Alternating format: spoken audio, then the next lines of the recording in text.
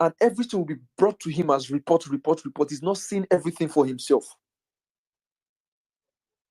We don't want a leadership of I'm not aware. We won't survive it. We don't want the leadership of something is happening in Lagos and the Lagos State Governor is making a report. He's making a PDF report to go to Aso Rock and start giving a presentation. No, that's unsustainable. We can't do it another 8 years. We can't.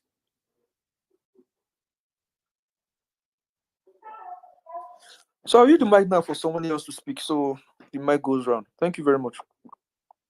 Thank you very much, Emphasis. Thank you very much. Let's also analyze the duties of a president, and we also have to think of where we are today and what we're looking forward to.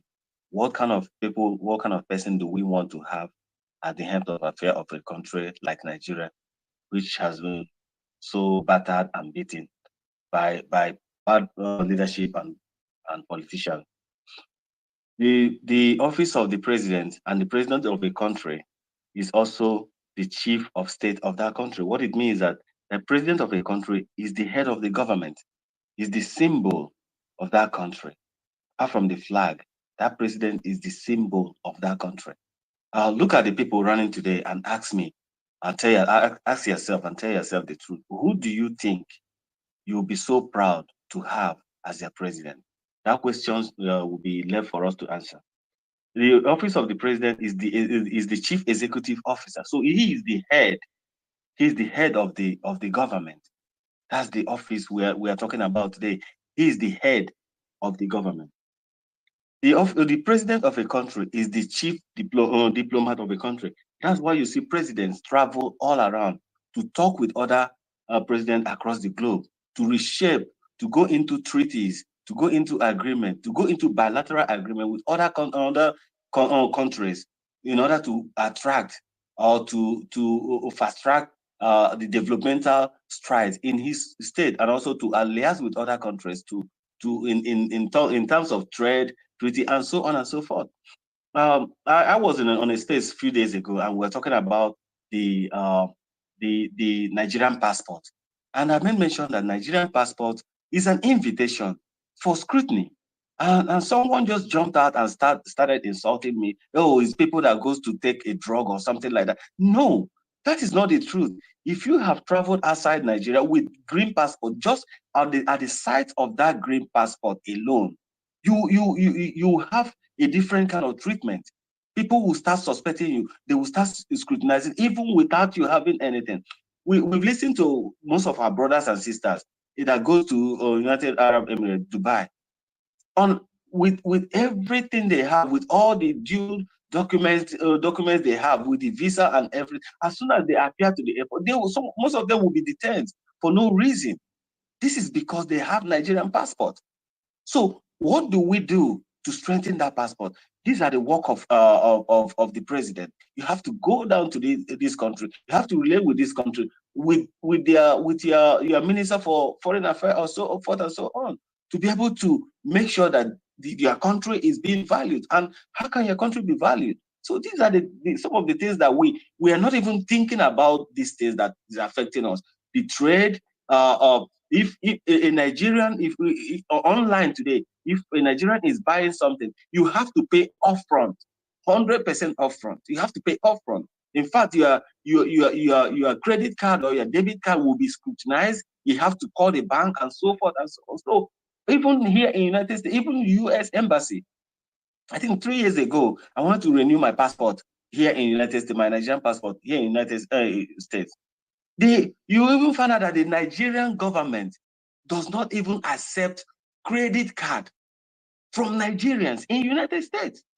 They don't accept credit card, which they can verify here. They will tell you it's either a money order or postal order or a cashier check or a direct direct debit card. Here even in Nigeria, United States, that's how bad it is. We don't even trust ourselves. So these are the things that some things that the president we have to bring on board, and you have to have someone that have knowledge of what the problem that an average Nigerian is suffering from, to be able to have the ideas on how to tackle this problem. Who can we say that have today within these people, array of people running the jostling for this position today, that has that emotional intelligence? A president must have emotional intelligence. A president must be someone who communicates effectively, someone who has honesty and integrity, proven honesty and integrity, someone who has the ability to make decisions, someone who must be inspired, someone who can inspire others, someone who can bring hope to others, someone who can delegate tasks effectively and monitor it, someone, a man with vision and purpose. That is what we're looking for in Nigeria today. And we cannot just wish everything out, or we cannot pray everything out. This is the time for us to think. This is the time for us to act. And this is time for us to, there's what they call public right to know. If an American president is ill today, the public have to know, because this is a man who is sitting on who has the nuclear code. An impulsive person under that circumstances will be inimical to the world, like what we have going on in Russia today. A lot of people are being so scared because we don't know what Mr. Putin can do. Someone who is impulsive, someone who is mentally unstable, running an affair of a country, having a nuclear code. So these are the things that we have to talk to ourselves about. These are the things that we have to put on the table. These are things that we have to consider. Why moving forward? The public have right to know the state of health of their president. In fact, anyone running in an office have to, we the Nigerian people have to know. We have that right. It's called public right to know. So I wouldn't want to talk much on this. I just want others to be able to add their view, make contribution, and let's have this conversation, because this is a very topical one. And also, lastly, the president has the right to appoint his cabinet members, the ministers. Tell me, if you have a crook, if you have someone who have circumvented the will of the people, who have embezzled funds from Nigerian coffers, tell me the kind of people he will nominate. Each time we talk about Nigerian politics, we always look behind the shoulders of the United States. We know what happened in the last dispensation in the United States. The United States was almost, it came within an inch of being a collapsed state. Just January 6th is an eye-opener to what should have happened to one of the world leading democracy. That's just within an inch. It took people it took institutions, it took people who has the interest of the country at heart to stand firm against all the pressures that was coming to them. So when we talk about Nigeria, Nigerian president have the absolute power. There is no institution in Nigeria. There's no system that checks and balances. As soon as the president takes over the National Assembly, appoint, and so look at this thing critically. What kind of person or persons will be appointed by this president, the next president will have? And how would that reshape or shape the Nigerian as a country going forward? I would like to invite Ijele, Isaiah, please. Isaiah, this is time for you to make your opening statement. And then, sorry, we have Prof here. Sorry, Isaiah, we have Prof. Prof, it looks like you've been having issues with your connection. Welcome back, sir. Welcome back. Professor Chris, please, you have the mic now. Thank you. Good morning, my brothers and sisters. Good morning, everyone. The pleasure is mine to be here with you and to be discussing a very, very vital issue, very fundamental to nation growth and nation building. I listened to my younger brother, Yusuf. I've listened to you, and the passion for a new Nigeria, the passion for a working republic, the passion for a new day resonates, and it makes me very glad, it makes me very happy that sooner rather than later, we shall have a country that will make every one of us proud.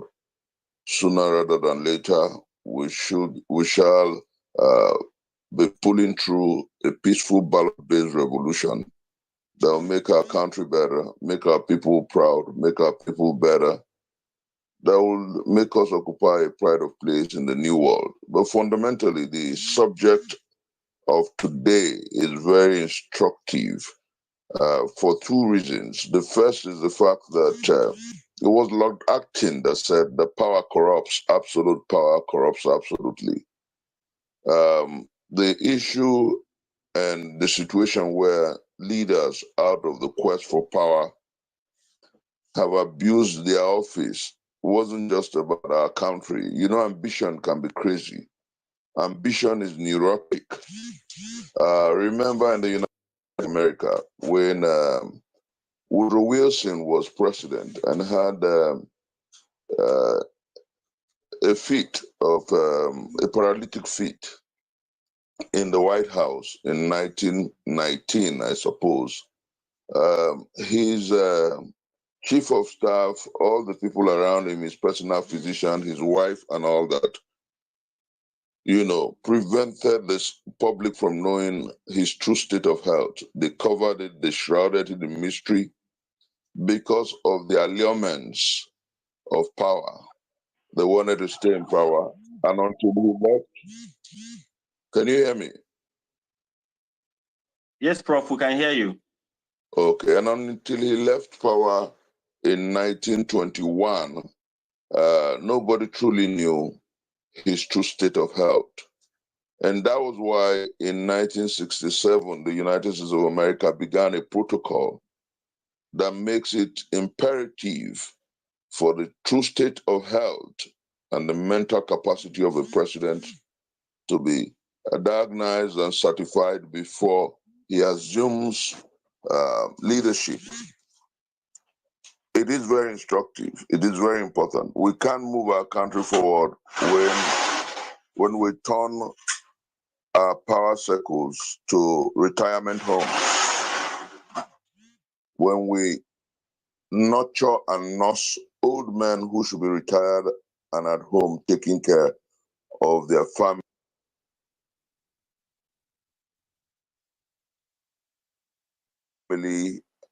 and what happened with the Bureau. Yeah, what good intentions, but good intentions is not enough to lead a country. I'm getting deeper into the topic now.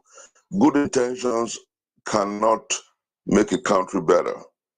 It must be good intentions with corresponding mental health, good intention with corresponding physical health, because the tax of president is enormous. Not only are you going to be compelled to deal with several people and several issues, you're going to be compelled to meet with several people, sometimes 20, 30 persons in a day. There are several things that you cannot delegate to other people as a helmsman, as a leader of a nation. Unfortunately, because we have the culture of winner takes it all, unfortunately, because we have what I call a supreme presidency, men who sometimes pretend to truly care are thinking about the allurings of power, are thinking about the benefits of power. Now, what must we do? Our laws have not expressly banned people or demanded for the test and the confirmation, assessment of your true state of health. It is one of the things in due course that we must push the National Assembly to address. Because to govern a country, you need to be smart. You need to be able to think on your feet. To govern a country, you must be healthy. Observe. I'm going to give you a historical analysis of what power and commitment and leadership does to the human body and the human. Observe that the civil rights leader. Observe that the civil rights leader, Martin Luther King Jr. Can you hear me? Yes, we can hear you. We can hear you. So there's Died some in the background. Died at the age of 39. And when surgeons tested the age of his heart. They said it was between 62 and 70. And that was because he had so much to do leading people. You understand what I'm trying to say? He had so much to do leading people. Now, what do we have on our hands?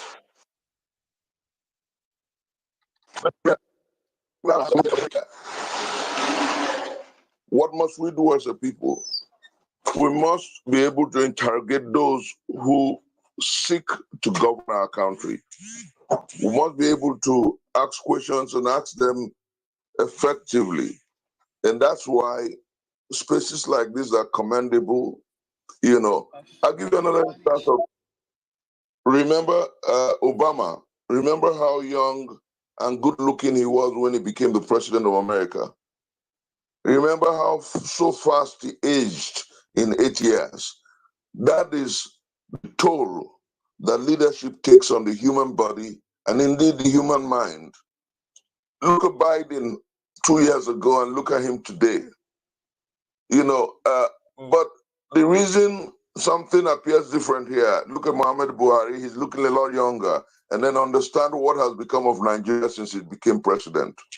He's not taxing his mind, so he's younger on account of our resources. He's young, we have spent our monies to treat him, and then how he has left governance to other people.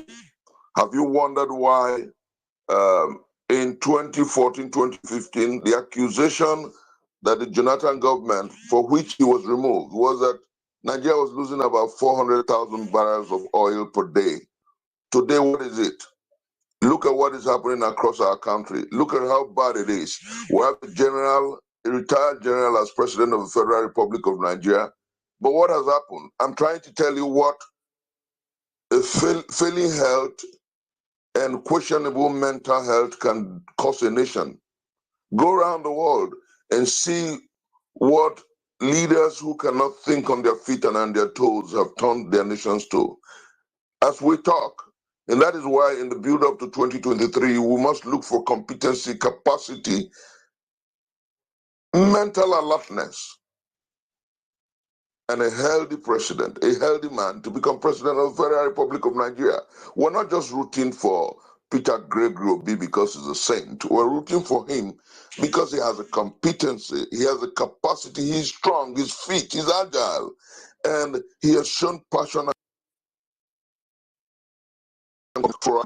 I am saying this without equivocation, that what I do these days is when I get into a debate or an argument with some of these people on the other side, and whenever I close that argument and it gets them, it gives them a knockout, I say to them, if you truly believe that Tinubu is the best for our country, may Tinubu happen to you and your family. If you truly believe that Atiku is the best for our country, may Atiku happen to you and your family. And I say this because we have been through this path before. When I was a lot younger, we were in the trenches against Abacha. Abacha was the military head of state. Abacha was sick. He truly could not travel, and then he ruled by decrees. We saw what became of that era. Do you remember the famous Umaru call? Umaru, they said, you're dead, are you alive? And then you remember the shenanigans of that period, and you remember what became of our country. As you and I talk, the 7 past years of the Muhammad Buhari presidency has been lethargic.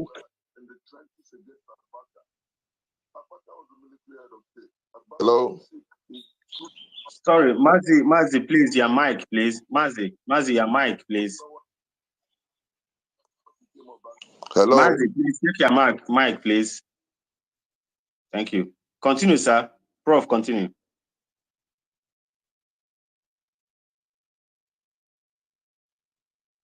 Prof, are you there? Oh, seems to be having a great deal of signal problem this morning. Prof, are you there? Can anybody hear me? Yes, we can hear you. We can hear you. I don't know. Prof is he's been having issues with his connection, and people have been off and on. We're trying to get more people to, participate. They just keep going off and on, off and Yeah, on. so we saw what happened. We saw what.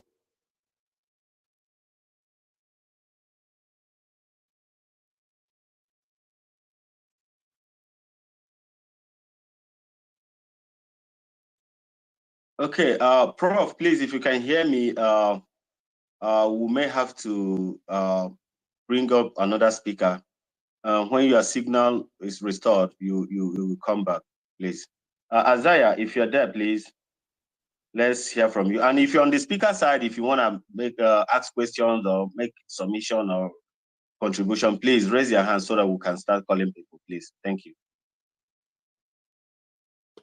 Thank you very much, Engineer Vim and Mr. Steve, FSU Steve, and the rest, Prof, and every other person. I greet you this morning. This topic is very important to me personally because it has to do with the mental health and the physical ability of our president. Now, not just the president, every other office holders in Nigeria. And I'm going to talk from the angle of the youth. You see, when people are so quick to forget the statement of even the presidential candidate of the person of APC in April 2022, he said, and I quote, "But you cannot give us erratic electricity that is undependable and then blame us again that we are lazy." In quote, who is he talking to? He's talking to the youth. And he, again, I quote from his words. The youth should not be discouraged from the promises of the past leaders. The country must be fit. Now, that is somebody that is talking about why are they mentioning youth? Because the ability, the capacity of the youth cannot be equal measure to that of the old men. The old men cannot equalize themselves with the capacity of the youth, especially this digital world, especially this world that is now in a smartphone. And truth being told, some of these people cannot even operate their smartphone. They cannot operate it. And I call them analog. Now, an analog man cannot rule in this digital world.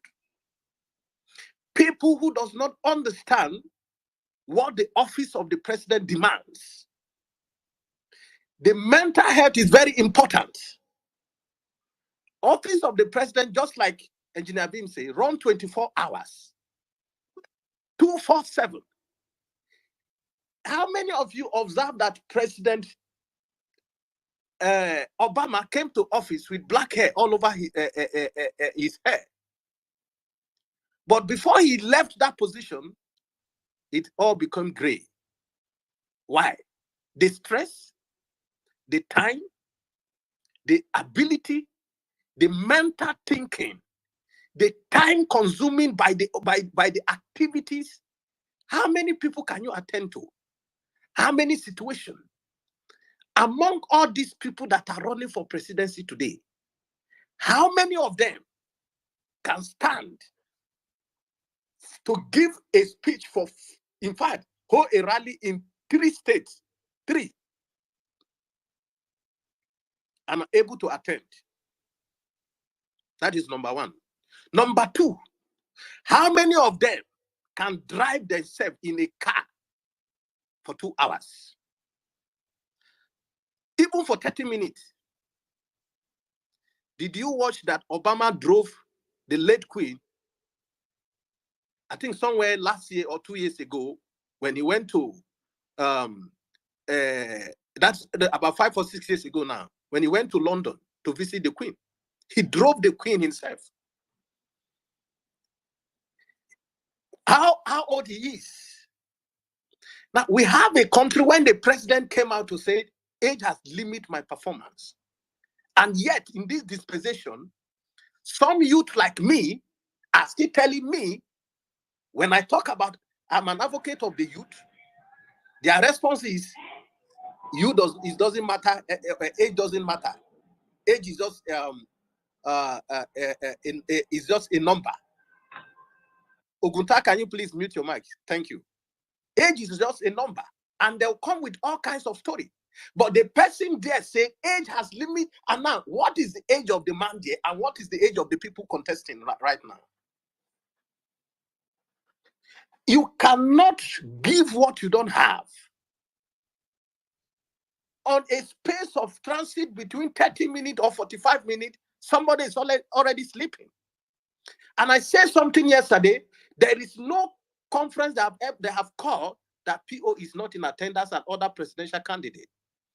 In fact, in a good word, in other parts of the country, we shouldn't hide the health of our president. It should be openly declared. But in this case, we don't have them. In Woodrow Wilson, one of the former presidents of America, had the same problem and was kept secret by the same called Cabas.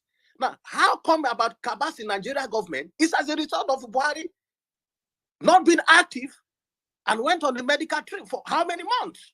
Nigeria have to took to the street to start protesting in London, in US, to say Baba must go back home. And you see, Nigeria, we are quick to forget so soon, either by being sold out to personal interest and greediness. We don't even look at the effect on our generation yet unborn. We don't look at what the impact on our next generation. There are some of us here, some people here, who are well to do in their field. If it is to want to eat and drink and live a good life, they shouldn't even talk about Nigeria. But they are here today because of making an impact to the generation. Now, we Nigeria, we always allow those who are not part of the future to negotiate it for us. Now, if we allow those who will not be part of the future to negotiate it for us, they cannot negotiate it to our interests. And that is where the youth come involved. And that is where the youth have impact. And that is where the youth has a role to play. Now, a study by Duke University in America that 50% of previous American presidents suffer mental illness. The ex-president always suffer bipolar. Now, if ex-presidents are suffering by, now look at PO today. Trust me, if you watch him closely, his demeanor, his energy wasn't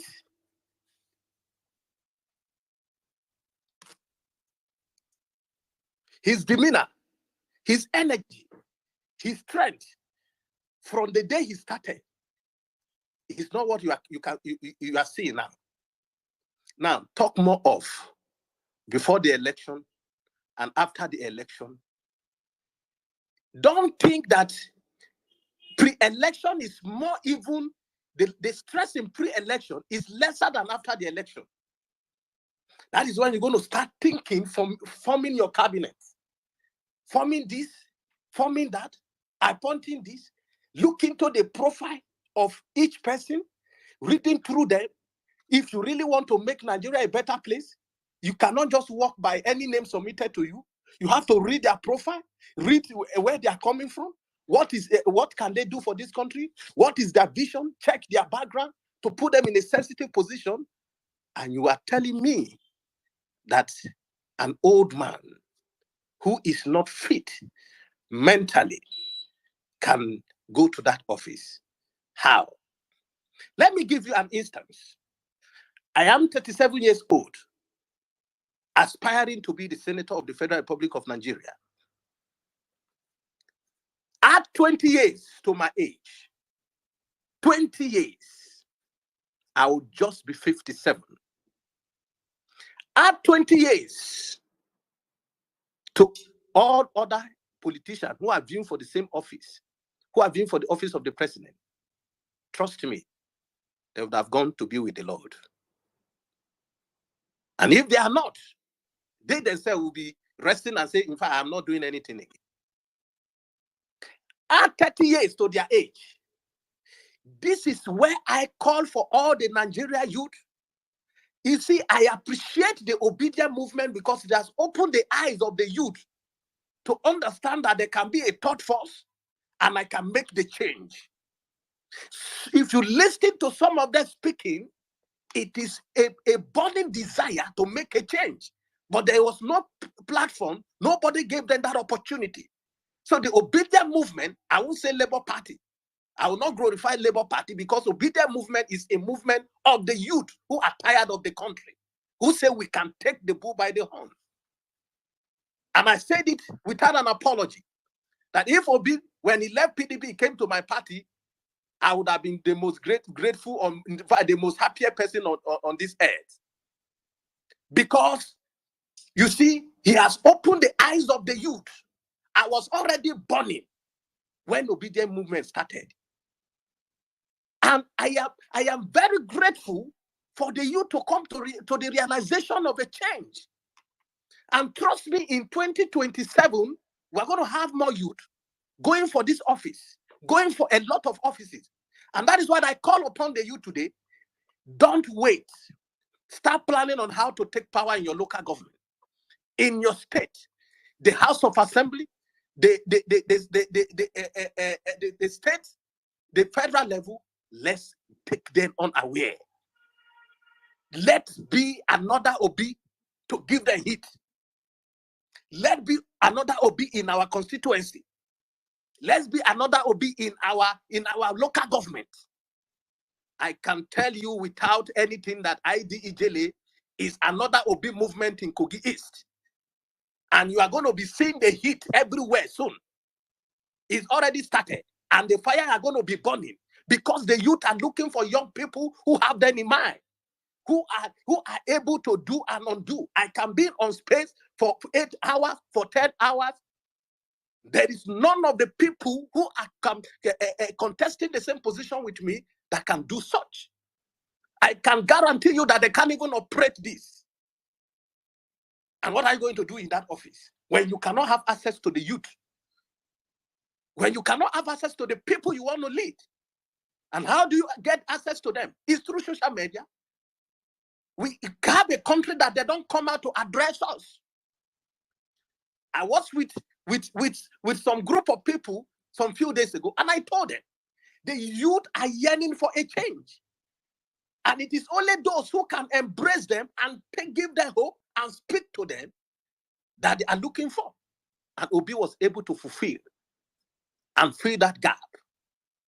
We must not also forget so soon that Nigeria rejected a young president and said they needed an old man.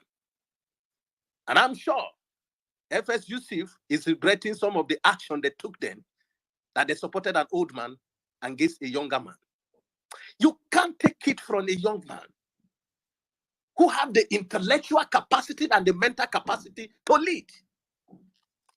He cannot be easily manipulated. Look at these people that have been for this office today. How many of them among the 3 major political parties, which is Labour Party, PDP, and APC, who among the 3 leading candidates today? If you say they are not among the leading candidates, then you lie to yourself. The indices and the figures are there.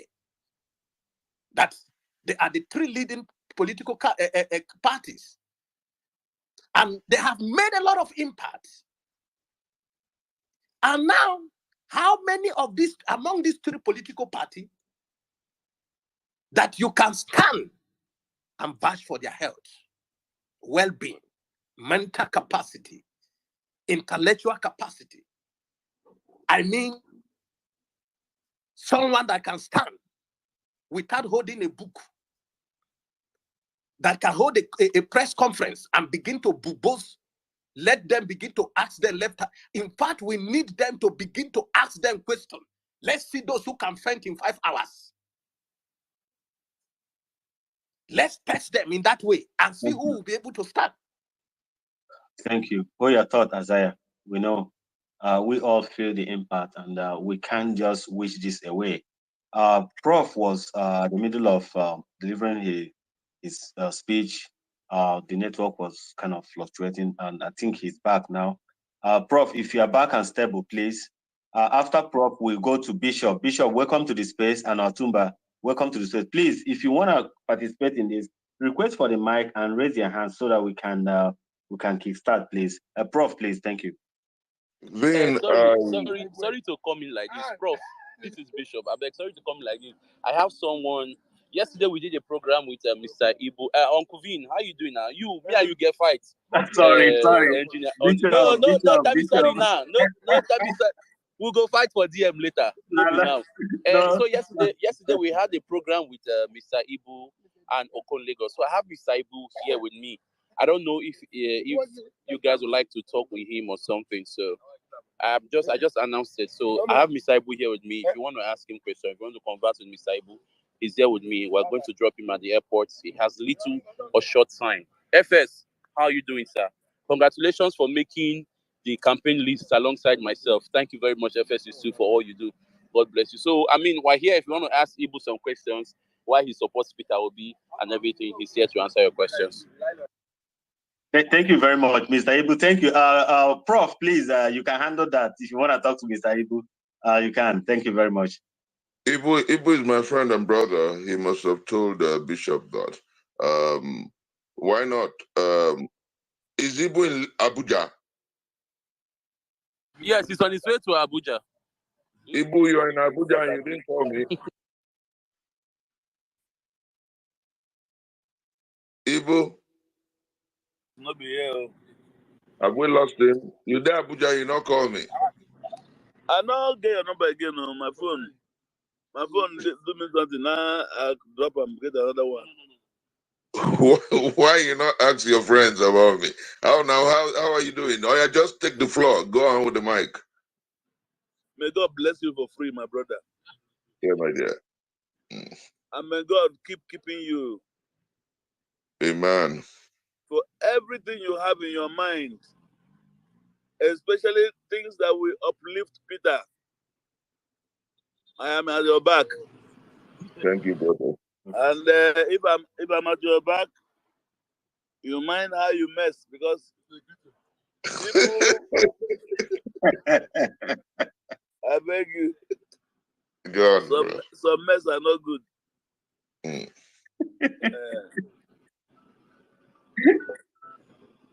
May God keep you and keep keeping you.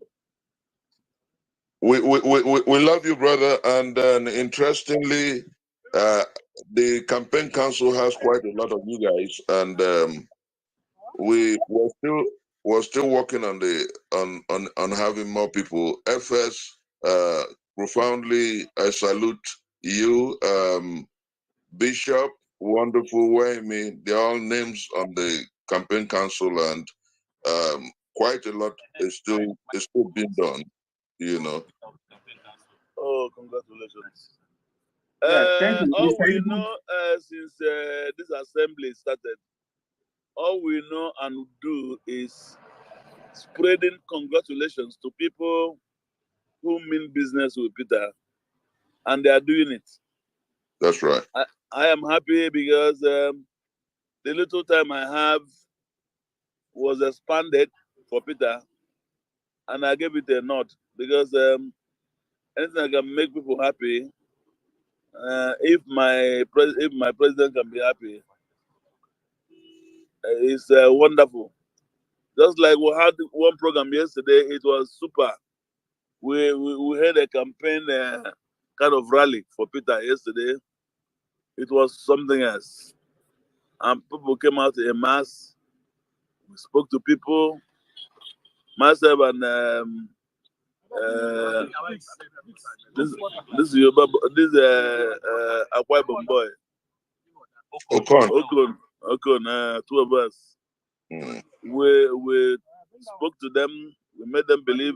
You can go to our you can go gospel. to my handle and check the videos of Mr. Ibu and Okon yesterday when we brought them to the grassroots. So you can go to go there and check. Thank you. Yeah. Okay, we will. Yeah. Go ahead, sir. They can hear you. The good things we have in plan is on, and we cannot relent effort until we make sure that Peter, until we make sure that Peter is there.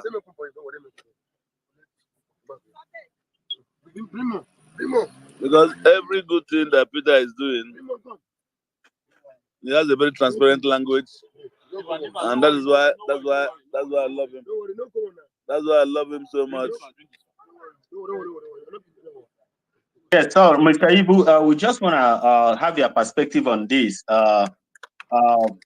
What do you think about the mental and physical demand that the office of the president commands, and how do you think if you compare Mr. Peter Obi and the rest jostling for this position, and most especially the four men that we can say they are the heavyweight in this struggle?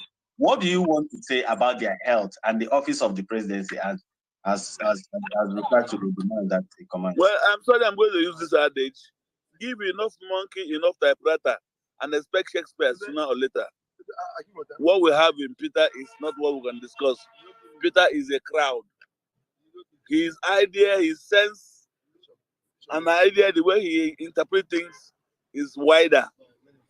And as such, if we have somebody like Peter who has these ideas in politics and is not violent. Talking about the health of the people who are what's the health requirements of the people who are supposed to contest as a president? Exactly. First of all, he traveled abroad to go and go through his health and came back, and he made his result positive, public, and we discovered that P2B is healthy. So this kind of a thing is okay. We don't want a president who will come out and say, let everybody alive, let's do something before you know it collapse. So this is we don't need this. We don't need such people. We need people that are determined, that are fit to work. Bishop, Yes, sir. Yes, what sir. you do is have Mr. Ibu get his Twitter handles active, and then get him on the space. Get him on the spaces, because from time to time he will need to be able to reach out to people. And then also, very importantly, Ibu, you have to. Nonso Diobi is around. He's in my lounge. You have to coordinate with your people. Matthias or Bahabo, KOK, they are all with us. You have to coordinate with your people, because we need all the fire from your axis. You're doing a fantastic job. Okon is doing a fantastic job. You know, like I said to people in 2014, 2015, one of you is more popular than almost all the politicians put together. You have followers and your opinion molders. You're the magic we need. You know, your fans will, just because you believe in Obi and you're calling out his name, say, okay, I will vote the person Ibu wants to vote. The same with KOK, the same with Matthias Obahabon. My brother, we were all together yesterday night at the lounge, and we talked about these issues. Obi Osotule, quite a lot of you are with us. So what is important is that you help coordinate them for the victory ahead, because without you, I've told people, and I told Pio, our principal, that oil is not the largest employer of labor in Nigeria. Government is not the highest employer of labor in Nigeria. The creative industry is indeed the highest employer of labor in Nigeria. And that's the truth. I have my facts and figures. You're correct, my brother. You're correct. I'm the patron of the AGN, the patron of the DGN. I know what obtains in those fields. So we need you people. Ibu, I'm going to call you. I still have your number. I'll call you. You know, so we push it to the next level. You know, because. Okay, my brother. Thank you. Thank you very much, Mr. Ibu. Thank you very much, Bishop. Bishop, we know where we talk. Thank you for what you do, and thank you. Congratulations for making the list. I would have been surprised if you and Yusuf didn't make that list. So we're happy, and we'll keep pushing on. We're happy. We're playing our part from different places, and I know you understand. Thank you very much. Also, thank you for your contribution towards the flag board. Thank you for what you did, my brother. Keep it going, and let's keep talking to each other. Thank you very much. Prof, you can continue. May God keep you for free, my brother. Amen. Amen. Thank you, Mr. Ibu. Yes, Thank you. Thank you. We'll meet again. I know you may not have recognized me now, but when you see me, you will know.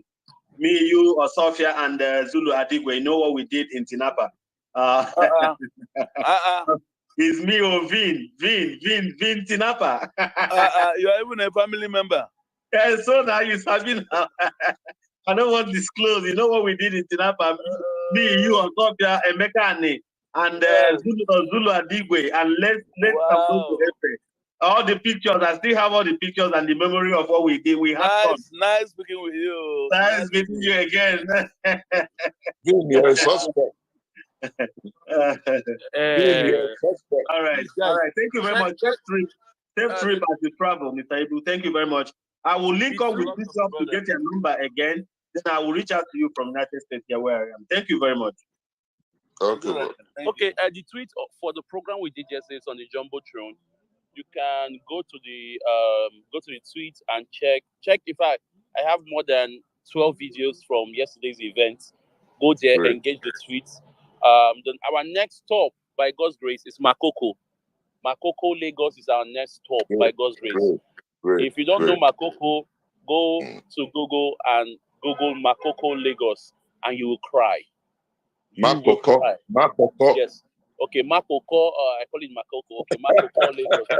Makoko. It's simple. Makoko. Just go and Google, and then, but we want to go there. Want to take our popular celebrities there. We'll have enough security on ground like we had yesterday. Yesterday was a blast. They didn't want them to go, but they had to go. They had to go. So we're going to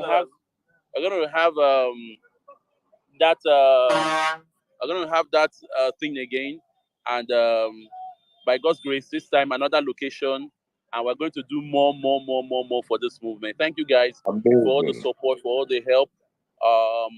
This time it wasn't planned, so most of it was it choked, but I mean, by God's grace, we go overcome them. Thank you very much, guys, for all you do. Thank you. I use the mic now. When I'm in Lagos next weekend, I will join you guys. All right. We already have our secretariat, sir. We have our secretariat. I will come. I told you I'll come visit the secretariat here when I come. All right. Thank you very much, sir. Thank you very much. I yield the mic now. Yes. Vin, I said hello. Can you hear me? Yes, we can hear you, Prof. Continue. Thank you for the interlude. I said you're a suspect, but I'll come to you personally on that. You're a suspect. Wow. Back to the subject of the day. I think that I had my brother, the young man who's running for Senate in Kogi State, talking about his passion. But Yusuf was a bit quiet. He took on us who fought Jonathan in 2014, 2015. I'm just going to say something in the passing. For us, it wasn't about the age of Jonathan. There was a lot going on that some of us who were very close to Jonathan knew. And we passionately thought that it was time to change the order, not knowing that Buhari was the most fraudulent, most mischievous, most deceptive political character that our country has ever had. And we're not God to know the heart from. But if you know the larceny, if you know the malfeasance that was going on at that time, you wouldn't blame us. So I keep telling people, I have no regrets fighting Jonathan. And that is why I had no regrets fighting, and I have no regrets fighting Buhari. The point is that it is a call for a new nation. What we're doing is a committed battle for a new day, a new tendency in leadership, a new passion, a new commitment. and a new Nigeria. And that has been the consistent flow for us. Back to the topic, what is important here is that we must analyze and assess the competency and the capacity of whoever we want to govern this country. And fundamentally, of the four, permit my choice of word, of the four leading candidates, the best of the pack, best in terms of capacity to think, best in terms of competency, best in terms of the ability to address issues is Peter Gregory Obi, and that's why we're here. And regarding the mental health of whoever wants to govern, it should be fundamentally important, because it was Mitt Romney who said when he was running against Barack Obama that the beautiful thing about leadership is that leaders must show the way. I don't know what way Tinubu wants to show. I don't know what way Atiku wants to show. I don't know what way Kwakwanso wants to show, but I know the way that Obi can show. And I'll give you quick instances. And that was what I told the interviewer on Channels TV yesterday morning. I said to her, I said, Mokwe, there's only one man who knows the way. You can't move a country forward without primacy on education. And then that comes to mental health. A man inherited Anambra State, Anambra number 6 on the work rating. In 4 years, Anambra came to the top, number 1. It wasn't just magic, it was focus. It was the ability to think on his feet and implement, and the strength to implement whatever he believes in. Now, we have seen it in so many things Peter Obi does. You think for a joke that they will invite him to speak at Harvard. Is it a coincidence that they will invite him to speak at the Oxford? Peter Obi is just one Nigerian that is able to, because of his competency and capacity, he can get an OD of $10 million anywhere in the world, an overdraft. Do you know what that means? That's competency, that's capacity, that's believability, that's trust. And nobody will give somebody that you doubt his competency, his mental health and physical health, an OD of $1 million. Nobody in the world, not even an insurance company. And so what we have on our hand is the best opportunity to get things right.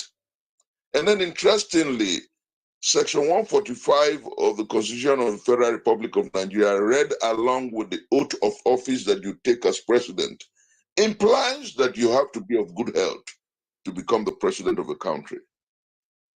You know, until the National Assembly has the strength of character to do what America did in 1967 by making it a mandatory protocol for anybody who wants to be the president of America to disclose his true mental and physical health, we can continue to push the narrative, predicating an argument on the fact that those two sections read together provides that the president should abdicate office if his health is questionable, or hand over power to his deputy should it be proven that he's of failing health and he lacks the mental capacity to continue to govern. So fundamentally, mental and physical health is sine qua non to good leadership. Fundamentally, mental and physical health is at the core of who must govern, who should be a leader. And we must continue to push the narrative through this period of the campaign. Let us not pretend like when they continue to say, address the issues. One of the fundamental issues is mental and physical health. Don't let them deceive you. You know well. And health is at the core of governance and leadership. It is not an attack on the person, it is fundamentally important. So I have told them when they get angry and say, oh, do you support that song that was sung? I said, it's not about the song. It's about telling me the true state of health of your principal. I cannot, knowing very well that you're sick, allow you to drive me to a location. No, I cannot. And so Nigeria is bigger than me. Nigeria is bigger than you. If you cannot say amen to my prayers, may Tinubu happen to you, then why do you want Tinubu to happen to Nigeria? These are the fundamental issues we must raise. And so going forward, we must understand that if countries that can otherwise run on autopilot, America is a democracy of over 300 years. America, as it were today, can run. Because I hear people comparing Biden's age with Atiku's age and Tinubu's age. No, that comparison is the greatest lie from the pit of hell, like the Pentecostals will say. Because America can run on autopilot. The systems are working. The judiciary is not subject to state control. The police is working. The military is working. You have to go through certain protocols before certain decisions are taken by the president. Here we have a president, one of the most powerful presidents in the whole world. And if his mental health is questionable, where are you going to lead us to? Let me give you a graphic instance. A few days ago, the same presidential candidate of the APC stood up whilst inaugurating the female council of his campaign. And publicly, this is a question of mental health, and publicly said that his party had failed. Went beyond that to say that if anybody says to you that they want change of power, and he paused, obviously thinking of how best to put, he said, tell them shut up. That's a man who wants to be president of a country. You know, I don't want a boss for president. I want somebody who will serve a country. I don't want a despot for president. I want somebody who can debate and discuss. I don't want a feeble watchman for president because the job of a president is onerous and taxing. And above all, I want a president who is civil, a president who understands 21st century realities, a president who can engage any leader in the world. Are you aware that because they doubt his mental and physical health, they've been hiding him from all the fora where he should talk? They hid him away from the MBA program. They hid him away from signing the peace accord. The person we thought or we read in the news, almost all our youth, that is an accountant, ICANN was holding a program. Now the new narrative is that, oh, it wasn't accountancy he studied. But don't forget they said he was an accountant at Mobile. Oh, it was business administration. The fakery and the deceit and the lies are all meant to shield him from exposing his feeble health and questionable mental health. This is because issues of health are fundamental to the campaign. Don't get it wrong. I like Tinubu for doggedness, but I do not want him to be my president because the challenges of the 21st century are over and above him. Thank you, Prof. Let's go your fire, Prof. Let's get some people to Prof. No, let me round up. Let me round up in 1 minute. They will be asking you questions. You know, you're not going anywhere, Prof. So they'll be asking you questions. That's the thing. You're not going anywhere. So just take a breather and let's listen to somebody, and then you continue. You're not going anywhere. You're not just an ordinary speaker. You are here to stay. Thank you very much, Prof. Otumba, you've been patiently waiting for us here. Thank you very much. We appreciate your time and your patience. Otumba, you have the mic now. Thank you so much, Honorable. Thank you, everyone. I wish Yusuf is here. You know. Sorry, Yusuf has he has a radio program. He had to run. Yeah, he has a radio program by 12 o'clock. And just in I think in 15 minutes now, he should be on the radio studio. So that's why he left. Yeah, thank you so much. You know, actually, I don't live in Nigeria. I live in Germany. And wow. Yeah, I've been able to go around the country. At least I've visited more than 48 countries. And I understand politics, I understand governance, you know.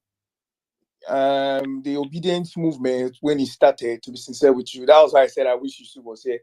Me and Yusuf were always fighting over the obedience movement, you know, because I was just on the fence. Because before 2015, I was anti good luck, Jonathan, because I was really pissed off with the whole system, with the whole failure, with the whole corruption in Nigeria. It was nothing encouraging. We never loved Buhari. Like me, for example, I never loved Buhari, but we felt okay. Probably Buhari will do better. Like my pastor always tell us then. I worship in Christ Embassy, but I'm not a member anymore. So Pastor Chris always tells us then that politicians are not saviors, they're not messiahs.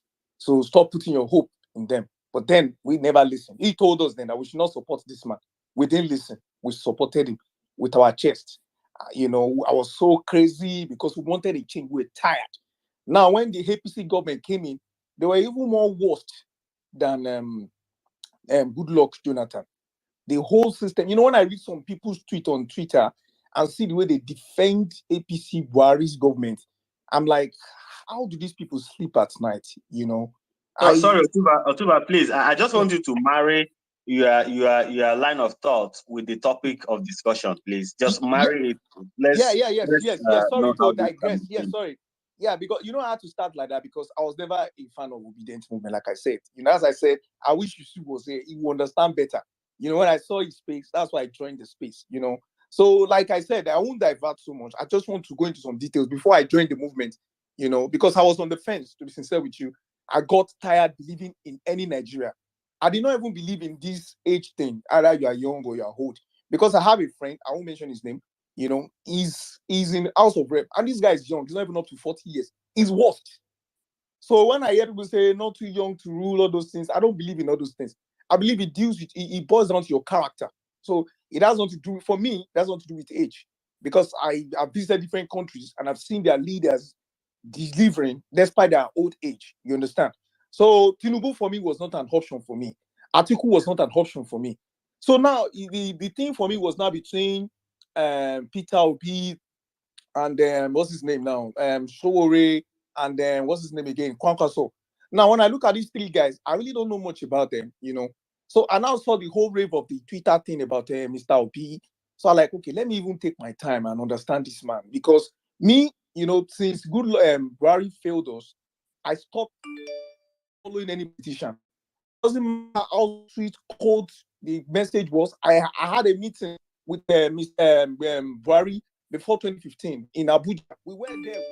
The way these people were talking, Oshimbajo, you sit down with them, they talk, you be like, wow, thank you, Jesus.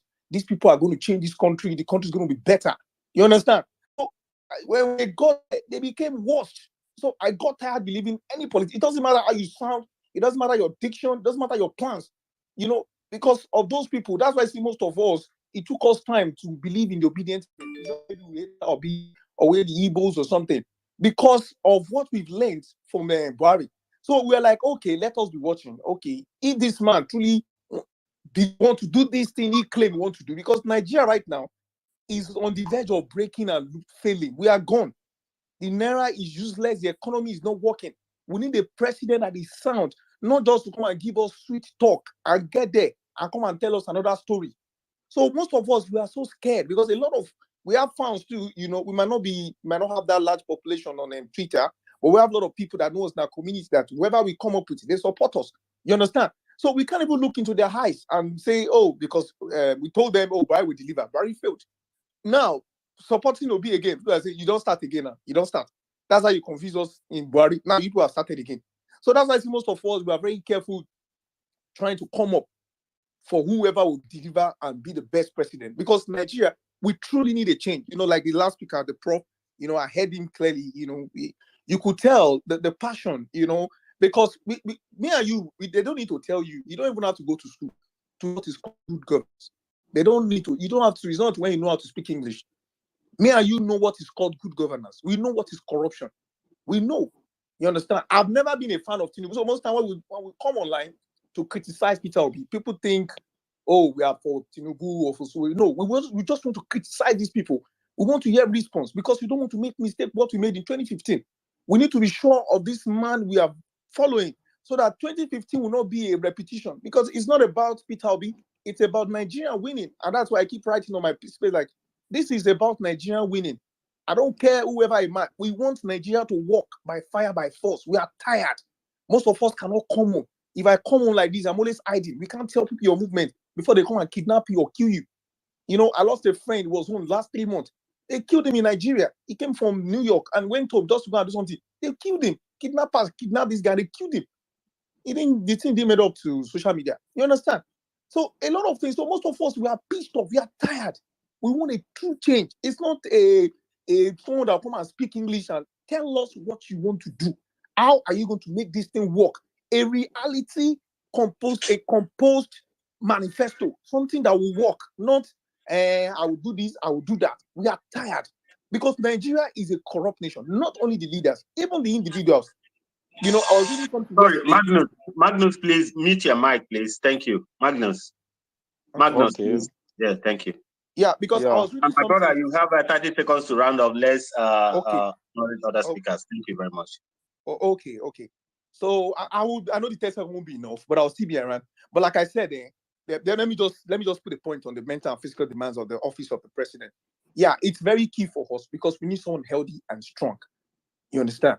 But beyond being healthy and strong, putting the right people on the job, because the president is not going to be the only one doing everything. It's a very enormous job. It's not just doing. He might be strong and healthy. If he picks the wrong people, we will still fall back to the same class. So I wish to say a lot of things, but because of the time, and I won't want to. Yeah, just remain on that. I will keep you on the speaker side. You'll be so patient and understanding. I'll keep you there. Yeah. Thank you very much. You're welcome. Engineer Vim, I want to engage you too bad for just 1 minute. Yes, you will. Just a minute, just a moment. Steve want to say something. He had to run out for something. So let's give Steve, the owner of the space, some time to say something before he leaves. Steve, are you there? Greetings, everyone. A pleasure. First of all, I disagree, Engineer Vincent. You are the host and owner of this space and a partner with us at the PO Town Square. Really appreciate everyone that came today. I'm very delighted to hear the professor, a big stakeholder, Chris Mustafa. Engineer Vincent is my elder brother and friend, and he has said a lot of good things about you. I live here in New York, and we host these spaces as regular as possible. Very delighted to have your take on this very critical issue. I look forward to engaging you further. I did follow you, sir. Thank you so much, everyone. Yeah, in summary, what he did say about Obama is that Obama became almost 20 years older than when he was office in 8 years. And that was because he went there to work. Peter Obi will go to Aso Rock to work. The physical strain of the presidency and the complexity of Nigeria and where our economy is today, it is obvious that we need someone with physical and mental alertness, the ability to withstand the strain that Nigeria will pose. Don't forget that when Obi wins, because I believe he will win, Nigeria will still have the economy it has today. Nigeria will still have the Boko Haram issue. Nigeria will still have the insecurity. Corruption will still be there. It will not change overnight. Obi will have to deal with it systematically, and that will take a lot of mental capacity and alertness. Folks, I agree with someone that said Nigeria is teetering on the edge. Many folks in diaspora, including me, we panic when we go to Nigeria. We hide our travel, just like Otumba alluded to. We need Nigeria to work, because one of the things Obi said when he came to New York is that the first investor is looking for are the Nigerian diaspora. The millions of people who are now in the jack trade. We have our best minds, researchers, intelligence, and intellectuals. Like someone like Engineer Vincent, who is in North Carolina today. He should be in Nigeria building our country. I, in New York, should be in Nigeria building our country. We waste our best minds abroad. We waste our best minds in Nigeria. Schools closed for 8 months. There's so much that PWB will come to do, and I can only see that will lead to a lot of physical and mental strain. We does need a young person. I can't say this enough. Tinubu cannot move Nigeria forward. If he had the idea, he would have given it to Buhari. If Tinubu knew what to do, he would have told the president he brought. He has kept mute for 8 years and watched Nigeria teeter on the edge. He's now trying to become a president who will go to London for medical treatment. Have you ever seen Liz Truss or even the Boris Johnson, which I don't like, come to Nigeria for treatment? Have you had Obama or Joe Biden, who is 80, 70-something, come to London for treatment? Now, this potential president, God forbid, he's trying to tell us that he can delegate. Nigerians, wake up. We need some vibrant. We need young. we need someone that is able to physically deal with the strength. Nigeria is not easy. I led the obedient rally in New York, and I can tell you for free, that was my first major rally on October 1st, which is on my account. It was not easy. People promised to do a lot. People did everything we did. I was physically down for almost 4 days after that rally. And Engineer Vincent came to New York to meet me up. It was not easy. Just organizing people for a rally for obedience. It was not easy. Don't talk about running a state or a country like Nigeria. We need someone who has the capacity, the ability, and knows the issues. Peter Obi, for example, just to round off, can easily call the IMF and deal with them and talk about the economy, how they'll bring investment. Can easily talk about the WTO, Okonjo-Iweala, and talk about trade, and talk about things. He can sit down in Davos and talk about those who move the big shakers of the economy.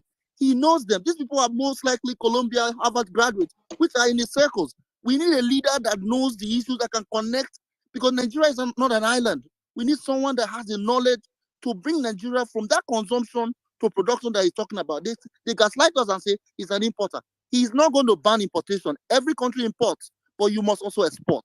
Having said that, I want to thank everyone. I would likely drop right now. Please follow the host and co-hosts. We host these spaces. We want to engage Nigerians, and I appreciate everyone. Thank you so much, Engineer Vincent, for this space. Thank you very much, my wonderful brother. Thank you for what you do. I hope you do your errand and come back as soon as you can. It would be nonsensical for us to drink a poison just because we have an antidote. The system in Nigeria, we don't even understand why the health. When I was in SPDC, when I was working in Shell, usually they will advertise for a position, and they will tell you within the age of maybe 21 to 22, 23, and you must have at least the minimum of 2-1. At that age, at that young age, as at 2001, when I graduated from the university, I was wondering, why would these people want the age of 21 to 23? So as time goes on, I begin to realize that the companies, they want this age range because they need people who has the energy, and they need they need longevity also to be able to, because they're going to be investing in you, and they want to recoup their investment. They want their ROI on you. At the age of 60, they must have gotten the best of you. So while we are looking for president, we should also look at what has happened under Yar'Adua of blessed memory. We also look at what happened under Buhari. It's not just that the president of a country leaves the country for 3 months or 4 months on medical grounds. The economy, the funding that goes with him. The times Buhari was in London, we had the Nigerian jet in on the hangars of the it was in Heathrow Airport also. Do you know how much it takes to pay for an aircraft on just at the hangar for a day? You can times that times how many months that Buhari spent there. The Nigerian paraphernalia was there with him. Not just that he's missing in action, he's also incurring so much cost. Have we, Professor Chris here will enlighten us more on that. We even know how much it takes to run an office of the Nigerian president on a daily basis. Do we even know how much it costs us to run the office of a president on a day? And that is when the president is even in the country. How much more when the president moves? When the president moves, the office moves with him. So that is why it's important for us to talk about the health. And we have the right. It's within our ambit of our right. We have what they call the public right of no. I won't get tired of saying that. So we should be able to question the health of this president. And people who are ruling by impulse are very, very dangerous to the society and also to the Nigerian people. Now we have plethora of problems bedeviling Nigeria at this point in time. The president we have is not just going to focus on one thing. You're going to focus on everything at the same time. You won't suspend the economy to fight a crime. You won't suspend the economy or the health sector to fight crime. You suspend unemployment. Everything will be run simultaneously, and that is why we need somebody that has the strength, they have the vigor, that has the stability to be able to attend to this issue, and that's what we're discussing today. Let me quickly go to, and I have with me here two heavyweights here.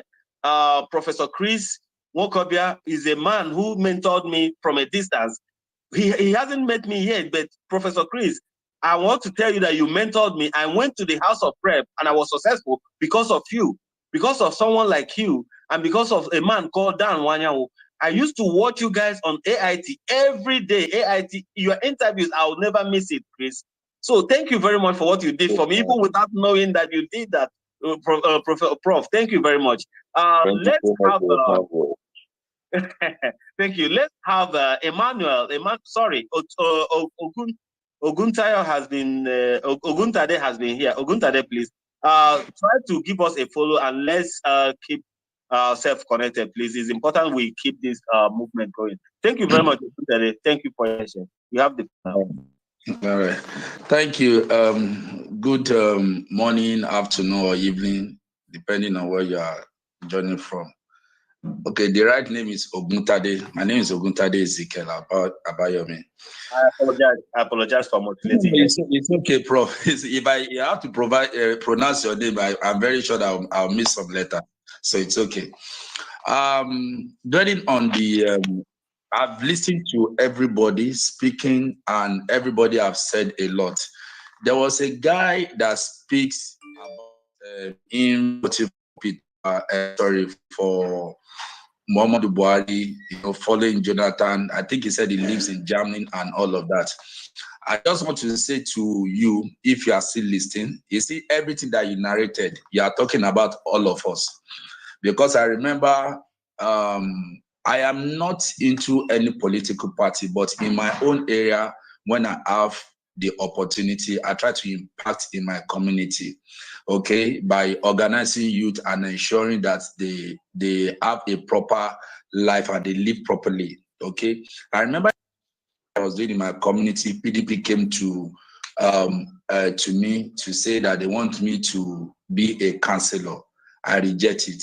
I said, no, I no get power. I know sabi pray well, and I know plenty babalawo. So I know I can't keep it for where I did. Let me just be contributing the way I am. Then I was living around Alagbado area, very close to AIT, Temidire community to be precise. That was the Fashola regime in Lagos. And I always say to people, if you move away from your country or community, because some people are doing some bad things, you are doing more damage to yourself. I have been a fan of Tinubu for a very long time, since 1999. In fact, I have used him as a case study in some training that I've heard, at journalist something around Ogba and some notable areas like that. I understand his doggedness, I understand his purpose and all of that. But you cannot call your grandfather to come and defend what's it called, a street fight. No, he will stay inside his house. You will bring the everybody that is aggrieved, you bring it to him, and you provide his advice and his own advice, and you go on the street, and the street will be calm. Like Yoruba will say, Afobaje okinje oba, and you talk about Buhari. When he brought Buhari to us, I voted for Buhari also because I want a change. I campaigned personally for Jonathan. From Jonathan, I voted for Buhari, even when I was handling, some other campaigns, by virtue of what I do and all of that. You see, that is because I have interest in this country and I've been looking for different things. My problem with Jonathan at that time was that in my own thinking, he has power and he did not wield the power very well. Okay, when he said he wants to remove subsidy, I supported the wholeheartedly because I know that subsidy from the beginning is a scam. And here we have Buhari, and this is where we are now. Everything that they've promised is ground zero till today. Now, bringing it to mental and physical challenge. First and foremost, if I have opportunity to speak with Peter Obi directly or trying to be in a forum where he is, these are the things I want to tell him. If we have a law that says every government parastatal and every politician, from president down to councillor in Nigeria, should not treat themselves outside this country and also have their children to school in Nigeria. I believe that would have solved about 60% of our problems. Because if we have a law, and I know one senator tried to raise that, whether is it last year or this year, I can't remember, and that bill did not pass first reading because they know what it's going to do to them.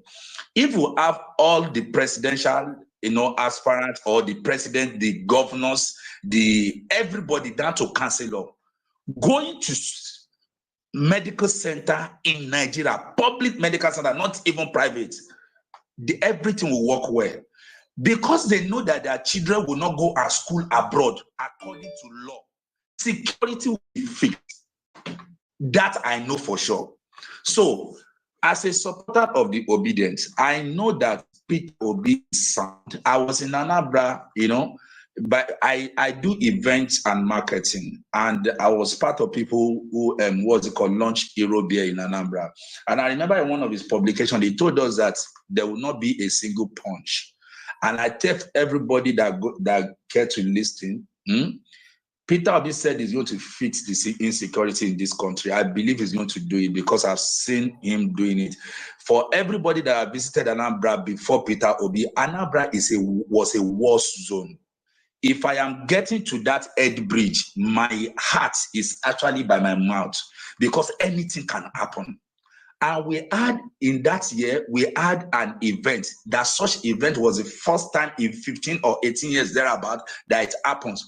All the bouncer and the security that were employed, they were lazy till daybreak. As at 7 a.m., the likes of P-Square and other artists, they were still playing. It has never happened in Anambra State under OB.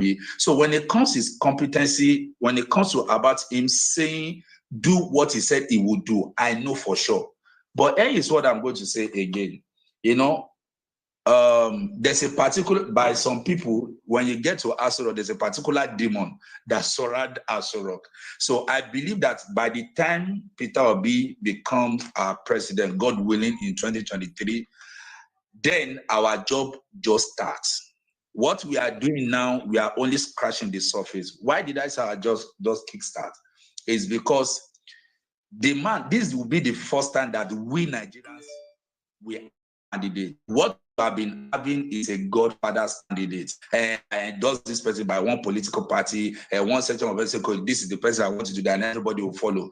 But for the first time in the history of this country since independence, we, the Nigerians, we are saying this is our candidate, and God willing, is going to succeed.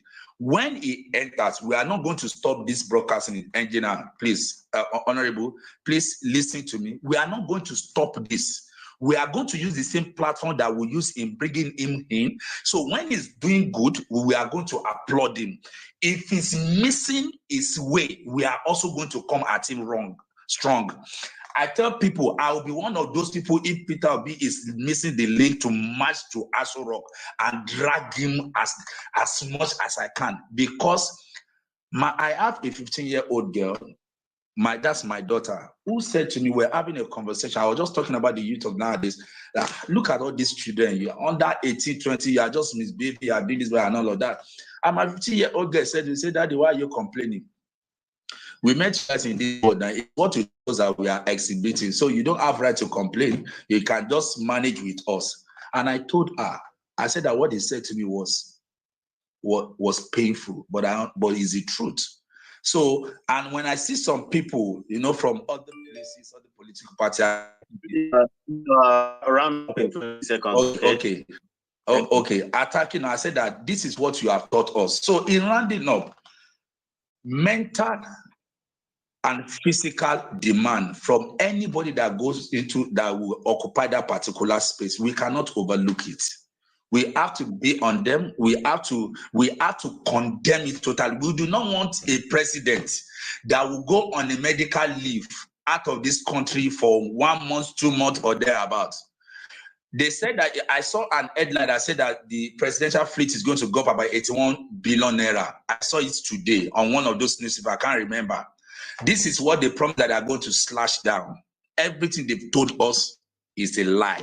If you minus or I minus 8 years from my age, I'll become younger at that time. But this time around, we need to do the right thing. Thank you, everyone. Thank you.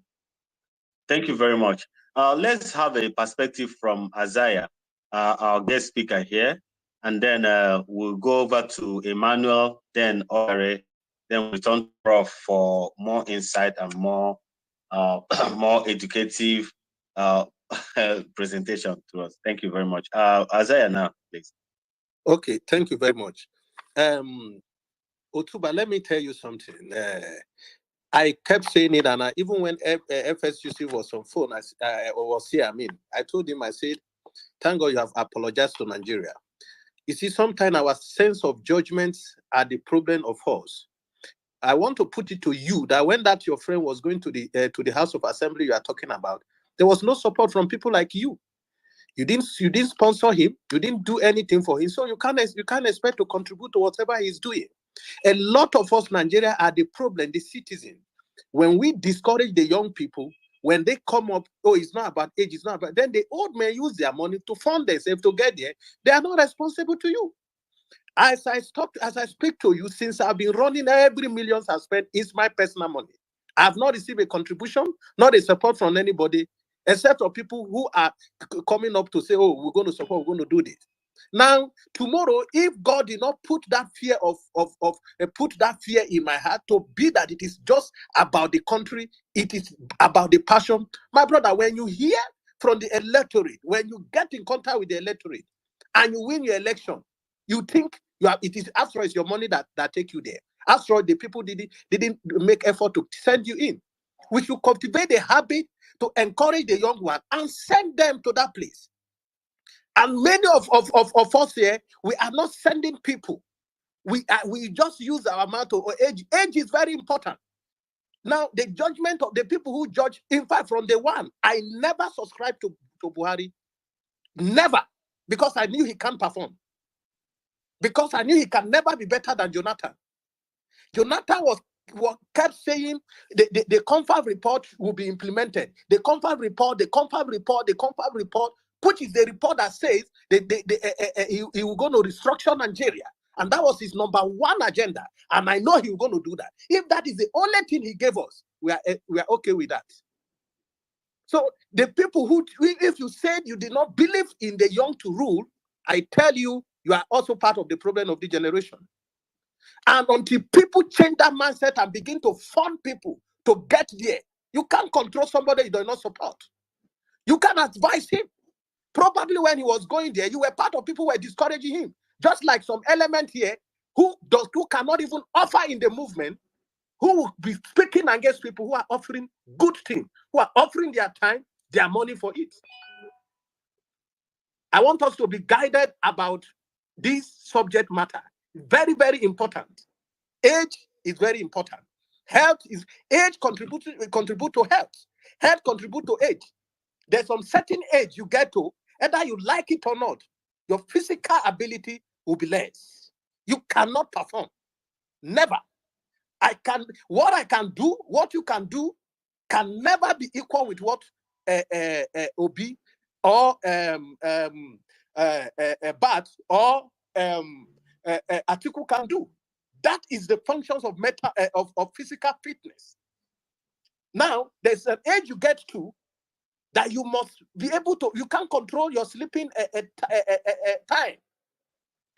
You can't control what you do. So, and if you say that does not matter, then I think you are getting it wrong. It's very, very important. Thank you, Isaiah. Thank you very much. Thank you, Isaiah. You're a co-host now. Stay right there. Let's keep the roll call going. And before we continue, I just want to say something about my experience in National Assembly and why I have decided never to step foot on anything that has to do with political position in Nigeria. It's a personal decision, fueled by my encounter with the people. Isaiah is talking like this now because we've been talking. Before now, when Isaiah came on board, he was always firing up for the people and talking about the people. I reached out to him. I said, my friend, by the time you go through this electioneering process and come out, your view will change. You will have a real understanding about the problem of Nigeria and the people. And I won't be tired of saying this. The problem of Nigeria is 20% politicians, 80% of the electorate. That's the problem. We point fingers to on the politicians did it, but how does these politicians get to the position where they can use all the power for their own good? How? The process, there's what they call the making process behind the curtains. How? Every politician in Nigeria fund themselves. In fact, is to them is a venture, is a business venture to them. And the individual, the electorate also capitalizes on that. The fact that, oh, when he gets there, he's just going to take care of himself. And then they will make you dry. So when you take money from a man to perform a certain duty for him, he does not owe you anything, any explanation, and you can't ask for accountability. You are bought over, you are paid for. Your services were paid. So what accountability are you asking for? The only time you can ask for accountability is when you spend your own money to sponsor people, and that is exactly what we are doing. That's exactly what Prof is doing. That's exactly what many of us, both home and abroad, are doing. We are trying to put a man in the office so that we can hold him accountable. That is only the time that accountability can come to play. You can't hold a man that pays you to do something accountable. You does not have that mind. You does not have that. You don't have what it takes to ask him. So we have to readjust ourselves. The people, Nigerian people, we have to readjust ourselves. Nigeria have never been in shortage of knowledge. People with big knowledge. The problem we have is the people who can effectively implement the knowledge, who can effectively transpose what we have in our head to the floor, to the ground. That is the problem we have. We point fingers on everybody. Look at what is going on today. We Nigerians, we tend to be blind to things we can see. Look at those who are jostling for this position today. A man who cannot engage you today, do you think that he will be able to engage you when he gets to that office where he has all the powers on earth?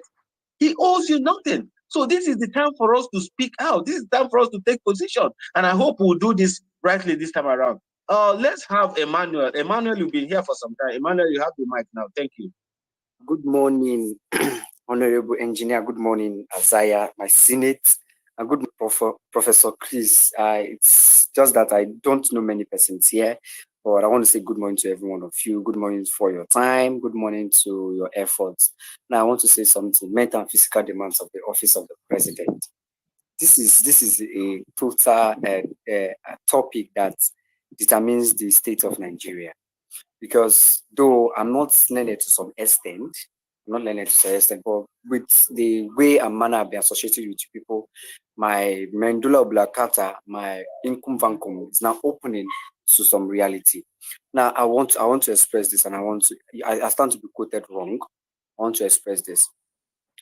If Nigeria have the persons of Peter Obi, to be sincere, we would have been better off than where we are today. Now, what am I trying to say? Our system is not working. And what Isaiah said is actually the truth. You can't expect me, who I'm trying to struggle for life, and I got an opportunity to become a contestant in a particular position, and I fund it with my money, my effort, and my everything, and I still give you money from my own pocket to buy you off, and you expect me to go there and work. Never. I'm going there to fill my pocket. I'm going there to replace from where I took from. I'm not going there to work for you. I'm just going there to fetch water from ocean that is already made available. That we have been working on since. Now we need change. I'm so happy, and I'm sad at some point, and I'm happy, very, very happy. I'm happy for the fact that we Nigerians have decided to say, okay, now this is our problem. We need a solution, and we are working towards it. I can beat my chest and say, if the money that has been spent in this movement or in the campaign for Peter Obi, if it is 100%, 95% is from the citizen, not from the person of Peter Obi. I can beat my chest and say that. And with this, Peter Obi, he can never go there and misbehave, because he knows that he is not the one that actually worked himself in getting there. It is the people that worked him in getting there. That is number one. The number two, I am sad because I am not financially buoyant enough to do some things that I put in mind to do. And it eats me every night. Sometimes when I want to sleep, I'll say, God, this movement, I've not really participated. I'm not added any financial value to it. God, please give me this resource so that I can do it. These are prayers. If I can pray this, many other Nigerians will be praying this same thing. Why? Because they have seen the solution to their problem. The first thing they said, 85% of your problem is solved when you discover the problem. And we have discovered this problem. And what is that problem? The problem we have is the inability to have a good structure that works for us. What is that structure that works for us? The people supporting and bringing out their own personal candidates to actually represent them in a particular position in the office of the government of the day. Now, what am I trying to say? I'm trying to put it to every one of us here. That in one or other way, there are many things we have to do. Now, I want to bring the my brother. We'll go over to someone else. Stay there. You come back again. Okay, gather your thoughts, and then we'll bring you back. Thank you very much. Let's have Oshare. Use your name, Ogaga. Ogaga, please. We have 2 minutes. After Ogaga, we'll have okay. Honorable Engineer Vincent, there is something I want to say here. Before Ogaga, you proceed. I want, among what some of the things Emmanuel, myself, and we've been saying with Engineer Vin, are people like that. Jimmy here. Do you believe, Engineer Vin, we were on space and I made a submission. The submission I was talking to you about if you can deliver your polling unit, some of the encouragement, some of the things we've been talking about. It is not just be obedient to come on obedient space and talk from end to the end, and you are not doing anything. The people in diaspora, people like Engineer Vim, I know how much he has contributed. People like Steve, I know how much they have sent. Yes, they might not be on ground to vote, but they are mobilizing with their resources to make sure that people do the work. How many, if we tell you what we have seen and some things that we have heard about how some people are doing it for their interests, nobody will take it. Some of you, I tell you, some of the people called, I was telling him about somebody, one of the obedient guy who did something, and he came to my inbox after all the this thing. He was saying something different on a different space. I said it without an apology. I have never been a fan of APC and never supported them any day. But if you are obedient, you must be coded to do the right thing, not just talking without action. Because people are putting their money on the line. Thank you, Isaiah. Welcome to the politics. This is politics for you. Thank you very much. Unfortunately, the space is an open space, so we allow people to talk. If I tell you, Isaiah, the kind of attack, the kind of insult I receive on daily basis, is that enough for me to even say, why am I even disturbing myself? But I'm not perturbed. I know this journey is not going to be easy. That's one thing. And I agree with you, but somebody will come up on the space and say this person is a fraud. Are you kidding me? If not because of some people who pleaded, I look for you anywhere. Even if you are hiding in every part of this one, you can't call somebody a fraud when you don't have evidence of him frauding. You're a leader. You have to tolerate people. Yes. So, most of the time, you don't bite your tongue. Most of the time, you don't bite your tongue and move on. Ogaga, please, you have the floor. Yeah, don't worry. Don't worry about that. Thank you very much. Ogaga, please. Hey, Zaya, Honorable Zaya, well done. Sometimes we need to provoke this thing. No. Engineer Vin. Sometimes if your voltage not high like this, you don't come to social media and say for certain things. People think you are joking. What will I say? This country is becoming a mess every day. It's becoming a nightmare every day. And people are here talking. Man, go out there and do your job. If you know you're not ready to do your job, don't come to this place and talk. We are getting tired of talking. We talk too much. And the truth are they tell you now. People when they ground, when they do their job, they know they talk too much. That's just the reality. Obedient, and we are not becoming like APC. We talk too much. Ogaga, you know you have 3 minutes. You have 3 minutes, and you Yes, have my 2 minutes, my 2 minutes is remaining. Make I take my 2 minutes. I go show away. And the truth be that, but I no go vex for anybody. Look right now. Let me be frank and honest. One enough when I want to come from South, the whole place they flooded. Though, make una go help on our people because this is not the only way we go feel sensitized with them and have had a heart-to-heart talk with these people. The whole place is flooded. Patani is flooded. Sagbama is flooded. Bayelsa is totally flooded. Go to my video, go to my post right now. You will see a lot of video there. Please, And this one Ogaga, is not put a it on joke. Jumbotron here. Please, put it on It's Jumbotron. there. I will send it to your inbox. I will send. It's already in my page right now. I'm still even sending more now because No, these share, people. no, you can share from your page. You can share from your page. Just click on the share and then you type this subject. It will put it on the Jumbotron. Okay, no problem. I will do that. So please, I beg you now, in the name of Jesus, we are not here to quarrel. We are all one.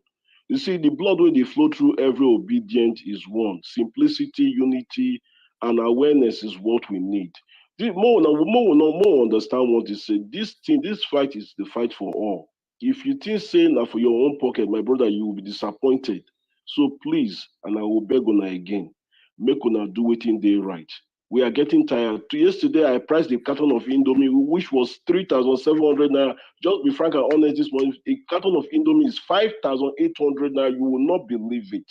You will not believe it. It is getting, I just wonder how it will look like from next week. Please, I beg in the name of Jesus. Those of you that want to come from South, please reach out to those who are on ground to help these people out. I heed my mic. Thank you very much, Shari. Thank you very much.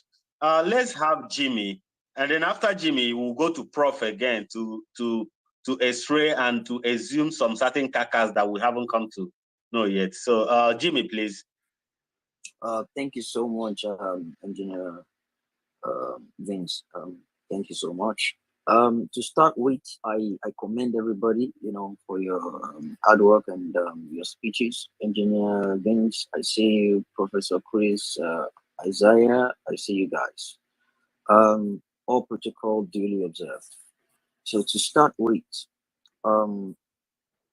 Mr. Isaiah, you called me out for something. I'm not really sure what you called me out for, but I don't want to go back. You have 3 minutes, and you want to send that. You will apologize to me for calling me fraud. Jimmy, I call you out because you cannot be talking on his face and call me fraud. That is error. That is an insult. I've never defrauded anybody. I've never defrauded you. Now have I to visit your help. Isaiah, please, somebody say, let me tell you what happened. I was on a space the other day, and I was talking about the dignity of our Nigerian passport. And as regards to how when you show your Nigerian passport, people will start scrutinizing you. My this thing is there. My profile is there. The picture there is me, and I'm someone who is very easy to be verified in Nigeria.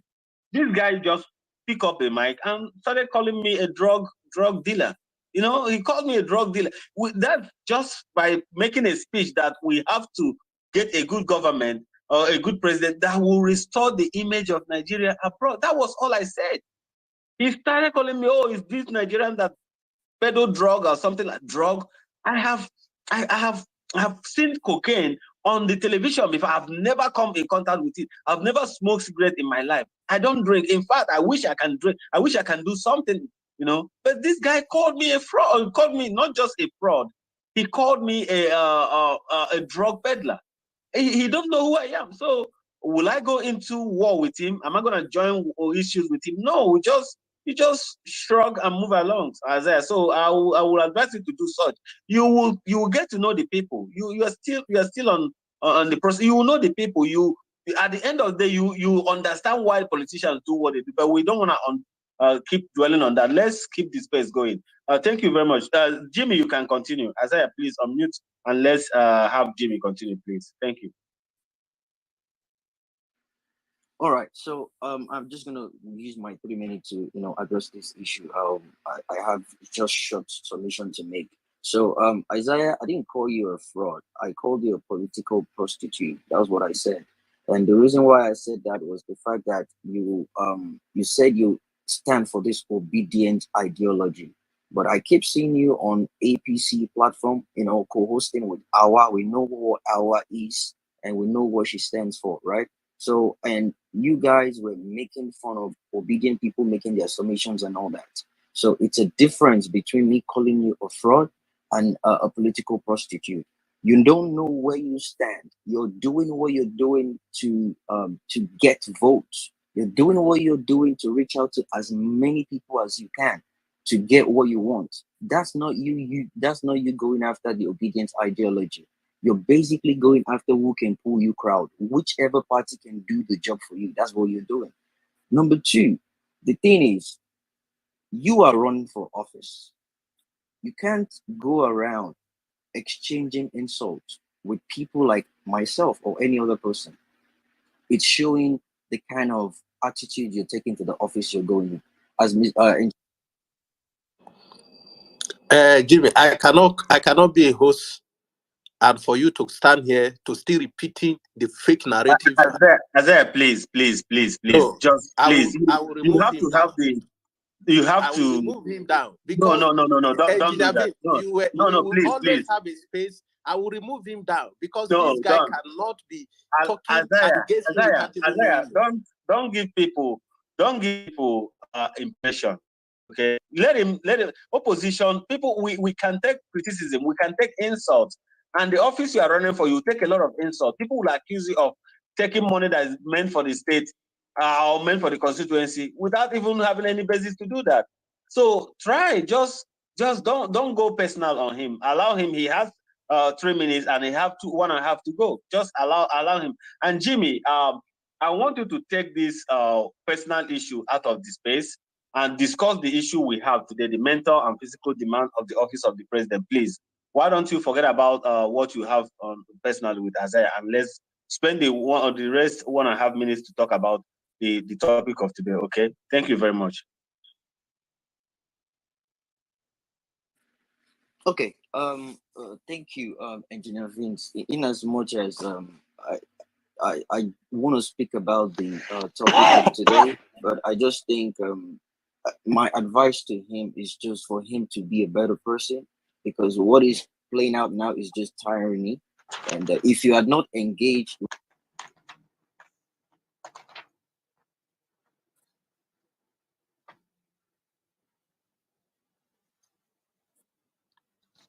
Emmanuel, that we lost him, or Isaiah, did you yank him off?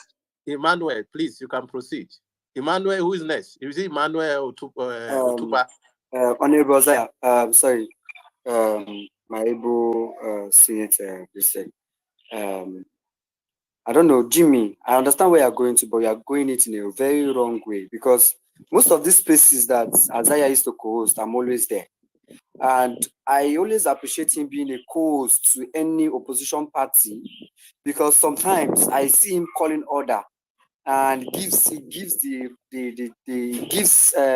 people who are from other parties chance to voice out their what they have to say. So you don't use that against him. Are you getting me? A leader is not somebody a leader is not an antagonizing person. So it's somebody who hears from every other person and actually give room to every person's opinion. So you don't have the right to say he's an Ashawo party or whatsoever. Please, if you don't have your points, try and get a very good point. Thank you. I hit my mic. God bless you. You see, let me address it, because in the midst of people here publicly, everything Emmanuel said was always happen. Engineer Vin, there was a space. Somebody open and say why a drug is common among the Eastern people. I look at that subject as a very bad subject and insult to a particular race, just a whole race. What do? As a leader, you go there to make a change. Do you know what I did? I went to the space, I made my submission that drug is not just about this, it's every part of the country. And it is not wrong it's wrong for somebody to say drug is done in one part of the country, when the statistics are showing the most consumption of drug is in the north. And somehow, because the guy was like a space friend, I told him that, can you make me a co-host? He made me a co-host immediately. I started inviting. In fact, one of the people I invited was here before. Okay, she just left. Services, other people to come and start speaking. And that is how we destabilized the whole thing. And I ended up changing the subject of why drug common among Nigerians, not among the Eastern people. You see, I am a candidate of a party, and I must be able to strike a balance. Sometimes I can call every other party for everybody to talk. If you say you are an antagonist, or you are autocracy, this thing, follower of a one party, good and fine for you. But you must be able to, even person, like if you are very rigid and very stubborn, you might not be able to win people in your environment. Even the obedient movement, I do talk to some of you that in your environment, don't hate any APC person. Find a way to woo the person. Those who are hard among them, you can still find a way to be soft with them and woo them. Those who can go iron hand, you can go iron hand. But those who cannot go, that is how to play politics. Politicking is not enemies. Oh. Some of you that are saying today, if you be and every other people meet, you see how they will be friends. And you'll be surprised that what is happening. Chief Isaiah, please, let's get back to the topic, please. So let's get back to the topic. Sorry. We have kept Prof here for some time. Prof, thank you very much for listening. Thank you very much for, this is what happened to space. And I know we are the younger ones. We I know where you are. You are just laughing at us. We are the younger ones. This is what the age has brought. So bear with us, sir. Thank you very much. You can continue now. You can continue with the topic, Prof. Thank you. Let me first say that I am not troubled by or disturbed by the exchange. It's all born out of passion and desire for a better Nigeria. I understand. I was invited to some space some time ago where one of the speakers took on me. He obviously appeared to know me better than I know myself. And so some of the things he said about me were things, even in my dream, I didn't even know that anybody could imagine or say about me. Like I said, he appeared to know me more than I knew myself. And only God will know a man more than he or she knows himself or herself. And so it behoves on us to explain certain dealings and certain things, like Isaiah has tried to explain. But let me say here that I have even been called worse names. There was a point in my life where, from somebody who otherwise should know me closely, I heard that Obasanjo, that kept me in prison for almost a month when he was civilian head of state, that had collected 36 million then to support third term. And I said, how? You know, he obviously knew me more than I even knew myself. So when these things are raised, the ability to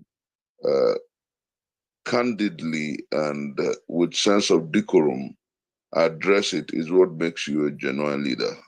That's what makes you somebody to be trusted, believed, and respected. So Isaiah is one of the things you have to learn. That will be thrown.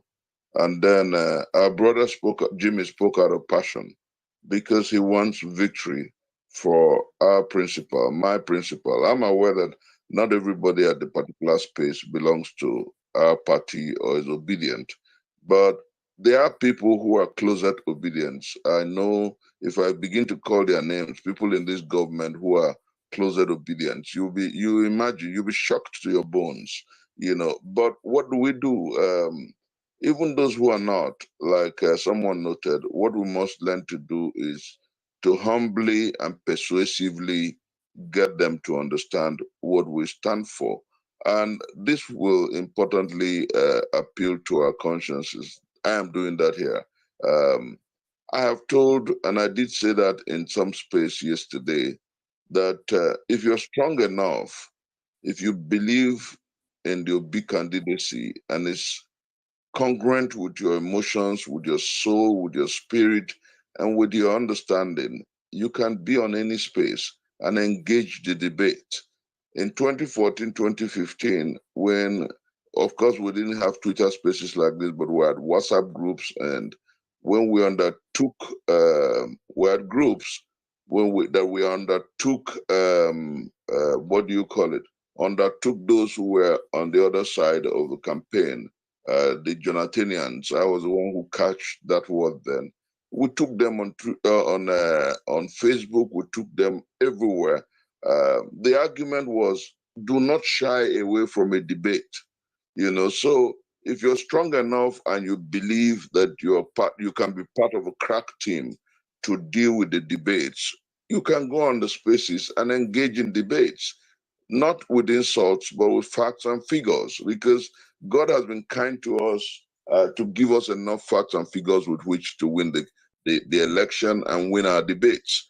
That is one of the issues of this today's space: mental and physical demands of the office of a president. If you dwell deeply on these fundamentals, you'll find out that we have more than enough reason, more than enough points with which to win the next election. Who truly do you think wants a feeble and a sick president over a country that is in trouble? My late dad once told me, I didn't know that statement was going to be more opposite now than ever. He told me, he said, son, no father that is worth his salt will take his sick child, to a sick doctor. And he told me, I didn't know it was also going to be very opposite this time. If any of you knows me very well, you know that every time I'm on TV or radio, any forum, I quote my dad. He's my number one hero. I'm going to quote another statement of his. He said, no mother who's worth her onion will get a feeble nanny. Can you hear me? Loud and clear, Loud Prof. and clear. Loud Loud and and clear. clear, Prof. Yes, we can hear you, He sir. said, no mother who's worth her onion will get a feeble nanny for a feeble child. So the argument simply is, when you meet them, tell them, if you truly love Nigeria, why would you want to hand Nigeria over to a sick doctor? And this is not, we're not wishing Tinubu, like I said, I like him a lot. We're not wishing him bad. The truth is the truth. It is what it is. The other man is a bit stronger physically, but who will hand over, deliberately open his treasury to, what do you call those people who have a perennial proclivity to pick? There's something we call them in English, like the late Queen's mother.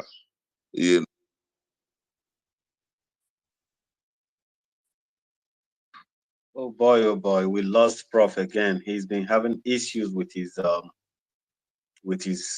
connections. We've been having a lot of problem with connections today. I don't know. So many people have been reaching out to me on the message sections. I don't know. I can't handle this. This is beyond my control. Prof, if you're back, you can continue. We lost you momentarily. If you're back, you can continue, Prof.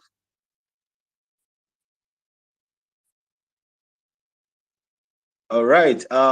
Before we wait to have Prof back, let's have a lady. Meg, you've been here with us. Thank you very much for your patience, and thank you very much for what you do. You have the mic now, Meg. Okay. Hello. I hope Prof will come back. It's really an honor to to hear him. I've heard so much about him. I've removed him to come back again. It's like his network is. Yes, I've heard so much about him, and I just want to thank him for the job that he's doing for this movement. And okay, Prof is back. Prof is back. Okay, Prof, you can go on now. You can go on. Okay. Hello, if you Prof. Can hear me, can I continue? Yes. Yeah, you can continue. Yes, please, continue. Yeah, I believe the word you want to use is kleptomania. klepto, right? Kleptomania.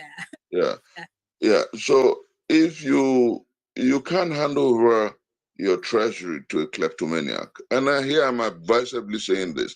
If you go to Google Senate reports on Google and you see the monstrous indictment of Atiku Abubakar, up to about $240 million that was moved through his former wife into the United States of America, for which 2 persons are in jail, a senator and another person. They're in jail.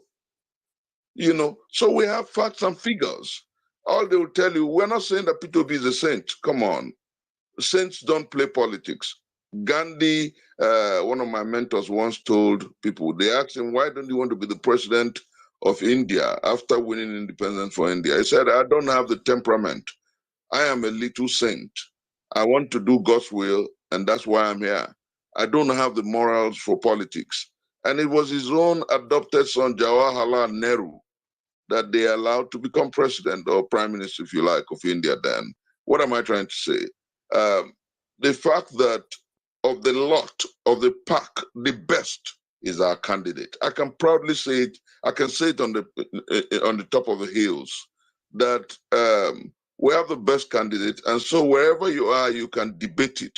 And he's the healthiest of them. Have you watched them? He's the most engaging of all the candidates. He's been on CNN, he's been on BBC, he's been on almost all the fora. He's talking and engaging on issues.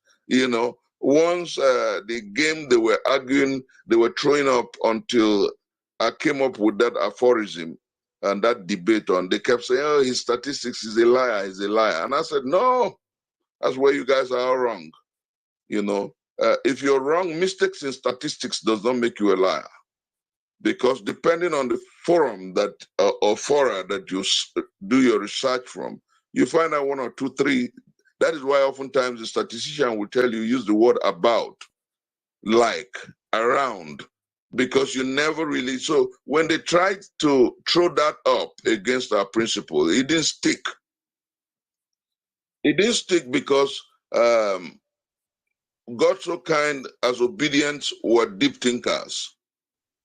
But we must don't allow anybody to tell you, we must make the health of our president, the mental capacity of our president, an issue in the 21st century.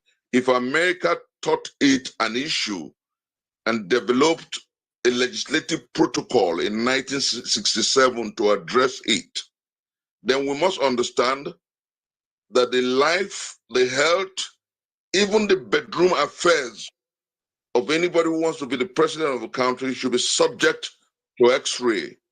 If you are a wife beater, if you are a rapist, if you have untoward conduct in and out of a public, should you be president?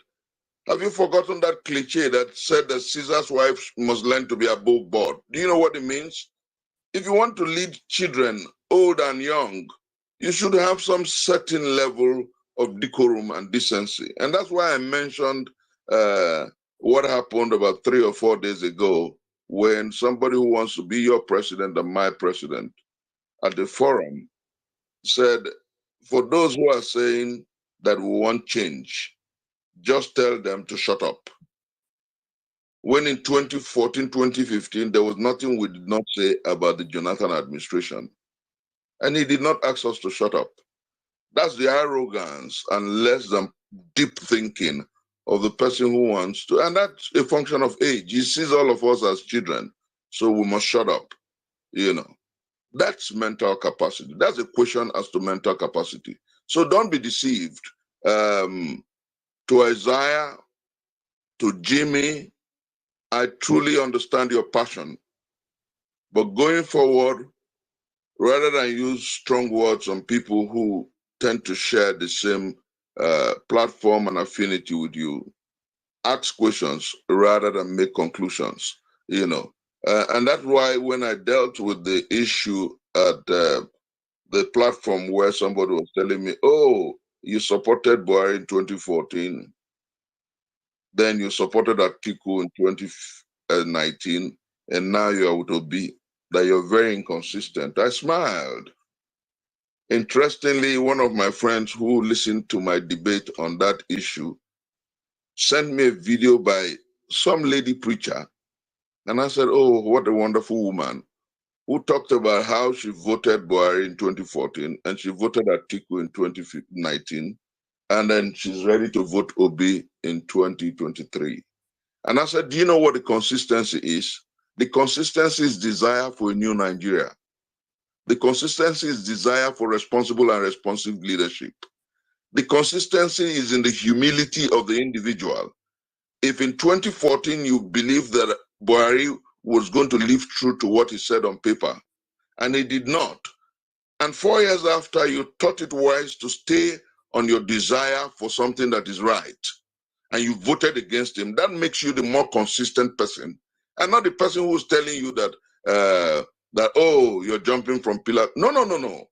Consistency, according to Mahatma Gandhi, is the ability to stand on principles that cannot be shaken. And what is the principle? You want a better society.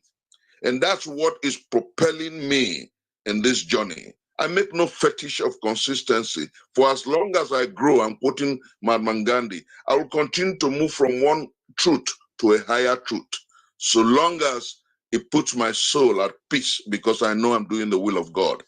And I tell you, for those who care to listen, I will continue to pursue the cause for a new Nigeria until I die. And at this moment, of the candidates, the closest path to that journey is Peter Gregory Obi.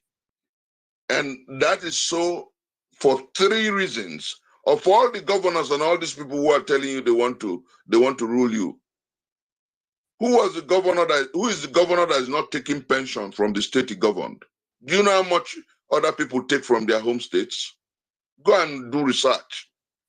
The Abado man, that every 3 years they have to get him a new 3 new cars or so, that is on a 300% monthly salary, with even all the billions. Do you know what these people have done to their various states?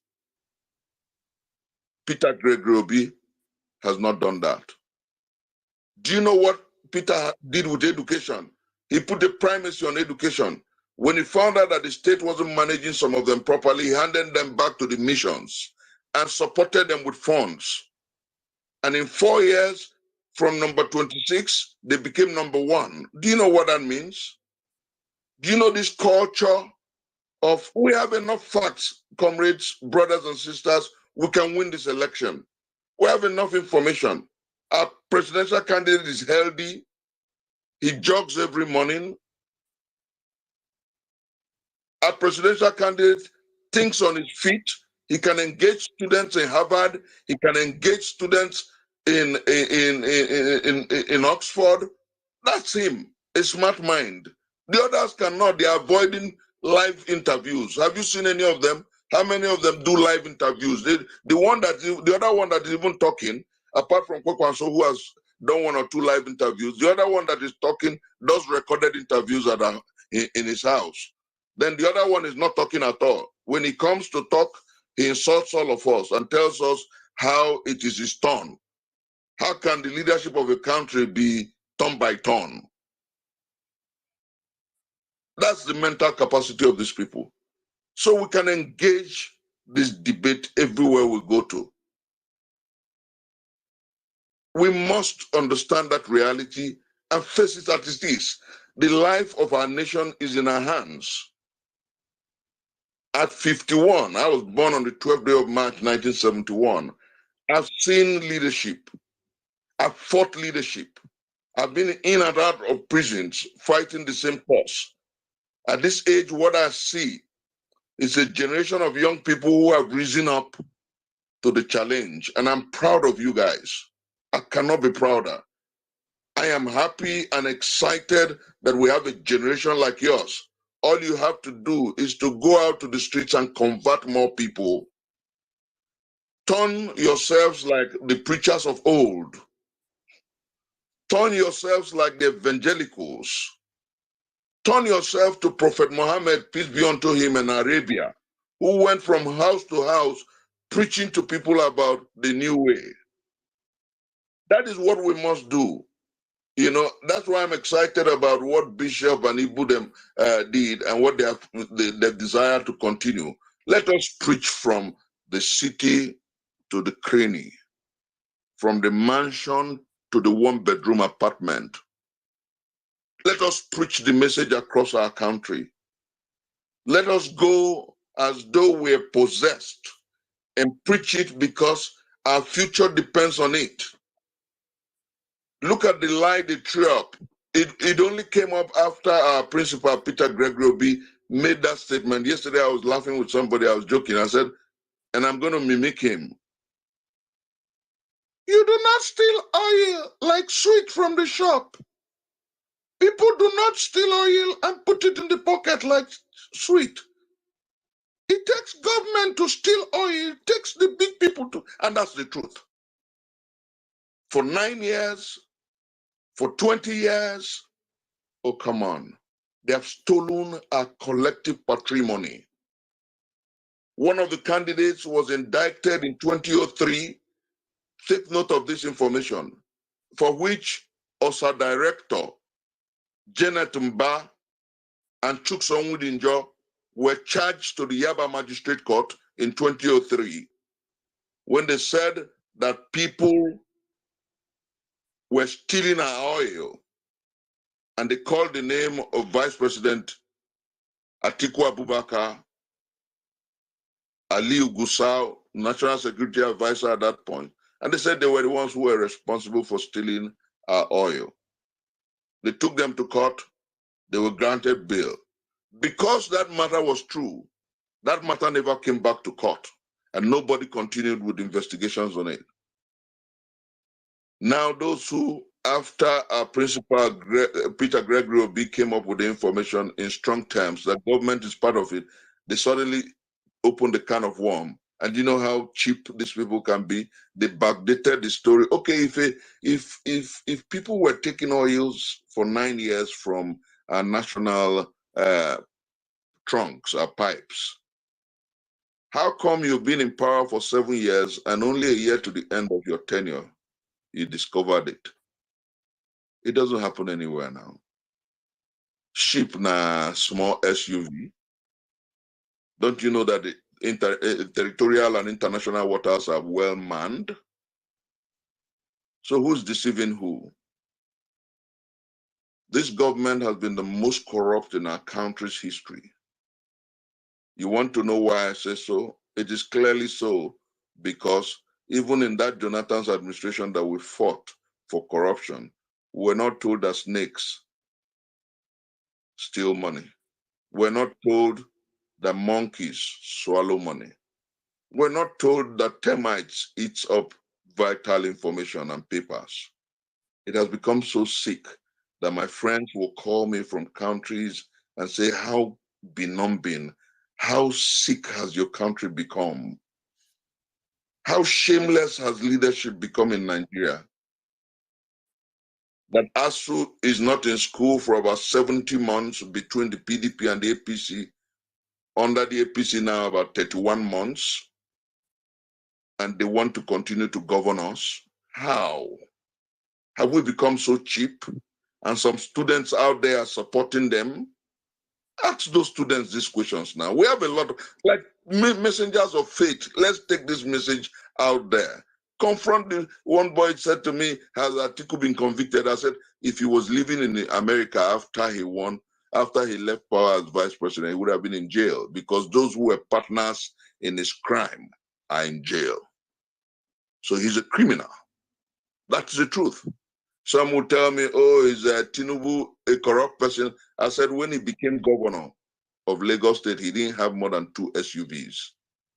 That's the truth. Go and quote it. The SUV he used, one of the SUVs he used when he was campaigning was from Funshaw Williams. Quote me anywhere. Okay? And then suddenly he's one of the richest Nigerians. The witch cried last night, the child dies this morning. You make your conjectures. Did the money drop from heaven? These are questions you can ask people. Have we all become victims of what you call the Stockholm Syndrome? I hope you know, guys, you know what the Stockholm Syndrome means. A film has even been shot with it, the Stockholm Syndrome, where you fall in love with your captor, where you fall in love with the man who has bullied you, where you fall in love with the man who has stolen your wealth, and then you become the defender of larceny, the defender of corruption, defender of filth. That's what some people have become, and I don't know why. When you look in the face of your children and posterity and tell me that a man that you know is rich on account of looting your collective resources is your best bet for our nation. Are you aware that of the 4 leading candidates, only one of them is self-made? That's the truth. The others made money off government. Kwakwanso off government. Atiku Abubakar from customs to government. Oh, that's the truth. Asiwaju Bola Ahmed Tinubu returned from exile broke. Let me tell you how he became very close to Fashola and made Fashola his chief of staff. Fashola was his lawyer. When he came back, he asked him to sell his only remaining house. Quote me. And the former governor of Lagos State, Fashola, said, why should I sell it? That we can use the papers to get you some loan. And then later, that was how he didn't sell that only remaining house. He had only one house. That's the man who owns estates all over Lagos and across Nigeria. How did he make all that money? These are questions we must ask ourselves. And when we preach, it doesn't take magic to sound as passionate as some of us sound. It is information. And so what you do for me, brothers and sisters, because I'm going to disappoint Vin, I may not be here for too long. There are several other people who have been calling me and I have a meeting to attend. But I'll give maybe another 30 or 40 minutes after this. What we owe our country and our people is to see this journey as a redemptive one. Please, comrades, please, brothers and sisters, this is our opportunity to save our country. We're not presenting to Nigerians a saint. We're presenting to Nigerians a man with competency, capacity, and love for our nation. One of the greatest challenges we have in our nation today is that of security. Are you aware that Peter Gregory Obi inherited an Anambra state that was the most checkered in terms of security? If you know, Google or ask questions. There's a street, Upper Iweka and Market Road, where you have banks in, and then there was a bank road in Onitsha. If you know what happened at that point, you will shudder. Where banks would open only once in a week or twice in a week. Am I speaking to somebody? Can someone confirm it? That's the truth. Yes. There was the Bakassi boys. Oh, it was crazy. And then do you know what he did? When he became governor, when he took over from the failed Mbadinju, that was why Mbadinju did not get a second term. When he came in, he was the first person who liberally began this culture of state governors supporting the police with vehicles and technological instruments. He reached out to the police with massive support. And what happened? The IG of police, if you remember that name, MD Abubakar, at some point said that for 5 years, Anambra State was the safest state in Nigeria. It was under Peter Gregory Obi. So let's not believe the hubris and the lies that they tell out there against our candidates. Let's confront them with figures and statistics. They tell you, oh, what is infrastructure? Ngige on live TV a few days ago said that he will not deny it, that Peter may not have committed himself so much in the first term to infrastructure, but in the second term, he did marvelous. An APC minister. But let me tell you why that first term, he met a whole backlog of salaries, pensions unpaid and all that, and he attended to it. When he got a second term, he opened Anambra State and turned Oka from a village to what it is today, you know, such that the governor who took after him said he did not borrow to build an airport. Do you know what it is for a governor, despite the fact that they disagreed? But the man said that he built an airport solely from the savings that P2B made. What are we talking about? For me, I do not want a moral saint. I'm not a saint. You know, in actual fact, the same words make up the word saint and taint. Taints. Saints and taints are the same words.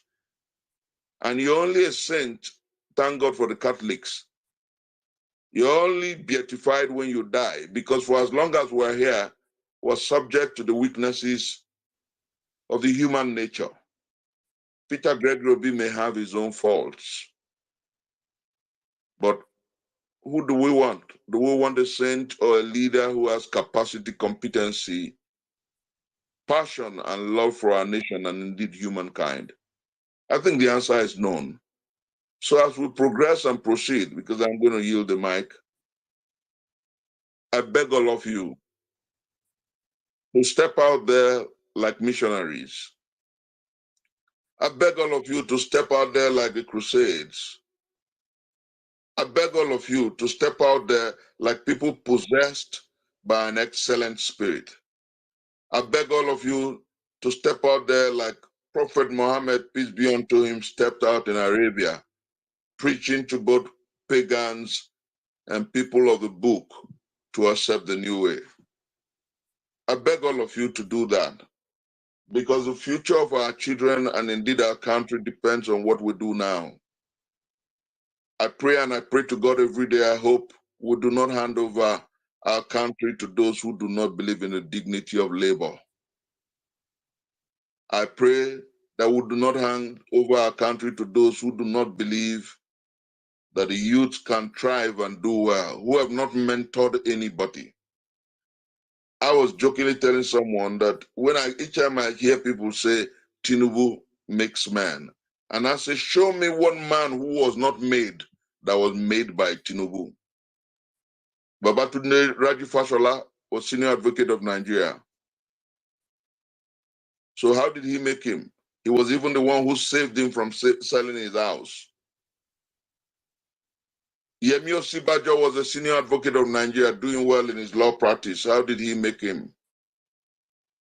Ralph Areboshala was an engineer already. And I said to them, I've made more people than Tinubu has made.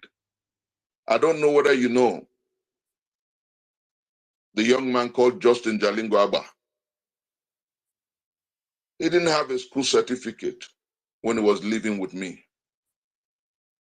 He was not a journalist when he was living with me. He just did an internship with Guardian. He lived with me for 4 years and became the young man you see out there. I can go on naming. The young man who leads the Arewa Youth Consultative Forum, who became my vice presidential candidate in 2011. Before then, was not known anywhere. I took him to TV stations. I can go on and on and on. There's another young man called Bright Ezocha. They will not deny it. The appearances of most of these young people who are today's ideologue on TV and various fora was what I did. Those who know me will tell you. How old am I? Some of them are older than I am. You make people from nothing. You don't tell me that if you become a governor and you appointed people who are already doing well, does it mean that you made them? And then the question you ask these people who are telling you he makes man, ask them, why is the Vice President of Federal Republic of Nigeria not supporting his candidacy? Because he does not believe that he will make a good president. Ask them, why is Fashola not particularly frontal, not in the public, supporting his candidacy? He will tell you. Ask them why Ralph Areboshala is not excited about his candidacy. They will tell you. Come on now. Let's take these figures and these facts to the people. Why will you love a man more than those you say he made? if he truly meet them? Why are they not as loyal as you are, you young man, that your future has been stolen, that your today has been pillaged? We have enough with which to campaign. Please step out there, brothers and sisters, like people who are possessed by an excellent spirit. Let's do this work. Let's save our Nigeria. Let's get this thing done and make tomorrow better. Because for me, I'm not ready to have a sick president. I'm not ready to have a president whose mental capacity is in question. No, I'm not. If they don't think that fitness is necessary, why did Atiku go dancing like an old invalid, permit my choice of word, in that video? They're trying to impress you. They know that it matters. If they don't think it matters, why is the man who you never used to see in rock boots and jeans, the Abado man running, wearing jeans and rock boots like his Bonner boy? They don't think it matters. So if you all know that they know that it matters, make it the issue in this campaign. Make it one of the cardinal issues, because we cannot afford another sick president. Aso Rock is not a retirement home. It's not a nursing center. That's what I beg of you, comrades. That's what I beg of you, compatriots. That's what I beg of you, countrymen and women. That's what I beg of you. The time to get the job of fixing our country right is now. I yield the mic. Wow. Thank you very much, Prof. I am not in any way disappointed at all. And I've been getting some responses on this comment section. People are telling you it's not, honestly, it's not a surprise to me. I've told people already that you were a very big inspiration and you shaped my political career, and it was a very successful one. You are an orator. Thank you for your you are an orator, Prof. You are an ocean of knowledge, and your doggedness and energy is second to none. On this space here, I must also state here that, Prof, if you hear Not Too Young to Run, it was a brainchild of Prof's. He was the person that initiated this. So most of the thing we are enjoying today was initiated by this man, and we are honored to have you, Prof. We know what it costs to have you for 2 hours or 3 hours, but you are doing this for free because of the love you have for me and for the love you have for Nigeria. Thank you very much, Prof. Let's listen to people. Let's listen to responses. We've all listened to Prof, and I guarantee you where this is coming from, there is much more in stock. He has some few minutes to spend with us. Please, if you have any response, if you have any contribution, these are one of those spaces that you don't see so many hands, because this is not goes insult. This is an intellectual space. We organize intellectual space, so you need people that have something upstairs to also have something to contribute to be able to, respond. So we need people to request the mic. We need people to talk. It's not just all about Prof speaking or me. I wanted to do a little bit of less of the talking today and just let's talk to ourselves and listen to ourselves. Today is not your day. At all. I'm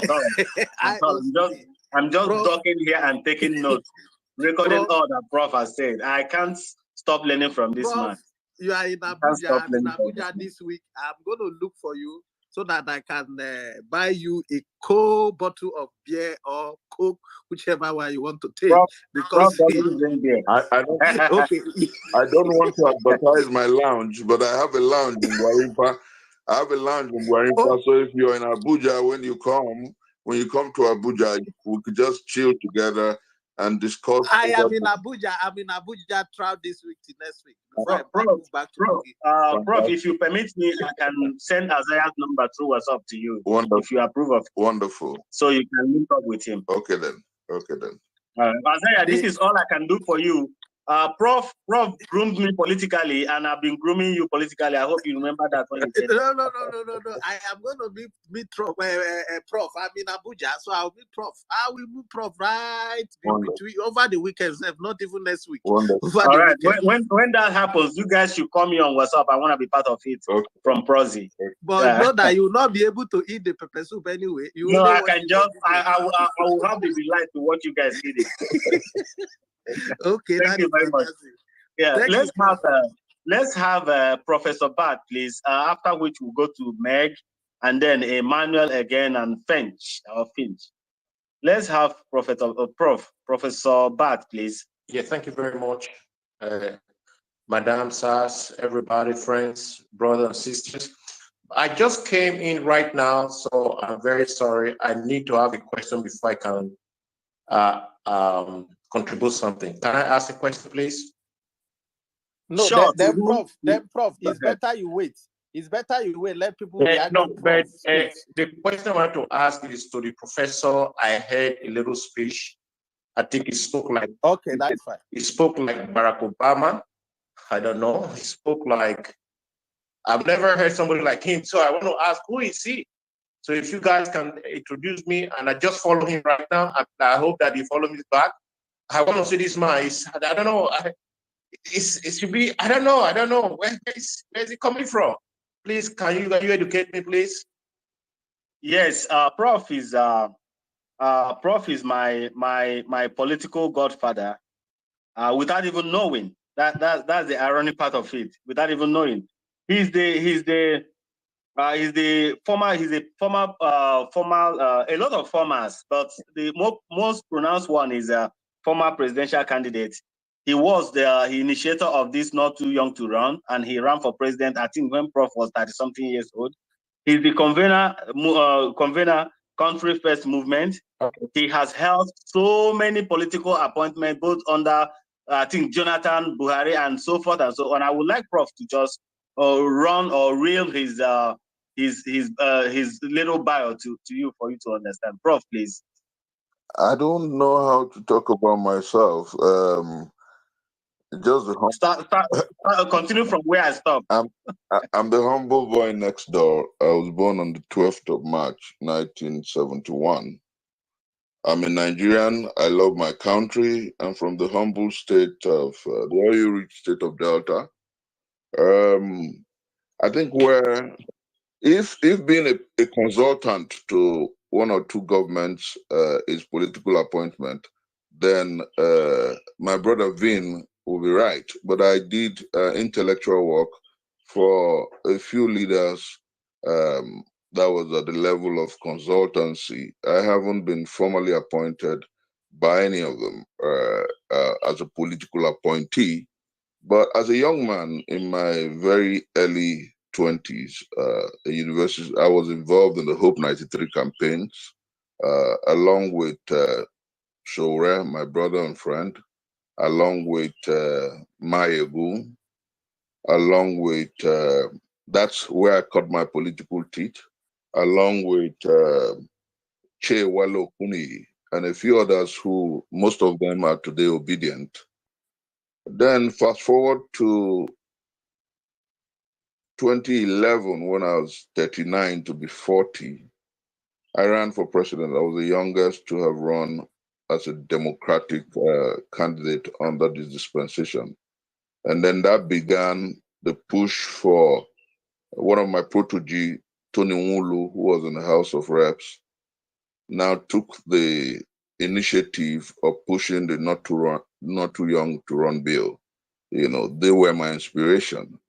I have always believed that the way to a new Nigeria is commitment and dedication of a generation that is the most hard hit. And I give all that thanks to my dad who taught me. And he told me clearly, he said, my generation was over-pampered. That's his own generation, the Atiku generation, the Tinubu generation.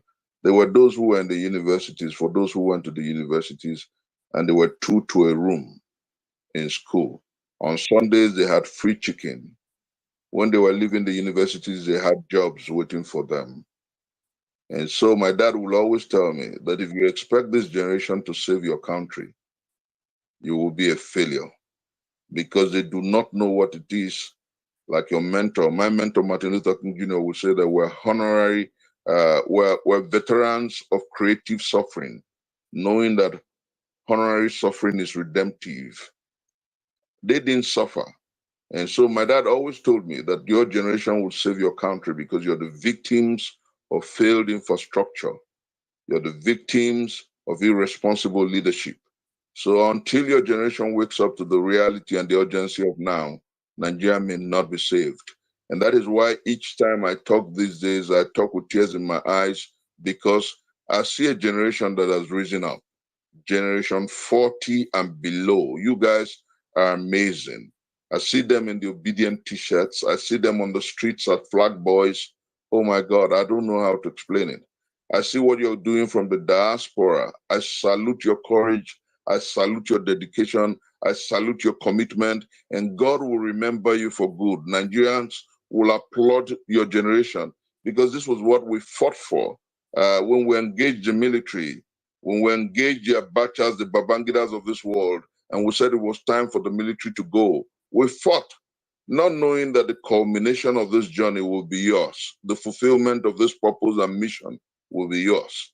So I'm happy, I'm excited. That's why it's difficult because I tell, let me get it a bit personal.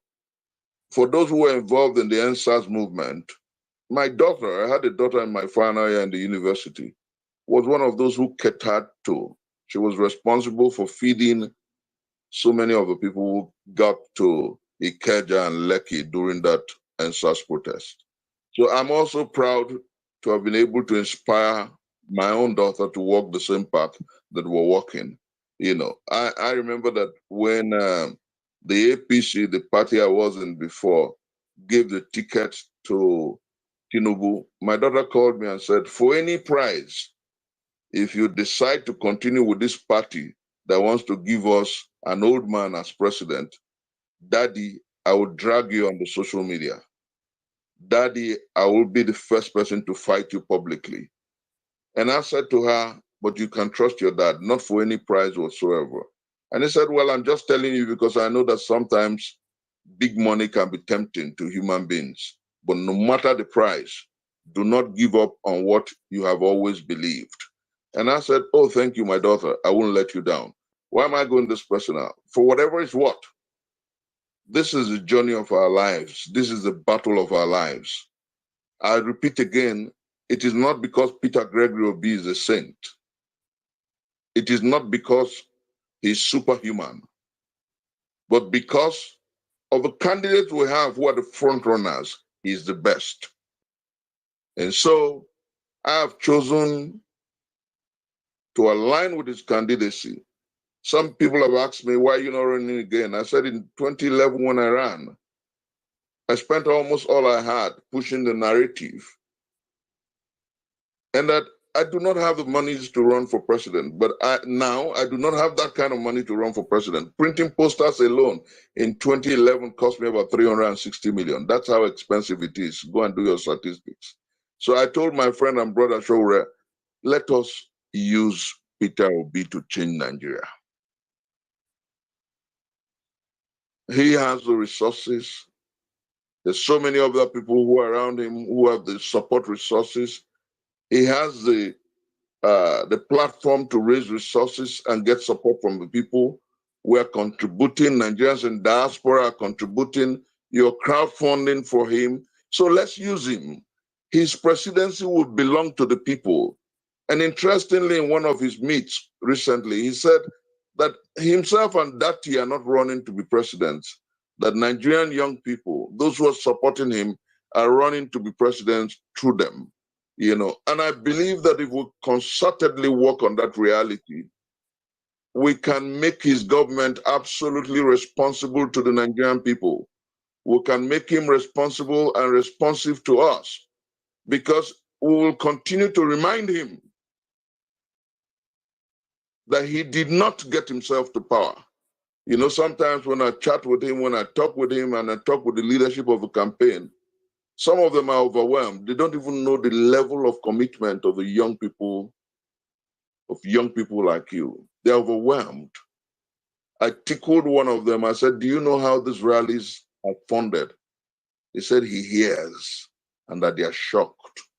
I said it is a commitment of a generation that is tired of lackluster leadership. It is the commitment of a generation of people that wants a new day and a new deal. It's the commitment of a generation that believes that this country indeed can be the greatest of nations. And I tell you, it is not a joke, that if you were to travel to the United Kingdom and you ask for the most intelligent family in the United Kingdom, is a Nigerian family, the Mafidons. You can Google it. If you were to travel to the United Kingdom, to the United States and ask for the most intelligent immigrant community in the whole of America, it is not actually the Jewish community. It is the Nigerian community.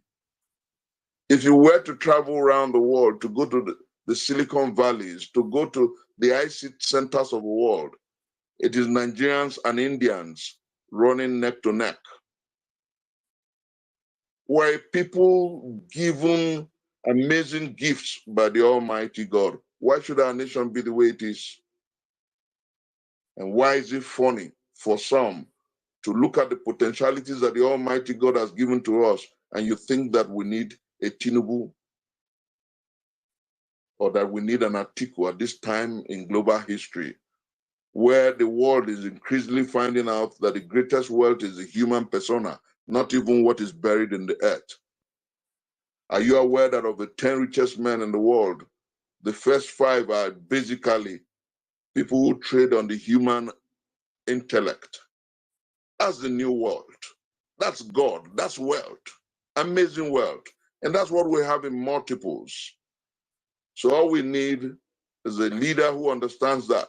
That is why in one of the 7-point agenda, our incoming president, God willing, has said that he will leapfrog Nigeria from dependence on oil to the use of the human persona, the human mind, creative wealth. And then through that, reposition Nigeria as one of the leaders of the world, because that's who we are. Are you aware that the father of the internet is a Nigerian, Philip Emeagwali? Are you aware that the father of modern mathematics, after the Euclids of this world, after the Albert Einsteins of this world, is a Nigerian from Kogi State, Gabriel Oyibo? Are you aware that one of the best open heart surgeons in the entire world is a Nigerian from Ogun State? Are you aware that the boy who designed one of the most expensive cars in this world is from Kano State? Are you aware that we should have nothing whatsoever to do with poverty? Are you aware that the time is for us to lead not only Africa, but turn our world around for good? And I truly believe that that is why the world is welcoming and saluting Peter Gregory Obi, because they believe, like Mandela said once, that his anger with Nigeria is that Nigerians have forgotten that only when Nigeria rises can Africa rise. And when Africa rises, can the new world understand the greatness of our people. Professor Bat, I'm just the boy next door who believes that we can make Nigeria a better place, make Africa the pride of the world, and make the entire Black population in our planet graceful and proud. That's where I am, the boy next door. Thank you. Thank you very much. Thank you very much. Prof. Honestly, Prophet Bat, just to add to what Prof have said, Prof, you took that word real out of my mouth. The struggle for a new Nigeria is not just for Nigeria. Nigeria as a country is holding the black race down. It's not just liberating Nigeria, it's liberating the Black race. We have Blacks all over the world, and we have some parts of the Caribbean that is being inhabited by Blacks. But the black man today is being looked upon as even a third-class citizen, not even second-class citizen. Because Nigeria, the most populous black nation, has been sleeping. So when Nigeria gets it right, I guarantee you that Africa will get it right. And until then, Nigeria will be hated, even by our next door neighbors, Cameroon, or Ghana. You see what is happening in Nigeria? The hatred is not because they don't like Nigeria. It's because Nigeria has been docile as a country. We are holding the black nation down. So this fight is not just all about liberating Nigerians from the clutches of the gorillas that's been holding us down. It's also liberating the black nation and Africans as a whole. So that is why we are committed to this. And I thank you very much, Prof. I hope, Professor Bart, do you have any more questions for Prof, or you want to make a submission before we yeah, okay. The questions will be postponed, but let me just quickly give submission. You know what you said. I mean, professor is also my age. We need to be maybe 1 year or two older than him. We are friends now, and like I said, he just I just get up and salute him. You know, like what who spoke right now? I think that's Isaiah, right? And it's true. All the the black nation around the world has been tied down because Nigeria is not progressing. All right, just quickly, please, just listen, please.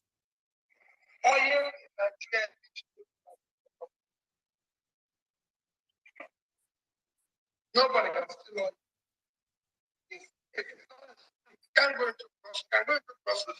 So if I see something in your pocket, and go to your back, you can't steal all your back.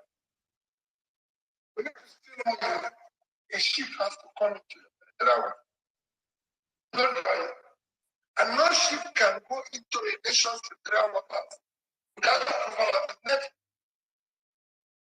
And you load it. For you to leave, you have to have approval. And everybody knows where every ship is on the surface of the earth. It's something that's recorded. So if somebody is able to take away oil, there's a high level of connivance between external and internal people who have organized for the oil to leave. And you can even trace the oil to bed or float it. So it's not something that is not an easy thing to steal. It cannot be done officially. Okay, so you see, I hope you guys listening, right? Yeah. Okay, see, that's an example. For me, I think the reason why I'm doing what I'm doing right now, I've been living in the Western world for over 20 years, Went to school here, university, and most of my friends are white. Like the book I just wrote, The Journey Has One Secret, it's just perspective of European system, and later I'm going to Nigeria and all that. You know, I have a passion. So there's no politician in my entire life I've heard speaking like this man called Peter Obi. Never. So I would suggest that we should also see what we can do to, as you have heard, we can mass produce it in books, in pamphlets, and share to people who are still laying back behind in Nigeria. Have a list. We have pastors, we have Christians, we have other faith believers, leaders who are not aware of this. Kind of aware, but not really in details that Peter B just make it simple, right? So it takes mental health to lead and be a leader, just like what I've observed in the US, in Europe. These people are not angels. They make mistakes, right? If you're like European leaders, some of them you have corruption. Maybe you see somebody, a minister, stole, let's say, 20 million euro. Wow, that case will not die.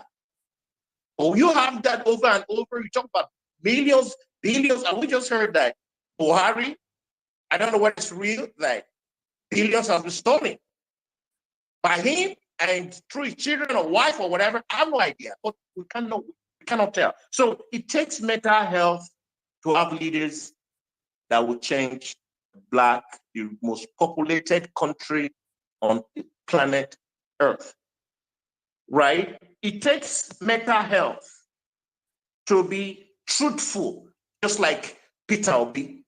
So when you look at the topic today, we talk about mental, physical demands and health in leadership and all that. Peter Obi will not be saying what he's saying right now if he's sick mentally. And when he talks about mental health, he talks about, because when you are corrupt, you're sick. We should have an hospital in Nigeria. If you get a time like that, people who are corrupt, they will take them to that clinic, reevaluate them, rehabilitate them before, well, they can go to prison yet, but that will go on and that will go viral. So it takes mental health to be, it takes mental health as a leader to inspire Nigerians. Like this man, my friend, I follow him, I'll follow me, and people, you guys follow one another, like Professor just spoke. It takes mental health for this guy, like Professor, to speak the way he speaks, right? It takes mental health to inspire the most populated country in this world, like this young man who just spoke or buttressed and added to what Professor said, that Nigeria, when Nigeria rises, all countries, the Black nations will rise. Do you know what? The passport will be valuable.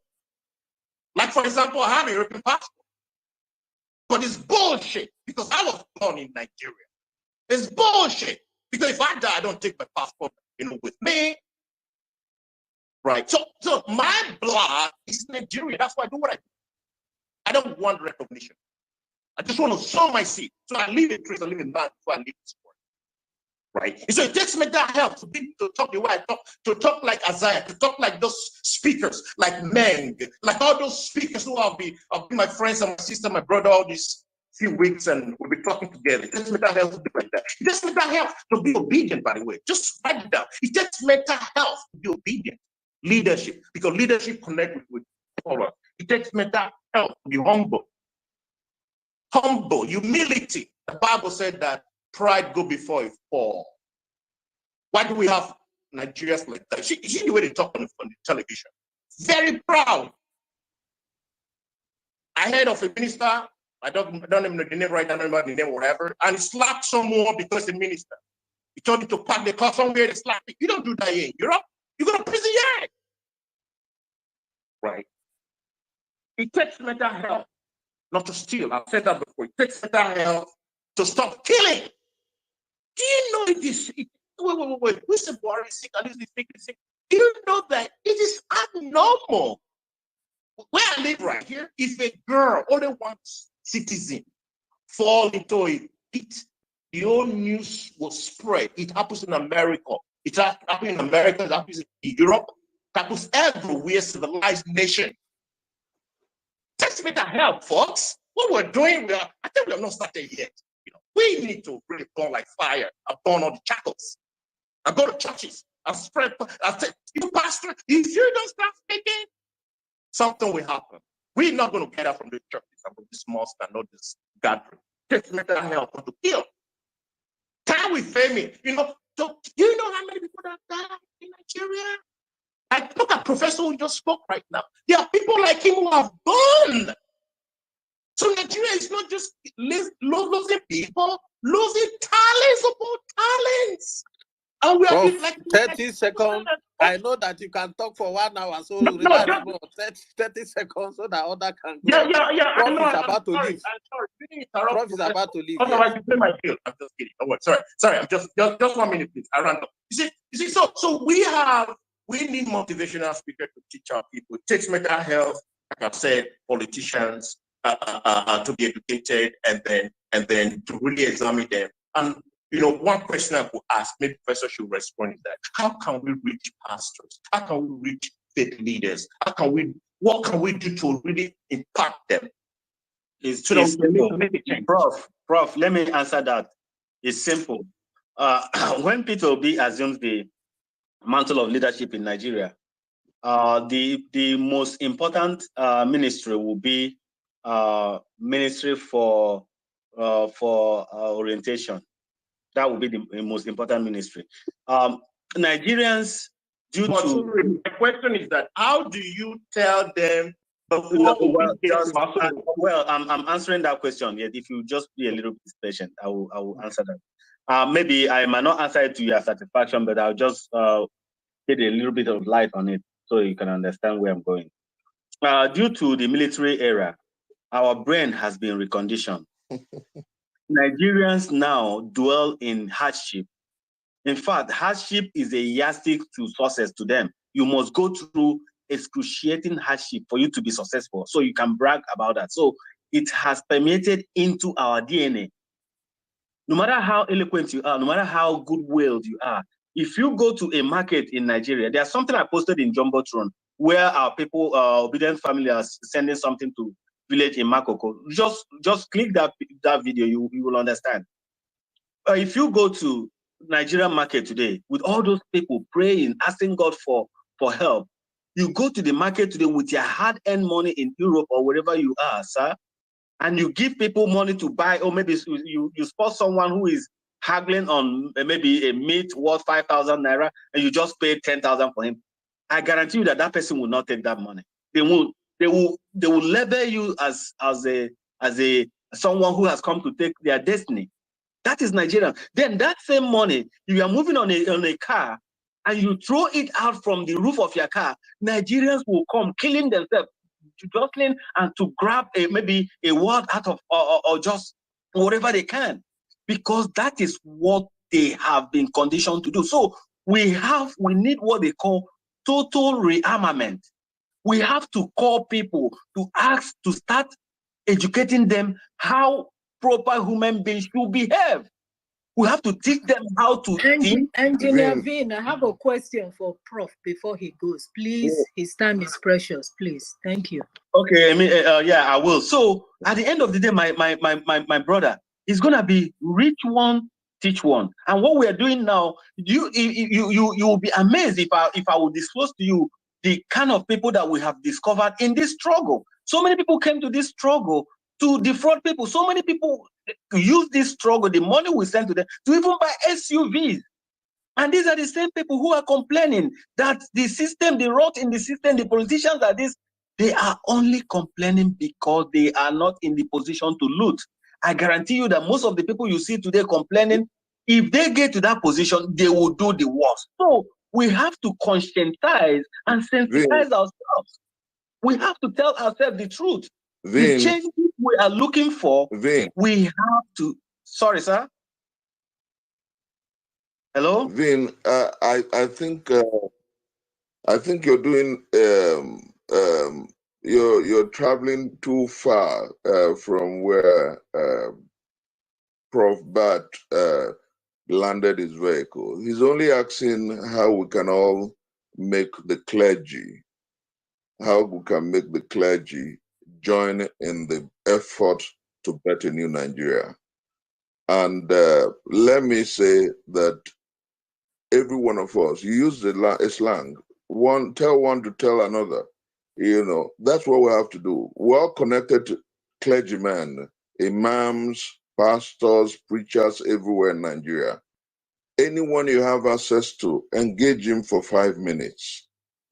If you do that, like I said, let's turn to evangelicals. Let's turn to preachers and crusades. Let's go out with a message of truth. Talk to your imam, talk to your preacher, talk to your pastor. Engage them with facts and figures. Ask them simple questions. If you were to have a house and you need a security man to man your house, will you get a 6 security man to man your house?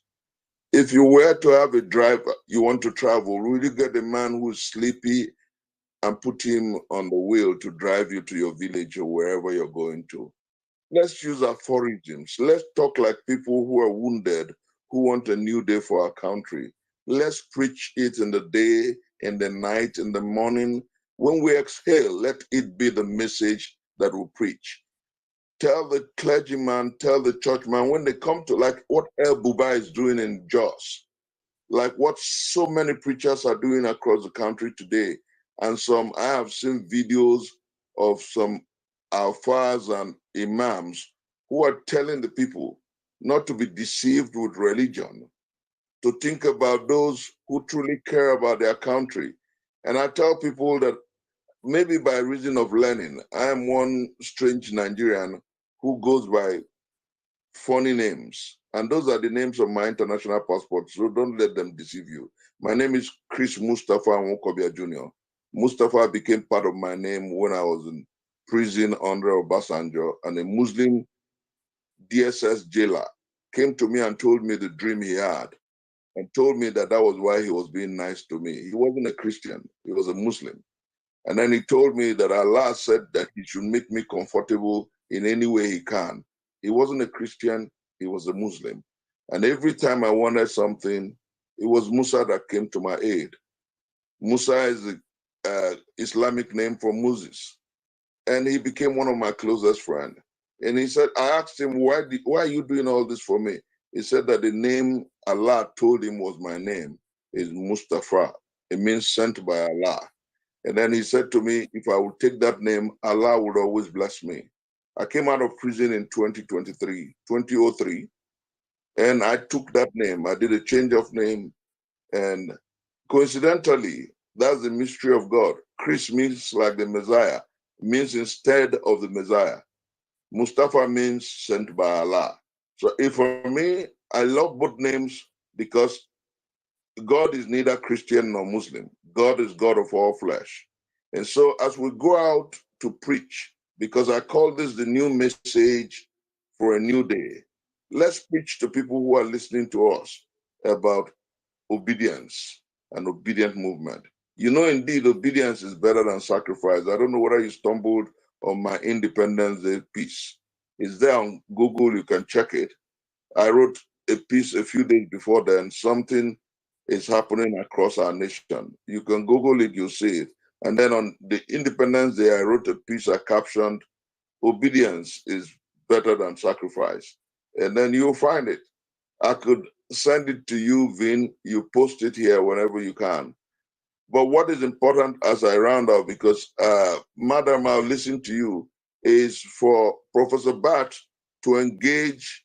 We must all see ourselves as witnesses in this journey. Engage with your siblings, with your relations at home. Engage with your pastors, engage with your friends. Continue to preach the message and beg of them to preach the message. Because the truth is, for those who are obsessed about Friday night prayer or Thursday morning prayer or Sunday prayer, we're all deceiving ourselves.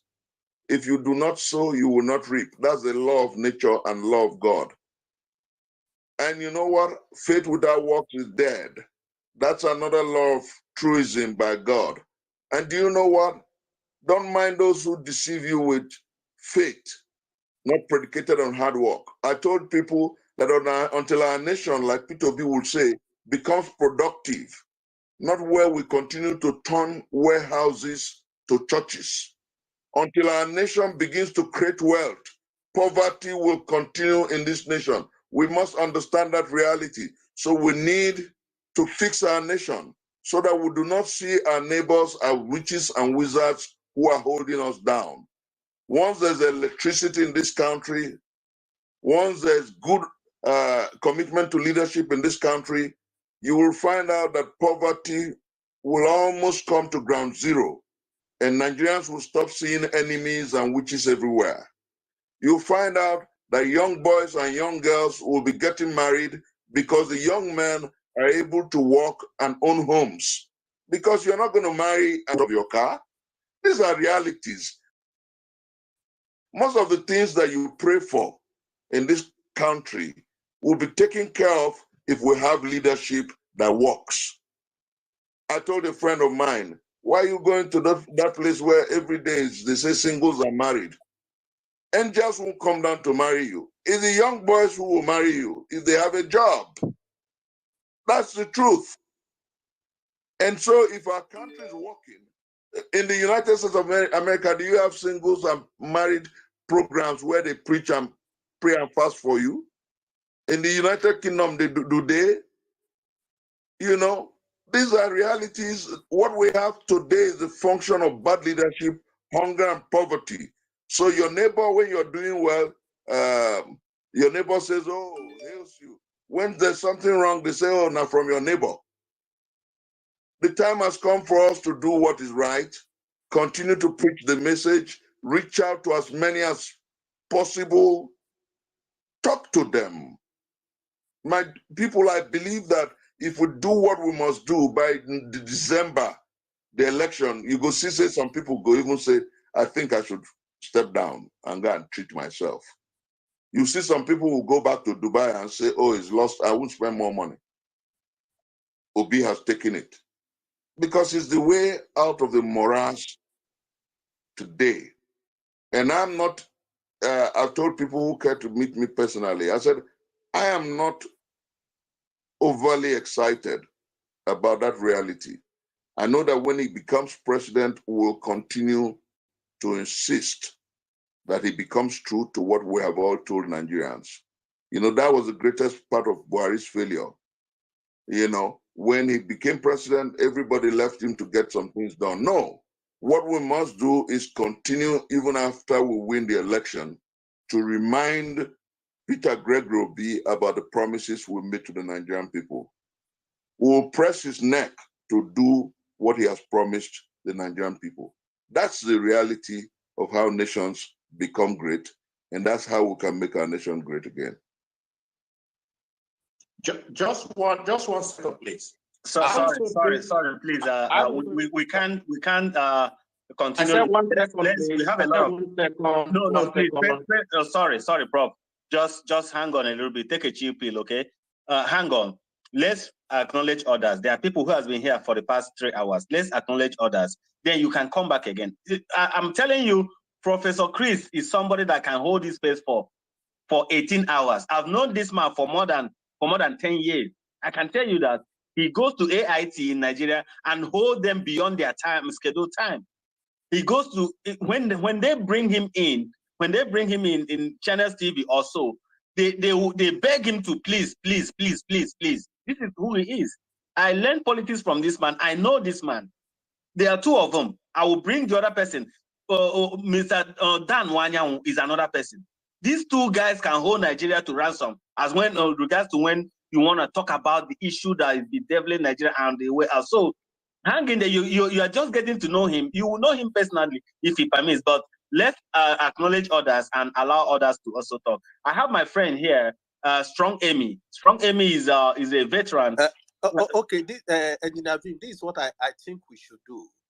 Because of Prof time, let everyone who want to ask Prof signify by giving us a love icon, so that they will ask one by one. Then Prof will just take one time and then sweep it up over. Okay, we're having three people. Yeah. That's what we're heading to. Isaiah, thank you very much for that direction. Thank you for that direction. I just want to recognize our brother here, Strong Amy. He's our co-host now, and it's important for me to... No, Strong Amy who was late comer fee. So we have to announce to us how much he's going to give. Isaiah. In leadership, sometimes a good leader will have a good listening ear. Engineer Vin, I've been here since. Please, Meg, please. The more you interrupt me, the more we spend time. I just want to make an introduction to our brother Strong Amy and who he is. He's one of the veterans here. We've been fighting this for a very long time. Strong Amy and I started hosting space as far back as March this year.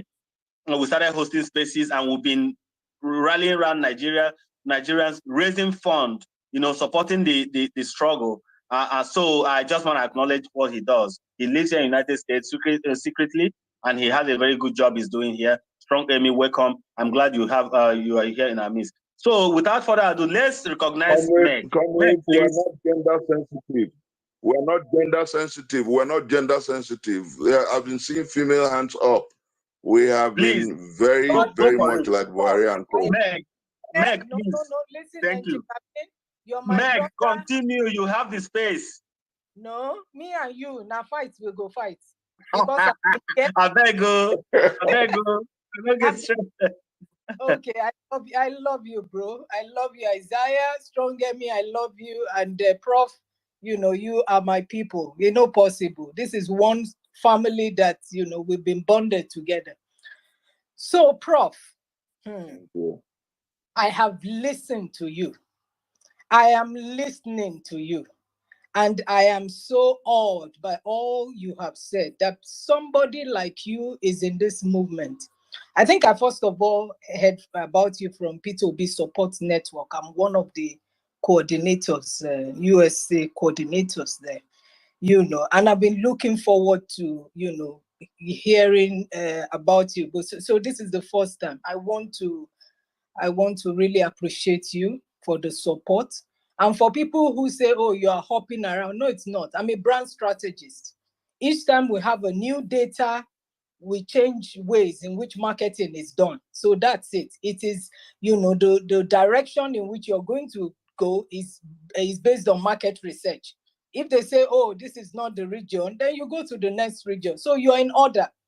You're in order. You're going in the order of competency. It's not about name. It's not about party. And you have pitched your tent with us. So God bless you, sir. So what I want to ask is, Engineer Vin opened my eyes in one of the spaces on how our electoral system is. That's the process of vying for a position in Nigeria, where you need to spend money. And he said, look, it's not even the politician, it is the electorate. People make demands of you, and when you go, you get a position eventually, the first thing you want to do is go and recoup. So I want to ask you that this movement, do you think, because this is the first time, I know how much dollars I've sent home. This is the first time that we are going to have a sort of crowdfunding, a sort of a situation where people are spending their own money. Do you see it affecting the polity? A situation where people begin to sponsor candidates and candidates are not dipping their hands, taking so much. So when they go in there, the first thing is that, please, 100 billion, please, I'm not interested in my constituency. I don't want to know whether the money, the allocation is for road. I borrowed money, Godfather gave me money, sister something gave me money, I borrowed, let me just recoup. Is this movement, because this is the first time that money is not coming from the central campaign purse. I can tell the movement started about 4 months ago. Nobody was, I didn't see anybody say the account was recently released for us to fund it. Do you see it changing the narrative, sir? So please respond, Prof. Interestingly, in the course of asking your question, you answered them. Let me tell you why. Prof, sorry. Just hold on to the question. Yeah. We want to get another female to ask so that you can answer this question simultaneously, please. Fetch, please. Okay. Your hand has been up. Thank you very much for your patience. I hope this Fetch is a lady. Finally. Oh, I'm sorry, my sister. Finally. If I know where you are, I will just buy you 1 bottle of Malta Guinness now. Thank you for your patience. And that's why we need someone like Strong Amy here. See? That's why we need someone like Strong Amy. So, Fred, please, is there any other lady in the house? We want you to ask your questions so that Prof will answer it. I'll go ahead. Good afternoon, everybody. Good afternoon, thank you for your patience. I would like to thank you all for this space, especially our host and co-host, Prof. I'd like to say that I'm one of your many, many admirers, those that you encourage without knowing it. I want to appreciate how you're able to go from one space to the other. Sometimes when we're in the field and we're talking to people, it looks as if nothing is happening. Sometimes the morale gets a bit low, but when we hear people like you, we're once again encouraged. It's one person at a time, just like evangelism, like you said. Thank you. Prof, my question is this. I live in Lagos State, and I don't know how I've not yet fully understood the Electoral Act and BIVA's relation to election rigging, but we're having people, in the market, not just markets, in communities all over Lagos State. I don't know if it's happening in other states too, other APC states, but They are collecting their voters card from them and giving them money. They are collecting voters card number. They're taking pictures of their voters card and giving them money and telling them that they've voted for the election. I don't understand how that will work with the beavers, but it's going on rampantly in these states, sir. Maybe other APC states too, I don't know. But I just wonder if Labour parties are aware of that and how it can affect our results in the election. You know, this thing of going around especially the markets and then other places, you know, collecting their voters card number, collecting their take pictures of their voters card. In some cases, even collecting the voters card from them. Okay. Thank you, Prof. Okay, any more questions? Do we have any Okay, other female King. here? Yeah, King Shoe, you want to ask? So please, you can go ahead so that you can combine everything. King Shoe. Afternoon, everybody. That's not a woman? Bro, I not be woman. Honorable, I not be woman. You know, see me. You know, Just ask. Okay, just go ask. ahead. Just ask.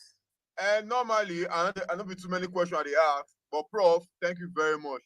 And normally, Prof, I want to go throw away my certificate and I want to go throw away my dictionary because why everybody they speak English rather the year before. Oh yeah, they speak English, they confuse people. But when you come today, because they speak English, I can't see say hope still for the English. And would they listen to you because what you they talk and show say sense they. Isaiah, normally, if you listen to the way Prof they talking, Prof all us hostage. Normally now, I be shoemaker now. I don't share my shoe for dashboard, but I also start listen to Prof since. Isaiah, I bet find socket. Ask Prof for socket when you plug. Cause they hear you they talk for space where they follow you up, Isaiah. Just plug, follow Prof. So that you go to deliver. Now what I want to talk, I don't want to ask any other question. The only question I want to ask say no be question because I get my PVC. That day we go vote. Agree to that. Thank you very much. Thank you very much. Do we take one more question before? Is there a question? Please, if you have a question, just indicate with the love emoji so that we can. Or if you don't have a question, okay. Professor Bat, please, we're just gonna give you a minute to ask your question so that after you, Prof, we go down with the question. Thank you very much. Okay, thank you very much. Thank you. My question would be that I'm asking, is it reasonable? Do you think it's very fast moving dimension to evangelize by number one, a record audios and pray like the one I just did that we was talking so that we can, go to the big men. When I say the big men, I mean, for example, I was trained in deeper life. I know the Bible so much, so nobody can lie to me about Bible and all that. All the abuse is going on right now. I won't speak against even deeper life. Some things they do, right? And other churches, like what the prof said now, that thinking we give offering to make money. That's a lie. And not sowing, not planting seed on the soil. Think you go to church on Sunday or Monday, go to mosque, fast and pray. No, if you don't sow, you don't reap. In Europe, right here, we don't have churches. Churches we have is for tourism. So my question is that, is it not okay we would do audio and give to these big men like church leaders and organization? Why? Well, we just said go and reach to them. It's like sorry, just Prof, just ask a question. You have 1 minute now. No, you are making a commentary now. Just ask a question, Prof. So is it not wise that we, for example, we list them? If it's Deeper Life, Kumui, other leaders, we put there or make sure good to them. Church of Assembly, the Redeemed Church, and they go to mosque and all that. So we make sure that we meet all those so that we'll now refine and start, doing something. That's number one. Number two is pamphlet. So that you can write about 5 to 10 pages of the key thing why they should inform people actively, So those are questions that I want to ask. And lastly is Prof, that Prof, you are going against our rule here. We'll report you to the council, Prof. Sorry. Yeah, for the final one, Prof. Okay.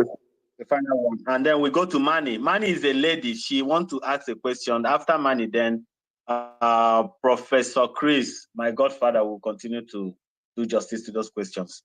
Prof, you just have your last question, please. It's okay. It's okay. No problem. It's okay. Thank you. Thank you, Prof. All right, Manny. You have the mic, Manny. Thank you very much, Engineer Vin. Good afternoon, everyone.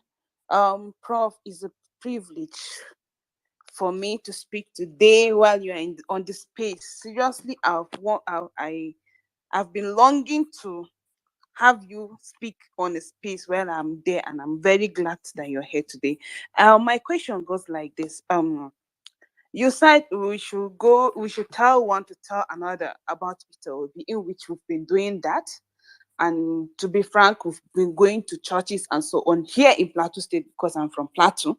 So, and people are showing interest and we're winning already. But my own question is, how well can we trust the INEC? How well can we trust the INEC with all the controversies that are coming up about the voters card and so on and so forth? Because some of us, we don't have an itch, like we cannot meet the INEC on our own. We don't have anything to do. Like even if we decide to go to the INEC office, they will not even respond to us because we're nobody. So I don't know if you can throw more light, if you have like a knowledge about or something to say about the INEC stuff, please. We're interested. Thank you. I yield my mic. Engineer Vin, thank you very much. It's quite unfortunate. Prof is no longer here. I don't know what happened. He's been having issues. Okay, he's coming back again. He's been having issues with his network. And I know a lot of people are calling him for one thing or the other. He's a very busy man. Prof, please, I don't know if you listened to the last questions. The mic is you. I've sent the mic to you. Please, if you can pick up the mic and respond to these questions, that would be highly appreciated. So while waiting for Prof to pick up the mic, let's acknowledge somebody here. Who do we have? Williams. Williams has been here for some time. Sorry, William. Engineer Vin, can you hear me? Yes, I can hear you. Yes, please. Oh, the signal today has been very problem. Yes, the signal is very, very, very bad. But I just want to make a little submission and a quick question. So I will just, go off and come back because I don't know. I thought I was disconnected. Now, first of all, someone was talking about pamphlets and sending messages, videos. There's something we are neglecting. Please, Mrs. Meg, I really want to connect with you because I'm also a brand strategist. I own a brand in Nigeria here, but I'm still small. I believe most of us here are older than me. I'm the youngest person here. I'm just barely 24. And I'm learning a lot from this space, and I'm so happy. Engineer Vin, I don't know. I once made this known to some persons, but I decided not to break the strategy, but I want to break it in your space. I don't care if APC or any other persons are here. There's what we call an MMS campaign. This is something that we have been neglecting, and I want us to pick it up because it's a very great and very powerful campaign. Many brands don't know about this. Many persons don't know about this, and this is one of the major ways I've been using to pull off results for any of my projects. So I want us to look into it. MMS campaign is one of the fastest way to sell whatsoever we want to sell about our principal. Then secondly, Professor Chris, wow. Engineer, if you don't tell me, say we get father like this online. I've adopted him as my father. So from now henceforth, my name is Emmanuel Anthony Chris. Thank you. I hit my mic. Thank you very much. Thank you very much, Emmanuel. Thank you. Prof, are you there?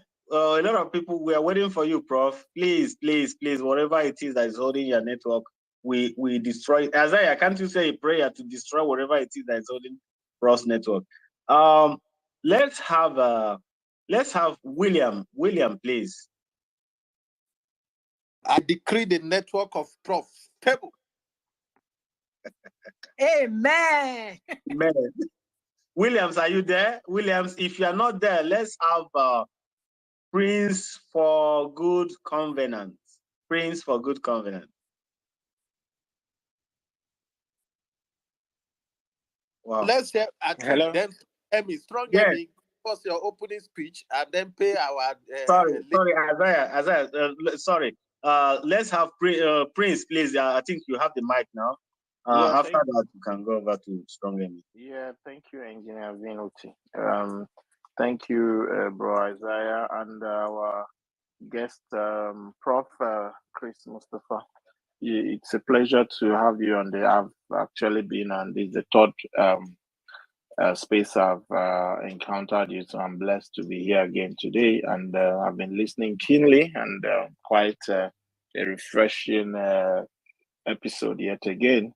My own contribution, and I have a contribution. I also have a question, which says, first is the contribution, which says physical demands of the office of the president. Well, at least I would say every youth or every right-thinking adult in Nigeria knows the office of the presidency requires a very healthy, energetic, strong, and viral person. And amongst the front runners, with no disrespect to the rest of the contestants or the candidates, the front runners, those of the Labour Party, PDP, and APC, and maybe the NNPP. I believe P2B has shown capacity in that regard. We don't need goggles, you don't need eyeglasses to see that this man is ready. And the office of the president of Nigeria, with all the problems that is bedeviling us at the moment, does not need anybody less with less energy, with less health status. And we cannot. I don't know how Nigerians think when they see these old men that no matter what age they claim, but we see that you can't lie about your age, the numbers, but you can't lie the physical strength in your age. So it shows when you talk, the huskiness of your voice, the time to be within one decibel to the other when the words drop from your mouth tells your age. Anybody knows when an old man speaks, you know that he's an old man. Even if you're in your sleep, you see an old man speaking, you know. So, and we do not. And you see some young men urging these old men on. What are they urging them? To kill them, to drive them to their grave. It's so sad. And you see, some of the things we are suffering today is because of this particular topic. You understand? That office requires somebody who is aware of what is happening in all the four walls of Nigeria. At the ring of the call, he is up and running on the job, on the job, any aspect, meetings from morning till morning, he is up. And who do you think can fit that bill? I believe that there is no other person, there is no contest about it. So I believe this should be, please, a plea to our youth. Please, is our future and that of our children. We cannot continue, riding on sentiments. Maybe it's from my tribe, or it's from my religion, it's from my area, or what I'm going to gain. This is about all of us, because the moment Nigeria is good, everybody, you might not need anybody to become somebody. You just need yourself to become somebody and your God. That is all. That is all you need. And that is a better position for everybody. You understand? We will have pride. When we move out of this country, we are going for leisure. We are going to compete with the rest of the world, and not to serve them, not to be mates, or not to be dragged every other part of the world. So please, we have an opportunity to do things that the right, and the most healthy, the most sound, and the most ready, and the man who has shown sincerity of purpose. And we know that P2B fits and ticks all the boxes. So that is that. Now, my own question for our dear Prof is this: does he think? Because we saw Ikenga Ugochinyere on the press conference he had.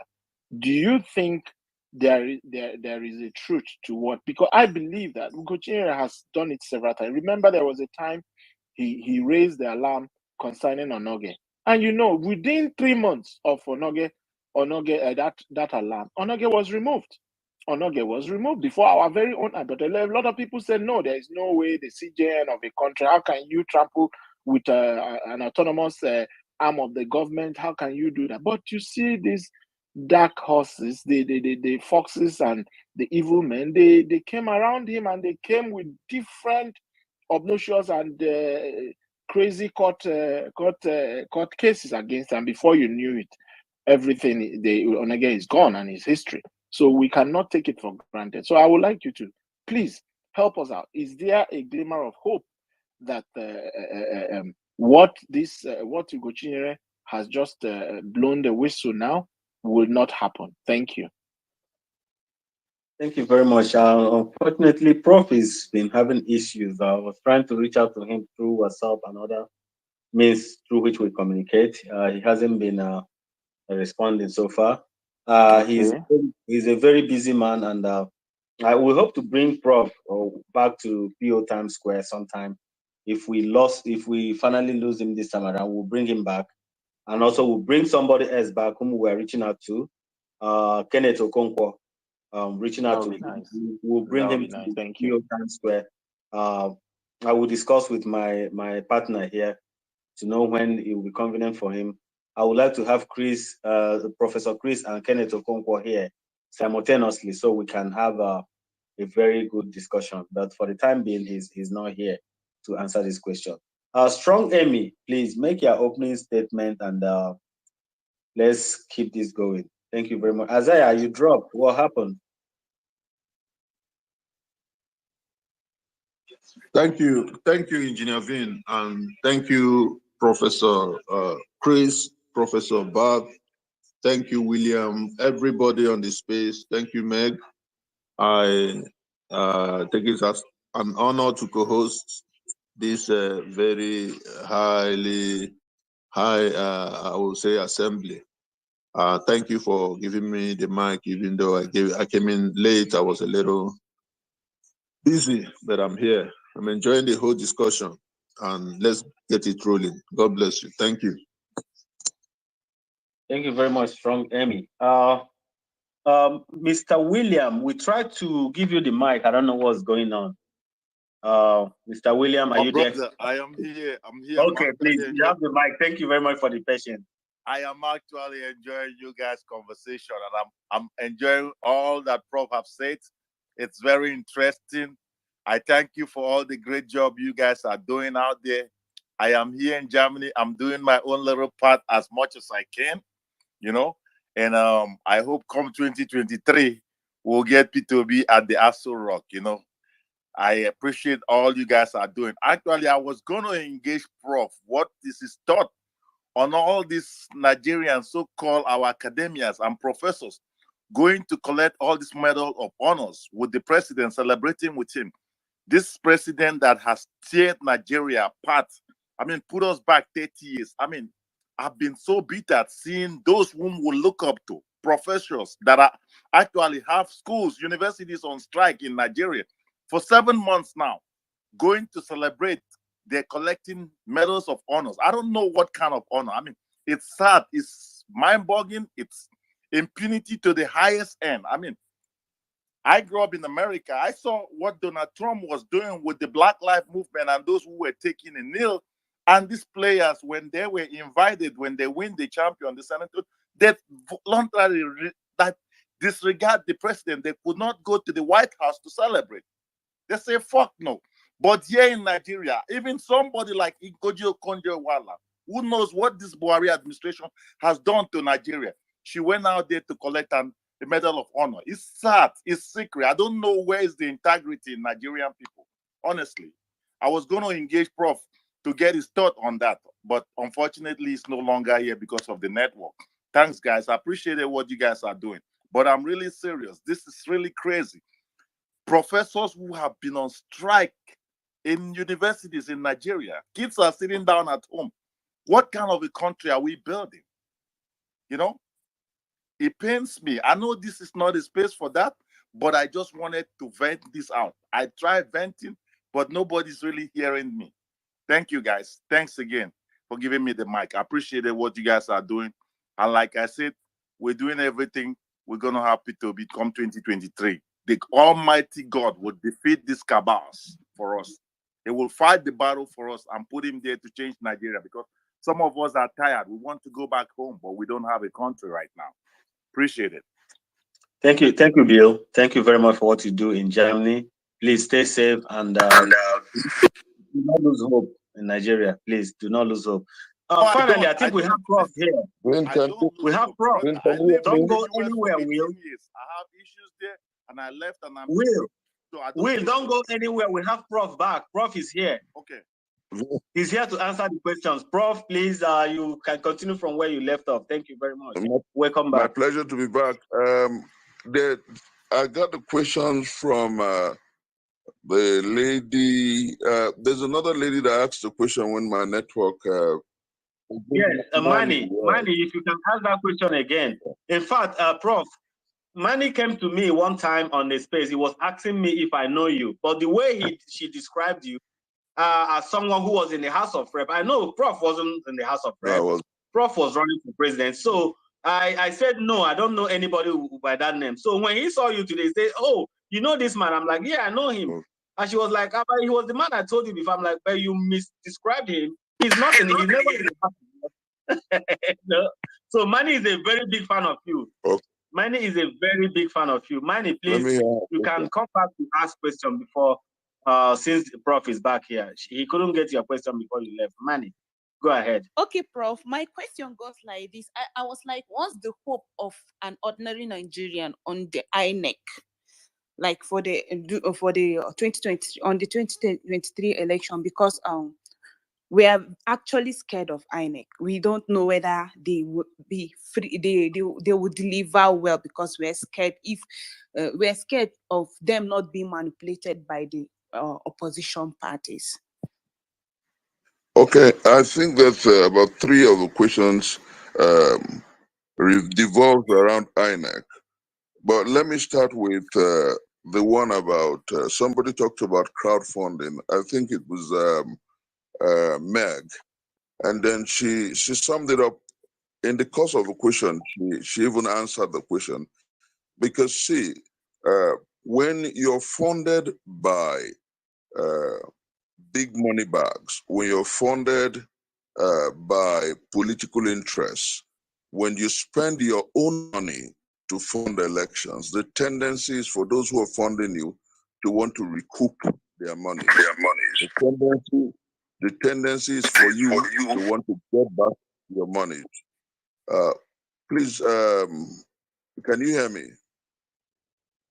Yes, we can hear you. Steve, is your mic on? Can you mute your mic, please? Steve, can you mute your mic? My mic is muted. My mic is muted. Oh, wow. Everyone. Yeah. Okay. All right. Continue, sir. So the tendency is for them to want to get back their monies. And then it becomes difficult for the person who gets the power to govern. Now, with what is happening today, Peter Gregory Obi is aware that those he owes any responsibility when he gets to power will be the masses of our people, who has not only overwhelmed him, they have overwhelmed the Labour Party. They see the sea of obedience across our country, who are urging him on and who are pushing for any other. So the chances for him to misgovern is thin. And don't forget that with the way things are going, he will understand that this generation of people who are bringing him to power will not settle for anything less. They have gone beyond the tranquilizing drug of gradualism. They're asking him to get to power and perform. So that's the reality. And that is why this moment and this process has never been seen in our country. That is why the people of the other parties are jittery, because they know that if a man like Peter Obi wins the election, he would be indebted to the people. In my China's interview yesterday morning, when Mofe asked me a question, and I said, the only person who is likely and who can comfortably remove the scam called petroleum subsidy is a man who has the support of the people, like Peter Gregory Obi, that is rising to power with the monstrous support. So it will be easier for him to explain to the people that we can no longer continue to service frauds and looters. We must remove this subsidy, and this is what I can do, this is what I can do. And because he's rising to power with the monstrous support of the people, he is more believable. That is what will happen. So crowdfunding and massive support will make the president responsible and responsive to the people and not to a few political bigwigs. Then regarding election and election rigging, I'll start with first a chuckle. It's been all smiles and laughter for us who are monitoring the developments at the level of INEC. And that's my answer includes the fears of my brother who spoke before I came on now. You know, is Ikenga Ugochinyere doing the right thing? Yes, he's absolutely doing the right thing. Has he done the right thing regarding these issues before? Yes, he has. The boy is pretty intelligent. The boy has his ears to the ground and is working with a lot of people who have facts and figures. Now I'm going to make you laugh. We are not only monitoring INEC. You heard me when I used the word yesterday on that same channel's interview. It's online and everywhere. When I said that if in 2014 we had 10 cameras over INEC, if in 2019 we had 20 cameras over INEC, in 2023 we have 1,000 cameras watching INEC, and we're watching every step of the way. People are monitoring it. And then regarding the question about market women exchanging their PVCs for some monies, there is a gang plot by the APC, and I make this statement without fear of querulous critics, is a gang design, knowing that they cannot win free and fair elections, to compromise the electoral process. They want to ensure that the beavers will not be used.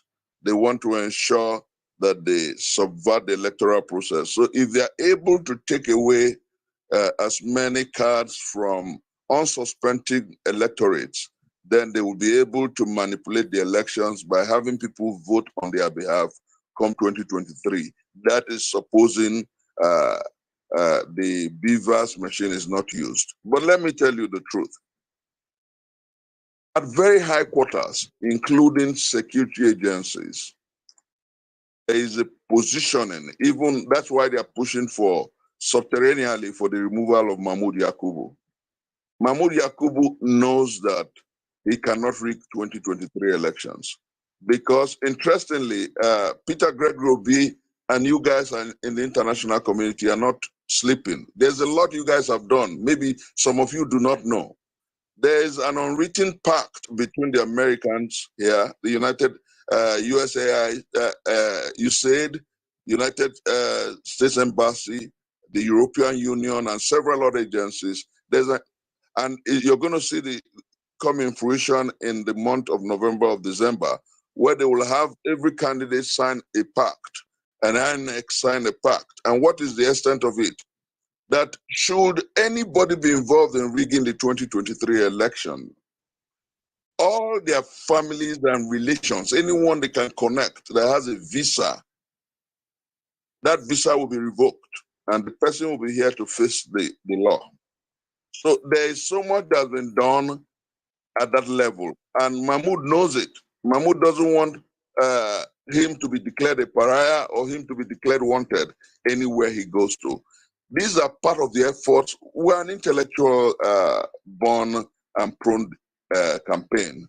We have our eyes on every step that the opposition is making. And I tell you this, I don't know, I was on a space about 2 weeks ago, and I was telling them, I volunteered a very private information.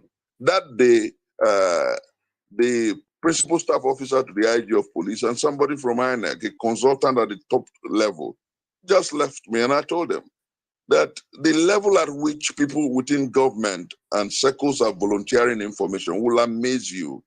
And Mahmoud Yakubu knows that. You know, the chances of rigging the 2023 election is like the biblical word of passing the camel's head through the eye of a needle.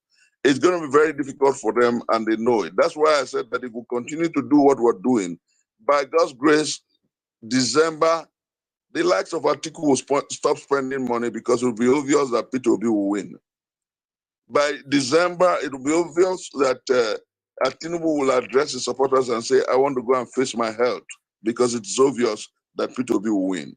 So far, so wonderful. Over 7 polls, 3 of them international polls, have put Peter Gregory Obi far ahead of them, and they know it. We will continue to push the narrative. Like I said, everywhere you are, preach the message like the evangelicals. Preach it if you're in the diaspora. Reach out to your younger ones, your siblings, your uncles, your aunties, even if it means a veiled threat. I told somebody once that it has come to the time when if an uncle or auntie asks you to send money for upkeep, tell him that you want a situation where in 2023, whatever money you're sending for upkeep will be invested in business by him or her.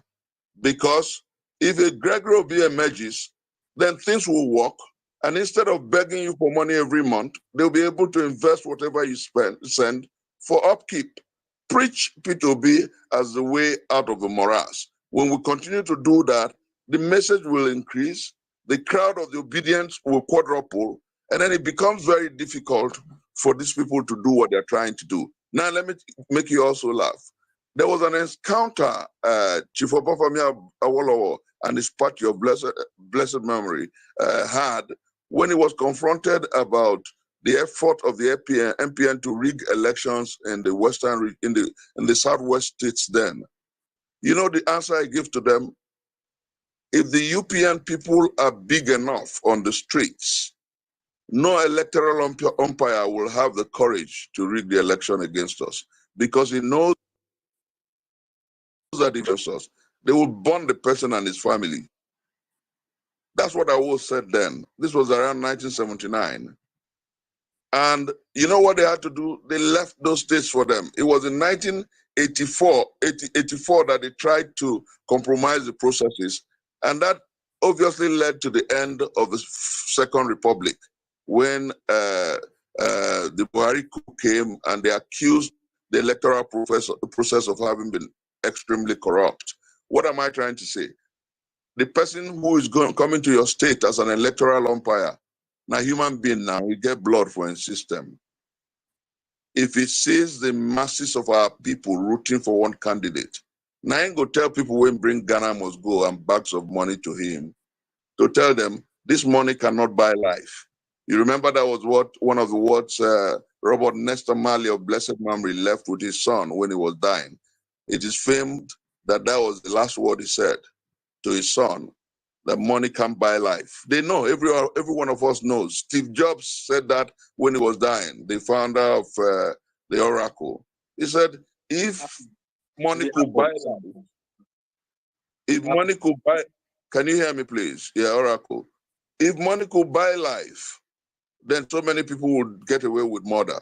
But today, it's obvious that what we have before us, and I say this clearly without doubt, is a peaceful ballot-based revolution. That is why, do you know why so many of them are spending more money now trying to buy crowds? So that it doesn't appear like, oh, only Obi has the right to crowds. Did you see what they did in Lagos? The man in Lagos had to ask his daughter to close down the markets forcefully so that they would show a crowd of women on the streets.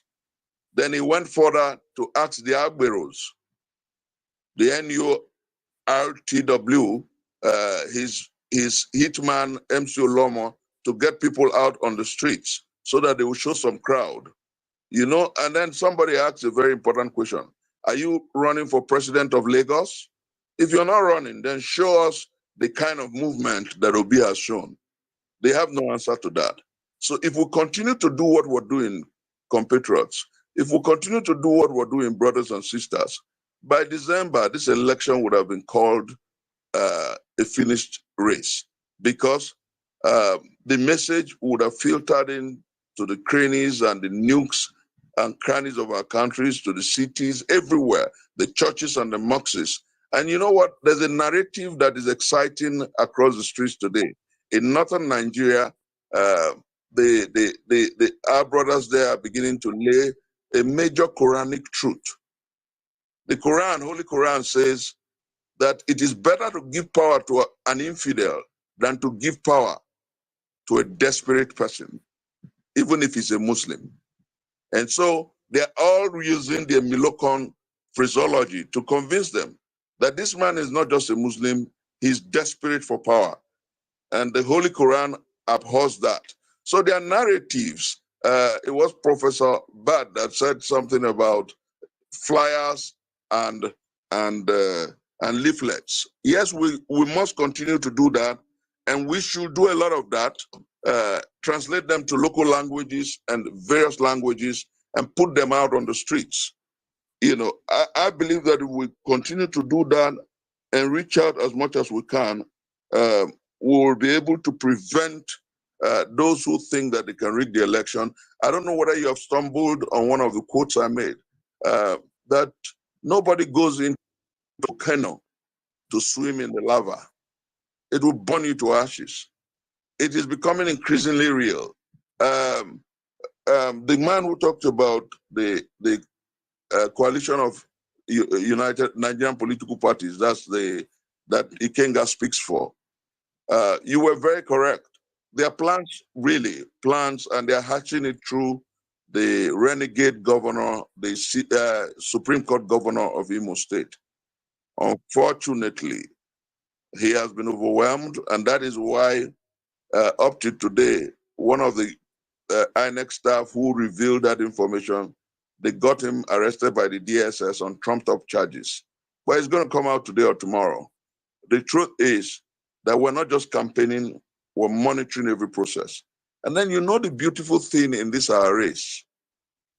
It's important you know this, so that when you talk to people, they will also understand that we're not just overexcited young people.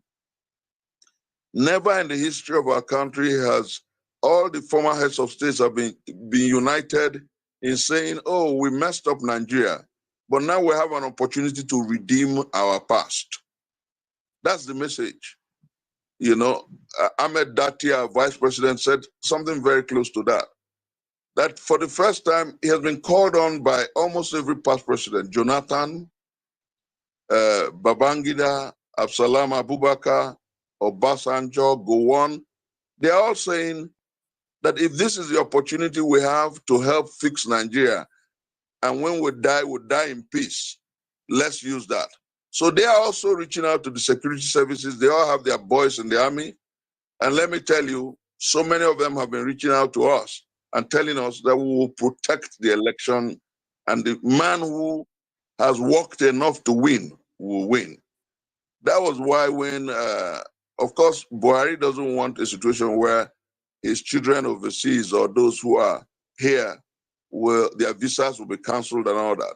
When he came for the last hunger, he said if there's anything he wants to hand over or bequeath to Nigeria, it's a free and fair election. He has no choice. It's not because he's born again. It is because that is the truth. He has no choice. The obedient movement is deeper than what they see on social media. They've come to terms with that reality. And we have people who are obedient in government. Did you see the Ngige, the man who has refused to help to sort out ASU? Did you see him last on channels? He couldn't even campaign for his party. And he was trying directly to give credit to Peter Gregory Obi. Have you seen all of them? Did you see the former Minister of Science and Technology, Ubon Nayano, who clearly has told the president that I don't care what the APC is saying and who their candidate is, I am for Peter Gregory Obi. Did you see Afeni Ferrer? Across our nation, the tendencies have become clear. Only one candidate stands out, and he's the candidate who was selling. And it is easier for us because we have a good product. But let me say that nobody in this campaign is saying that we should just sleep to that, go back to sleep. We're saying that the work and the job to get this reality in place is our collective. I have told people, if you're not in the campaign council, be the DG of the campaign wherever you are. If you're not one of the spokespersons of a campaign, be the spokesperson of the campaign wherever you are. If you're not the leader of organization, be the leader of organization wherever you are. Don't mind those who are taking, taking cards from people. The beavers will be used because not only are we pushing on INEC, not only are the various political parties pushing on INEC, we will go to court to ensure that the provisions of the law, Electoral Act, is followed through. And then do not be scared. God so kind, we have a new Chief Justice of the Federation whose history is proven to be that of a very stubborn and independently minded person. You know, and then don't also forget that Buhari is not contesting in 2023. Do not also be deceived. Buhari is not excited about his party's candidate. So the chances of Buhari being neutral in the elections are very clear already. And that is the work of God for our nation. I have told those who dared to listen to me when I started supporting Peter Gregory Obi, that immediately after the APC convention, I was in my sitting room looking at my wall where I have some numbers written, and the number of votes that Tinubu scored to beat Amechi was 1,271 votes. The number Atiku scored to beat Nwike was 371 votes. And in numericals, I know that Professor Bad may understand what I'm about to say. Those who do not understand can also Google check it. It's very easy. In numericals, the number 1271, that's Tinubu's votes, are equal to the number of Atiku's votes, 371. And what does it mean? That these two candidates will cancel themselves out. And the third on the ladder, this is mystical, will become president. In several ways, the figures are clear. Can't you see that as you and I talk today, that the APC is still at war with itself? Can't you see that the PDP is still at war with itself? Even the challenges that we have regarding the naming of our presidential campaign council, we're already working on it privately. We're trying to put... Yes, Prof, that's a topic for another day. I've reached out to you on that because I tried to analyze this as much as I could yesterday for people who don't understand how these politics work and the political computation and the twist and turn. I have sent you a message. We'll talk about this campaign council, and we'll have you and we'll bring you and our friend here, Kenneth Okonkwo. I'm looking for your time to be able to schedule that. I've reached out to you. Just let's not talk about that here, sir. We'll another topic. I'm just saying that in the passing. I'm only trying to make you realize that within us, we have the plenitude of candor and commitment to resolve whatever contradictions may exist. But they will not be able to resolve their contradictions until we win the election in February. And so also the PDP will not be able to resolve their contradictions until we win the election in February. And I'll tell you why. It is because God has risen over the black race. It is because God has risen over Nigeria. It is because we must get our country right. If you were a father who blesses a child with all that the child needs and is not doing well in school, you'll be so angry and frustrated. You will do everything to put that child right. That is our relationship with God. There's no nation in the world that is as blessed as ours. I hope you're aware. Of these 46 most prized mineral resources in the world, about 36, 37 of them are buried in the Nigerian soil. This is the only country in the world where you can plant and harvest 4 times a year without using exceptional chemicals and manure. And so God has risen through your generation, through you people, to want to take our country back for good, to want to turn Africa around using Nigeria as the instrumentality. So what must we do? please, brothers and sisters, do not lose faith. Do not mind what they are doing. Just keep preaching the message. Keep pushing the narrative. Keep talking to everyone you can talk to. And let's win this election and take it to the next level. Insist that come May 2029, after 2023, after May 29, 2023, after the swearing in of our principal as president, we keep pushing him to make the best appointments so that we can drive the vehicle of a new Nigeria to a safe harbor, so that we can fix our country for good and make the beautiful country as wonderful as it can be. I know that together we can do that. I know that you have no reason to be worried or scared.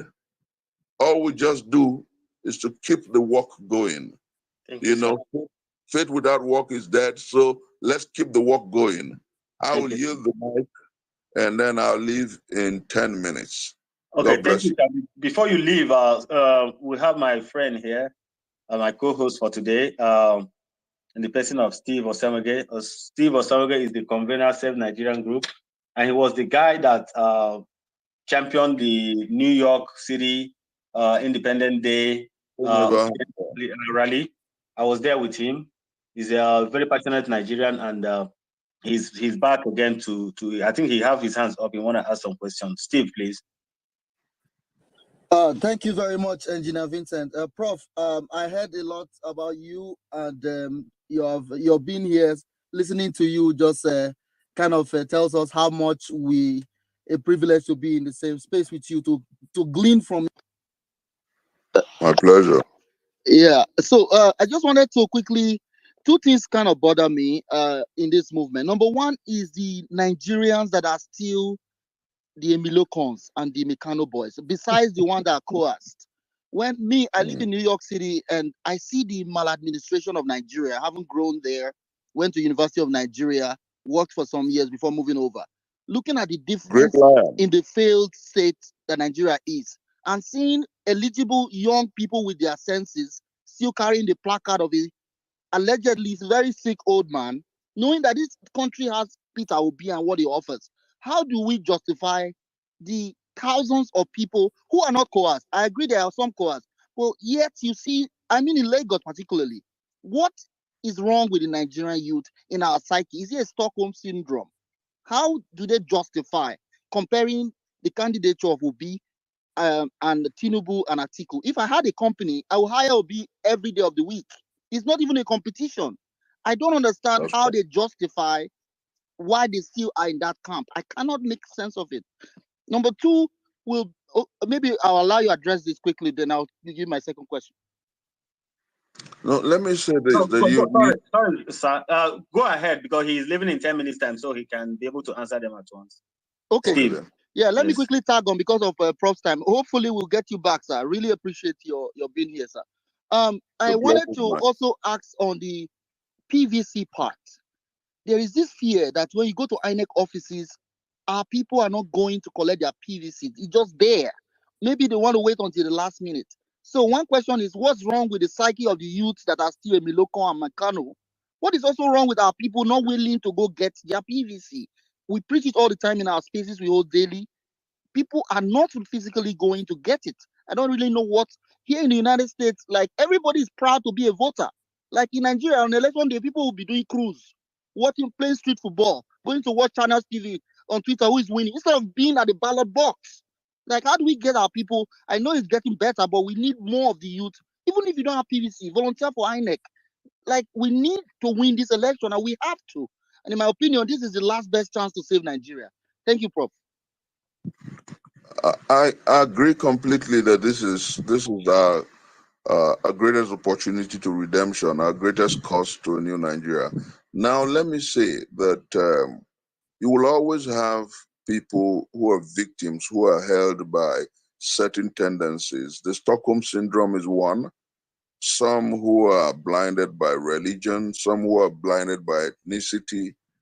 And then you will have those who are outright foolish. And these are natural realities. You will have them. They will be there. But that's exactly, again, why I have told our brothers across different spaces to not give up. We must continue to preach the message, because even among some of them is a desire to find the truth. We have people who are converted, who have left the Miloko Krona, and who have left the Mikano people. We have them, and we have them in thousands. And that's because some of us oblige them information. So wherever you are, you have friends in Nigeria who are not on Twitter, who you can reach on. For those at home, tell one to tell another. For those who are overseas, just like we're doing here, please reach out to as many people and make them see the light. They will see the light. I am confident that that can happen and will happen. Then regarding the issue of the PVCs, let me give you an interesting information. There's a movement that we have within and outside of the party that is pushing on INEC, and that's why all they are doing now is fighting fighting Mahmoud subterraneously, because we're pushing so that INEC cards will be taken to registration centers and not local government. Wherever you registered, INEC will announce that if you registered at so and so primary school, on Mondays and Wednesdays, come there for your card, so that people will not complain that they don't have transport fare to go to the local government headquarters. These are the narratives that were put, and INEC is in favor of that. And so those are part of the reasons why Ikenga raised the issue that they want to remove Mahmoud. But interestingly, with the movement that we have, you know, I'm going to make you see the beautiful side of what albeit has been maybe divinely orchestrated.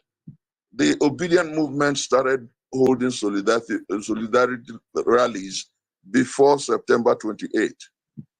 Now I know that it was actually the Almighty who gave you guys that initiative. Now I know that everything perhaps had been orchestrated by the Almighty before this whole process began. Because every day they saw the obedience out there on the streets, INEC pinched itself. Every day they saw our rallies, they pinched themselves. And it has become very difficult for those who think that they can subvert the process to some we have heard on tape are saying, my hand not there, make una not try am, then go burn all of us because this boy is not going to even listen to Peter Obio. You know, that's how serious it is. These people have taken the initiative to take back their country for good, and nobody can stop it. And so that's why I keep telling people that beyond what we're doing at the level of INEC, beyond what we're doing to make INEC bring the voters' card close to the people, the greatest way to get free, fair, and credible election is for all of us to come out on election day to vote, knowing fully well that the new Electoral Act says that transmission of results will happen from the polling centers, not from local government headquarters, not from their collation begins from where you vote. So if we're all out there to vote and stay around to see that results are announced and transmitted, then I wonder where they're going to rig the elections from. So what we must continue to do, don't mind those who they are deceiving to submit their voters' card in exchange for money. When the election comes close, now these same people will go begin run, give me my card, and they will know that it is of no use holding it back. They will give back them to their. All they know is that they think, oh, Buhari will help them put excessive pressure on INEC to drop the beavers. But you know what? We're not only talking about a Buhari who wants to stay alive and safe after he leaves power. We're talking about a Nigerian population that has risen up to the urgency and reality of now. We're talking about an international community that is monitoring the whole process. Have you observed that Yaga Africa and the European Union have already begun the process of voter awareness and electoral credibility check? Are you aware that COP, Ukenga, Guchinyere, and Co. are already working because they know that it must be a new republic? Are you aware that the parties are beginning to create their situation rooms? We will not allow those who ran down Nigeria to stop our effort at fixing Nigeria. Nobody can stop it. So I just hope that we all continue beyond the fears that they try, that we all continue to preach the message. And I have told our fellow obedience that maybe from December, January, and February, we'll have what we call monthly 10 million man marches. We'll now bring out people on the streets in December, in January, and then in February before the elections, so that they will know that what they saw in the months of July, August, September, and October were child's play compared to what number of obedience we have in this country. You know, when they see that show in military parlance, they say show of force. In my own parlance, I say show of strength and followership. When they see it, they will know that it is no longer business as usual. They will know that the Nigerian people have risen to take back their country and fix Nigeria for good. So I want to believe that we will understand that the challenge is our collective one. The task of taking back our country is a collective, and become the crusaders, the preachers, the messengers of this reality, anywhere and everywhere you are. Thank you. Thank you very much. Pardon me, host. One last one very quickly. What is holding back the governors of the South, South, and Southeast? For example, I'm from Edo State. My governor is obedient, but what is holding him back from actually throwing his hat in the race so we can celebrate him? And as well as many governors that are still supporting an unsupportable candidate. Please, sir. That's. I think I can help you. That Prof, you can also buttress it if I couldn't get it right. These people is conflict of interest. That's the problem. The worst thing that could happen to any politician is to be an opposition. Prof knows about that. They don't want to be opposition because most of them, they have their hands soiled. The government of the day have something against them, on them. So if they throw their weight, none of them is as clean as Obi. None of them will tell you, go and verify. If you find any money missing, I will drop off my rate. Most of them are incriminated and they're just looking for a way to play safe so that they are not called upon or picked up as soon as they leave office. That is why they are not as clean as you think they are. They are not within their will. They are also trying to flow along with the people, you know, the people's choice. These governors, they are leaning on the people. They want to say, oh, well, my people have spoken. There's nothing I can do about it. And Edo State is a very peculiar state. Edo people, I won't stop saying that. When they make up their mind to do something, there is no stopping. Obaseki knew how he came to power.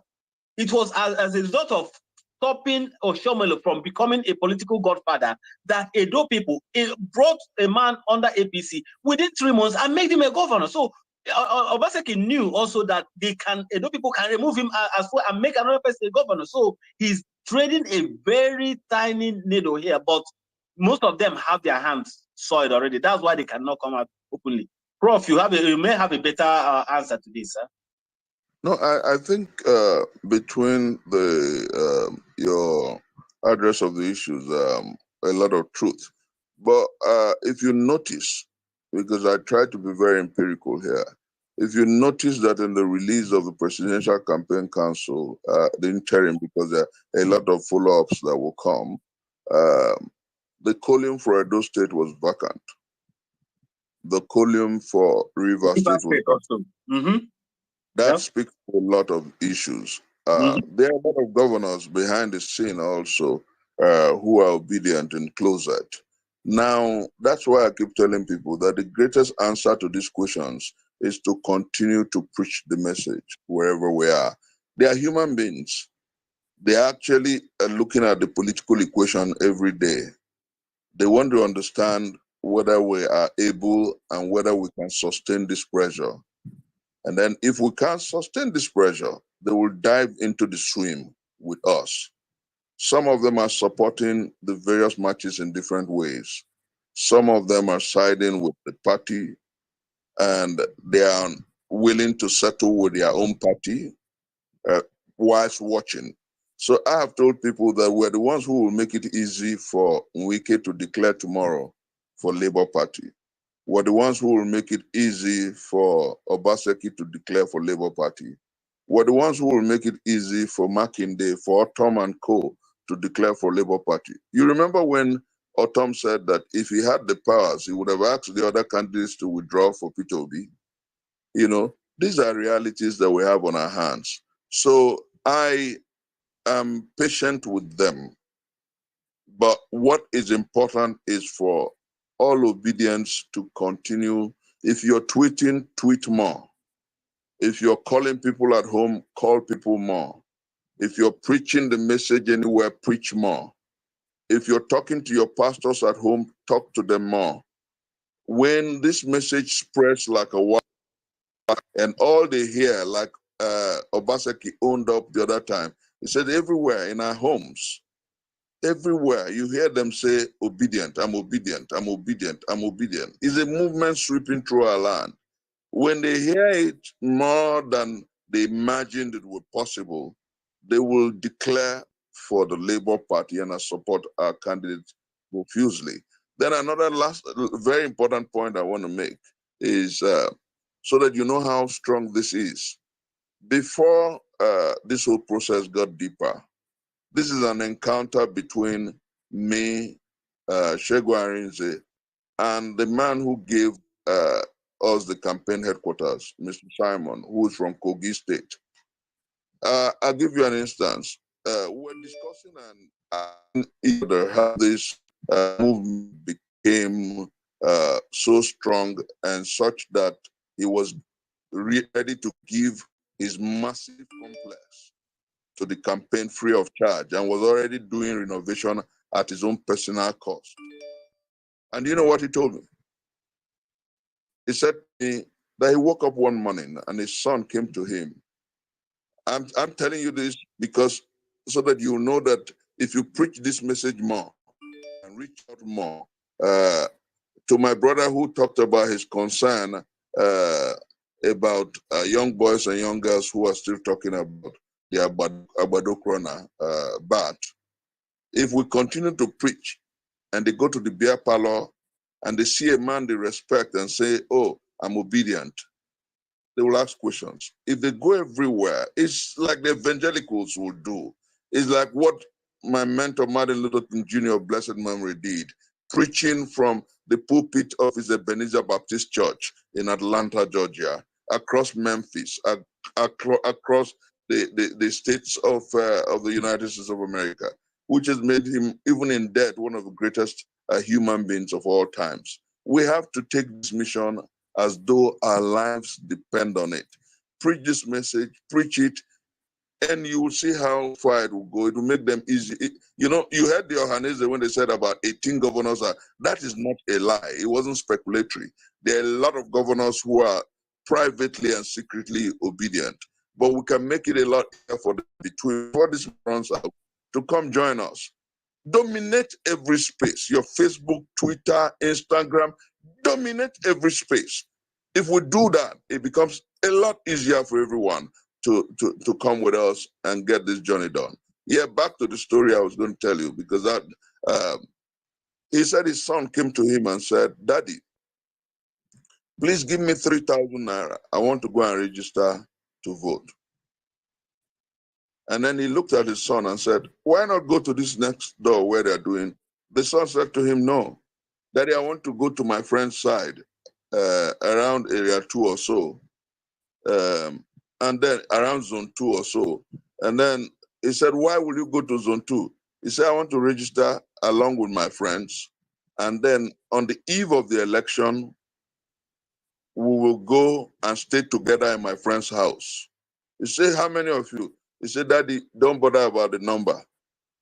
Just give me the money. I want to go and register to vote. You know. And then he looked at his 19-year-old son or so and said, you never voted before. Why are you so anxious? He said, I want to go and register because I want to vote Peter Obi. I'm obedient. And this is a man who did consultancy jobs for the PDP and who is very PDP. And whilst he was trying to engage his son, he saw the wife standing by. And the wife said to him, "We're obedient." And that's because of what you guys have been doing. And then he called his friend and said, "Come and see what is happening in my household. Everyone around me is obedient. What is happening here?" And guess what? His friend said, "Come, let us drink together and gist." Not knowing he was walking into another ambush of obedience. He met them and every one of them was obedient. And one said to him, "That's your big complex. I was even thinking of telling you to donate it to the party for the campaigns." Are you listening? That's the efficacy, effectiveness, and effectualness of what you and I are doing. And so we can do more. That was how he became profusely and profoundly obedient and gave the campaign the headquarters of the campaign that we have today. Now, on Segun Arinze's story, I was talking with him. He called me on the phone and said, "These things you guys are doing is amazing." His son is an OAP in one of the radio stations, FM stations in Lagos. And then he said to me, "I'm so proud of that boy. You know, I don't know whether he will permit me to call his name here, but I'll find out his Twitter handle and make you guys engage him." He said to his father, "Daddy, I hear that so many people are reaching out to you and that some Hollywood practitioners are already collecting money to support the Tinubu candidacy. If you do that, I'll be the first person to call you out." Almost the same kind of threat I got from my daughter. And then you know what? Shego called me and said, "I don't enter one chance." So I said, "What happened?" He said, "See what Tubo." Oh God, I've called his name. "Well, see what my son said to me. If I accept money for any other candidate and not support P2B, he will disown me and bring me out to the social media." And I screamed. You know what I said? "Please send me his number. I need to buy him drink tonight. Let him go out, take his friends out, and have a drink for being a worthy son." And he thought I was joking. When he sent me his number, I engaged the son. He sent me an account. I won't call the figure, but it was enough for him and his friends to have a swell weekend. What am I trying to say? The point is that all that we do here, all that we do off the social media gets to homes. And so please, brothers and sisters, keep doing it. Please, brothers and sisters, keep preaching the message. Do not get tired. It's having massive effect. Sooner rather than later, these governors will publicly, on account of what we're doing, step out and declare their support for the movement to take back our country for good. I know we can do it. I pray you guys continue to do what you're doing. You know, at some point, it may even be important. We'll think about a few matches in some of these states, inviting them to come join us. We know you're obedient. Come, let's take Nigeria back, you know, because this journey necessarily, and let me say to you, our brothers, that is an indirect response to my brother Vince's position. Can you hear me, guys? Loud and clear, Prof. Yeah, Vin, there's something important that I want you to know.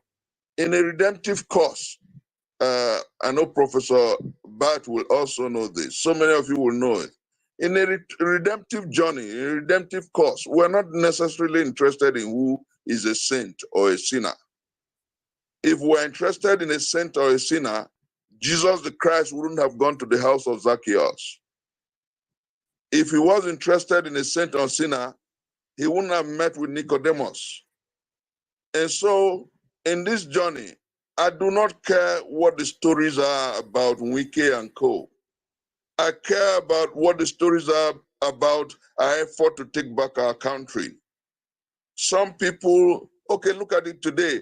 Was the first person who called the PDP and asked them to give the ticket to Peter Gregory Obi was Obasanjo. Are you aware?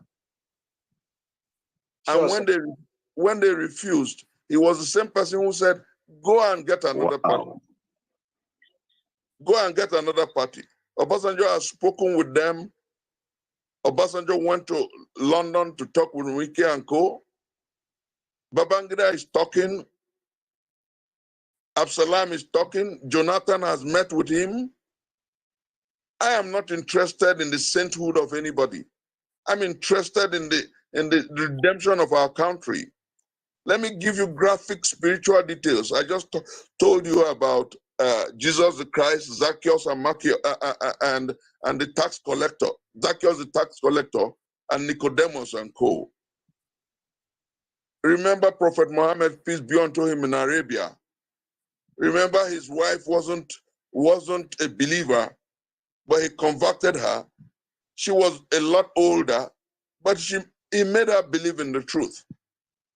If we can make all these people believe in the truth and channel their energies to redeeming this country, and we win the election in February, what is left of us, the obedience, is to continue to push on Peter Gregory Obi to make proper and appropriate appointments.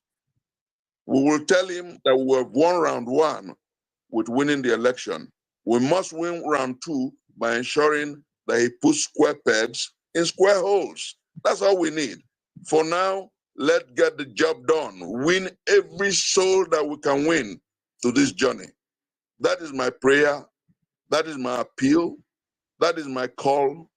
And that is all I'm begging all of us to do. Thank you, I Prof. hope I'm understood. And please, to the bridge, dear friends, let's get the job done. Thank you, and God bless you all. Thank you, sir. Before you leave, let's hear from Professor Bad. I think he may want to say something before you leave, Prof. And I also want to use this opportunity to say thank you to you. You have never disappointed, Prof. That's one thing about you. The energy you had 10 years ago when you were making someone like me is still the same energy you have today. And I guarantee you that this time around, you and I will be spending Xmas in your house in Delta State, sir. Thank you very much. Professor Bad, please, I think you have something to say. Engineer Vin, are you not going to take me along to see Prof? Okay. Because I'll be in Nigeria. So we do that. Data and no data. Yes, sir. I will be there live. Yes. Okay. Pro, please follow me back, and then all the other guys. Look, today is the blessing. Not just Prof alone, please, let's follow each other. There are so many people here who are benefiting from all the analysis here. They are not following us. What's the problem, guys? I also want to let you know that Prof is coming back again.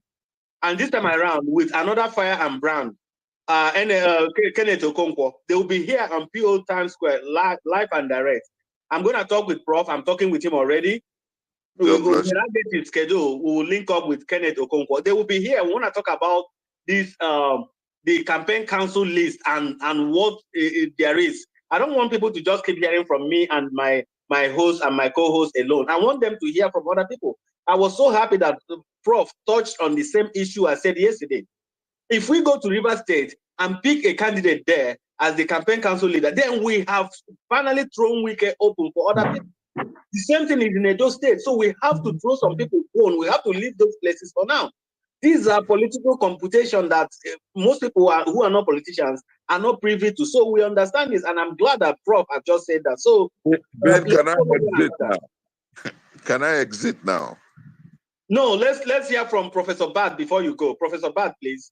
Yeah, the first 1 second something. It's that Prof, have you followed me? I'll do that once I get out here now. Okay. Then the other one I want to say is that thank you very much, and it's a blessing. I want to hear from you again. And then the last one will be the GOs in Nigeria, big churches. Many people, like someone I called today, who said that she has not gone for a PBC, she has not registered, and the line went off. So when she said she has not registered, I was like, what? And the line just went off. And I started banding the devil behind that. Because sometimes the devil interrupts internet, you know? So a lot of binding. So that being said, I will also repeat that if we can be able to have pamphlet and reach the head He said that if you catch the snake by the head, what the other body will follow. The part of the other body will follow. So I'm emphasizing, I think that what God laid in my heart. And then if we can be able to read these people on the head, like we talk about governors now, same thing. So if we can really focus on that, so that the next town hall meeting, and we can be able to see it in the printing of the nation or whatever. We have writers in the room in Nigeria and all that. So we can make this why. Why are we picking Peter Obi? Why? So when they read it very briefly, that will convince the head. Because, by the way, many GOs, founders of big churches in Nigeria, another group, they are started speaking out, but it's not much. So that's my question and submission, if that is possible, before I leave and after I have said. Okay, I'll say something before I go, in line with what you have just said. We have people who do not have PVCs who still cannot register no more. What we do, and this is important, do not fight with them, do not quarrel with them, because the window is closed. What you do is turn them to messengers, to preachers, to evangelists. Turn them to those who would preach the message of truth, which is what the candidate we are going to vote for. Let them do exactly what some of you, or most of you in the diaspora, are doing. Now, let it be some kind of atonement for their sins of not registering. Go and convert somebody who has a PVC to vote. So vote through that person. That should be the message. If you do not have a PVC, go get somebody to vote for Peter Obi. That's what we must do. It's not lost on us. It's, again, sometimes when you have them and then they begin to look at you and say, okay, what can I do now that I can't vote? And then tell them simply, go convert people to the message. And please don't be harsh on them. The reality of it is that not everybody will vote, but let's win as many voters as possible. Get those who do not have their PVCs to buy into the message. They will preach to everyone who has a PVC about the need for a new day for our country. Thank you. Thank you, sir. So much. Thank you very much, sir. Thank you so much. Thank you, sir. Thank you. Engineer Vin, Meg wanted to quickly chip in something. I don't know whether we can just allow her. Go ahead. Just go ahead. Go ahead. Please. Okay, thank you very much. I want to address what Professor Bat says. I have a home church. I've attended that church in Nigeria for over 10 years. I'm a woman leader there. So I still relate with them. And somebody says, a friend called me and said, my pastor is Bato down the pulpit. He's preaching.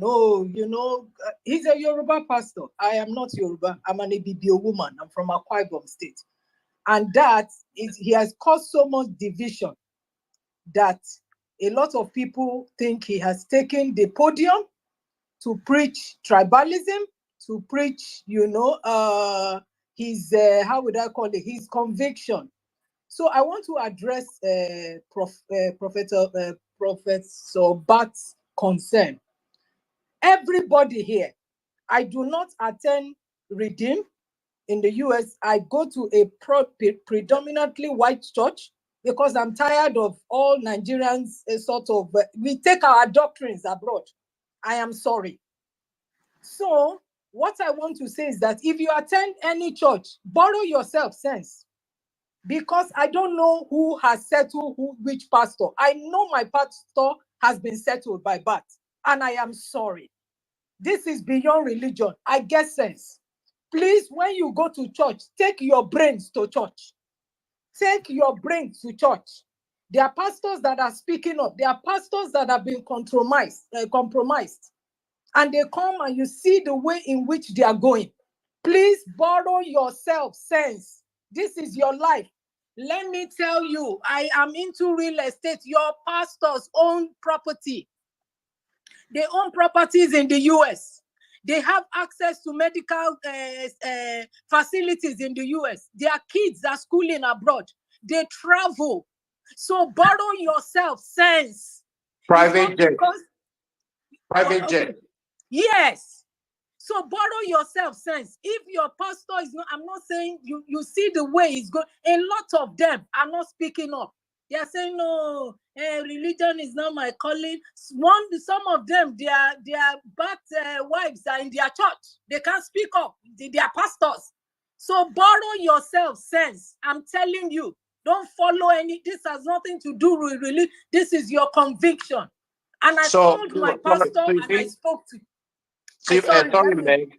You Sorry, guys are Meg. so addictive. You guys Point. are so addictive. I've gone. Good. You have a great day. Okay, thank you, Prof. Thank you, God Prof. bless you all. So God bless much. you all. God bless you. Thank you. So, so it's not all these print posters, they might not want to do it. There is a Yoruba pastor who came out openly and said, I'm a Yoruba man. I know I'm a pastor, but this is who I'm voting for. You know this man you know that his party has run for 7, they failed. But because you've been compromised, I'm just telling you on this space, one day I'm gonna do a space on influencers. How are Nigerians ruled by influencers? Somebody said Joke Silva. Joke Silva, they put food for my table. Come on, my pastor, they put food for my table. Please borrow yourself sense. A lot of pastors have been compromised. They've been bought. It's only the bold ones that are speaking up. They are speaking up to say no. They will not, they will not allow this to go on. Pastors don't know that they are killings. All their prayer and fasting, has it reduced insecurity? Has it reduced poverty? Come on. Please, if your pastor no get sense, you come on for the church. I told my friend who has left the church, by the way, to say no, she cannot sit under this man. This man who knows that this administration has wronged Nigerians, he's on the pulpit and saying that if they don't vote for BAT, they should vote for on the pulpit. Please. That's why all this going to churches, go to church, and if pastor's vision does not align with the new Nigerian vision, it does not align with your future, you're going forward, the advancement in life, please leave that church. Leave that church. God will not ask you on the pearly gates, the church you went to. He will ask you whether Jesus is your Lord and Savior. That is the only criteria. This is the time to define where your pastor is. Pastors have been compromised. I'm just, chipping it that to answer Professor Buck. Okay. I yield the mic. I'm done. Thank you. Yeah. Okay. This is what happened prior to the build-up of 2015 election. I met with a pastor and we went to a church. And let me mention it categorically, it was Redeemed Church. And from the beginning of the message till the end of that preaching, he was preaching Osibajo to us and was preaching the incoming administration of APC as they are going to deliver Nigeria from the hand of this, the hand of that, the restructuring. I remember vividly he preached about restructuring for over 30 minutes. How we are going to benefit and all that. Station is after 7 years, almost going to 8 years. We have never had anything about restructuring. I'm going to post something on the Jumbotron, a criticism that came from Bad himself. So when I am criticizing of this government, and somebody tell me that, or be telling me that I should not criticize any government, I shouldn't talk about anything about any government. And I wonder why Bat himself criticized this government in just April this year. I'll post it through. In fact, he said, and I quote, the past administration have failed and is begging on the Nigeria youth to change, to take a new change for a new direction. So now, is it not part of the government? Is it not even part of the government? Those are the engineering of this government, the powerhouse. Then The pastors were, in fact, after the meeting, I called one of the pastor in the church and I say, oh, bro, if this is what you guys will be preaching in that church, that is my last day. And true today, that was my last day in that church, the last day. Do you see what this man is saying? And then he said he was surprised that he got information that he was promised some position if Osinbajo win, because he's also one of the high pastor in Redeemed Church and one of the senior pastor in Redeemed Church.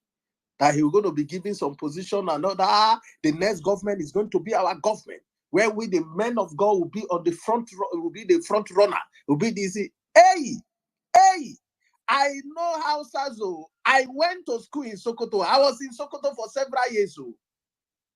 So most of my friends and all that are still from Sokoto. Hausa know the original Hausa Sokoto man. No, they forgive. And they see you like, as you are talking as if we are together, so they are still conscious of their religion and who you are. And at the end of the day now, look at the government. Yes, they won the election. And after 2 years, even not before 2019, I purposely on my own carry myself to the pastor house with my friend. Because I thought I like trouble. Well, some of my friends call me Mr. Trouble. I went with him that day just to start. I said, man of God. That's what I said, man of God. I still remember your message, in 2015 prior to the election. How far? How is the change, sir? The man of God. Oh, with all the anointing I respect, with due respect to the anointing, but I am just here as a servant and also as a son of God to know what is going on and what is the Spirit saying again. Is the Spirit still telling you, sir, that the Nigeria have taken a new course and that he said, my brother, this is not what we expected. You see, it is still coming again, no, and they'll be telling us that the pastor, they are this pastor, go and sit down. It is about you. It is about me. Yeah. Let's leave the pastors alone there. Let's leave the pastors. No. Anyone who wants to be deceived should be deceived. But for me, these pastors, they operate as business centers. That's all. No, it's not. It's not all of them, sir. I don't believe it is all. But the fact is, a lot of them have been compromised. And when I listened, the video that Ms. Meg talked about, it was a video of what is this guy name? One of these Yoruba prophet. It's very. I don't want us to go down this rabbit hole. We have some hands up. Okay, let me round up my submission. That please, as Nigerians, the year is also coming close. The time is coming close. And in fact, the clock is ticking. Vote your choice. Look at what you are going for. Don't let anybody influence you in the name of being clergy and all that. In fact, rather, but I thank God that their eyes are open. For 2023, I can tell you that 70% are on this side, are on the side of the youth. That's what I can say. I've been speaking to many of them, and I can tell you that 70% so far are on the side of the youth. I hear back for now. Thank you. Thank you very much. Let's have a strong Emmy, please. Strong Emmy, then we have Kelly, and then we have Professor Bat. Strong Emmy, please. Oh, thank you. Excuse me. Actually, was very impressed hearing from Sister Meg and her submission when she was speaking and talking about the influences, or what I will call it, the negative influences of some of these people we look up to as spiritual leaders, and even in the academia. I'm sorry to say that for me in 2015 was an eye-opener when I saw people I trusted, people I looked up to, be it in terms of spiritual leadership, be it in society, people that had big platform that we knew their names, that anytime they speak, we want to listen to them. You know, you want to hear the last thing they said. And, you know, academians, people that you think or you thought that understand how these things run, the kind of things they were saying and the kind of decisions they were taking, took me aback, and I'm like, what's going on here? I used to be in a church in Lagos then in 2014, 2015, and our pastor will be preaching Buhari for me, and yeah, I didn't understand what I wanted to do, and I knew how disturbed that got me, because I knew, even though I was a lot younger than 2015 to today, a lot younger, but I knew who Buhari was and who he is. I knew his track record. I knew his antecedents. I knew what he has said in the past. I knew what he has done in the past. I knew who Buhari represents and what he represents. And yet, these people that I hear from God, quote and unquote, every day, were telling me that Buhari was the savior of Nigeria. And I'm like, yes, I know people can change. I know things can change. But at the point and at where Buhari was at that point, and for all indication, there was no sign that Buhari has changed one bit. And I challenge anybody here to pick up the campaigns of 2014, 2015, and tell me where Buhari used his own mouth to promise Nigeria all the things everybody has been expecting since God knows how long. He didn't say anything. It was people who sowed those lies on his behalf, and I will stand by their side and be laughing at them. He will be laughing at them, because I knew that Buhari had no agenda for the Nigeria that you and I desire. He didn't have any one bit of it. So why am I saying this?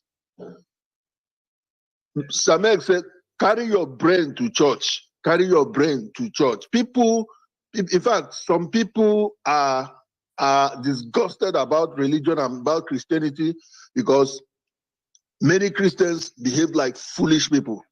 They don't think with their brain. They are under this spell that their salvation is in the hands of their pastor, that God has given every blessing he needs to give them in their pastor, and it is when their pastor speaks to them that they will be blessed. It's a blatant lie. It's a lie. Your pastor has a role to play in your life to teach you the true word of God, but it does not mean that whatever he says, that is the final. And I'm not saying go to church with that mindset of challenging him, but you must be open and say, no, I don't agree with this, at least until somebody convinces you why you are wrong in where you stand. So in this political era, let Nigerians understand that we owe ourselves a responsibility to choose our destiny. After all the prophecies, after all they said and did, I remember today, I've not heard from that, my pastor. He has not spoken a word. And I've always wished that I could find myself in Lagos, go to him and ask him, how did God miss this? How did God miss this? Because sometimes we spiritualize things that are very obvious. You see somebody who has stolen his state, destroyed the state, stolen any chance he had, and all of a sudden, you think that when he becomes the president, he's going to become a changed man. A man that is literally running a cartel, and you think he's going to change. A man that has, thugs as his favorite army. When he becomes the president, he's going to change. The same man is coming to call PDP, that PDP PDP members are looters. And I'm like, okay, is this happening in our eyes? So the point I'm making is that, like Professor Chris said, we have a responsibility to preach the gospel of Peter Obi. I'm in this movement not because of what anybody has said, but by the reason that I have myself sat down, watched this man, listened to him, read his character, read his person. I can tell you Peter Obi is one man that has conquered greed in his life. And if you're a man and you have conquered greed in your life, the sky is your limit. You will not be limited in being a blessing to humanity. Once your personal interests, you'll be able to rein in, your personal greed and this Nigerian attitude where everybody wants to show off who you are, why you're what you ate this morning, why you want me to know, Peter is so satisfied, he's so fulfilled in himself that he can walk the streets without slippers on his legs and will not feel like he has lost anything. That is the kind of man I see in Peter Obi. Because I know he's not going to the presidency for his personal greed, for any crony. Have you heard the name of his wife? I don't know the name of his wife. I don't know the name of his children. But people today, the government is their family business. They station their families and their cronies everywhere. And you think you want to bring those people to power. This is our last chance. This is our last chance. If we get it wrong, at this point, I don't know where Nigeria will be. It's game over, in the next 4 years. It's gonna be game over. There's no redemption. Thank you very much, sir. I yield. There's no second chance. If we get it wrong this time around, I just want to be on the good side of the history, to be able to beat my chest and tell my children that this is what I did. I'm not doing this for any gain. I don't want anything.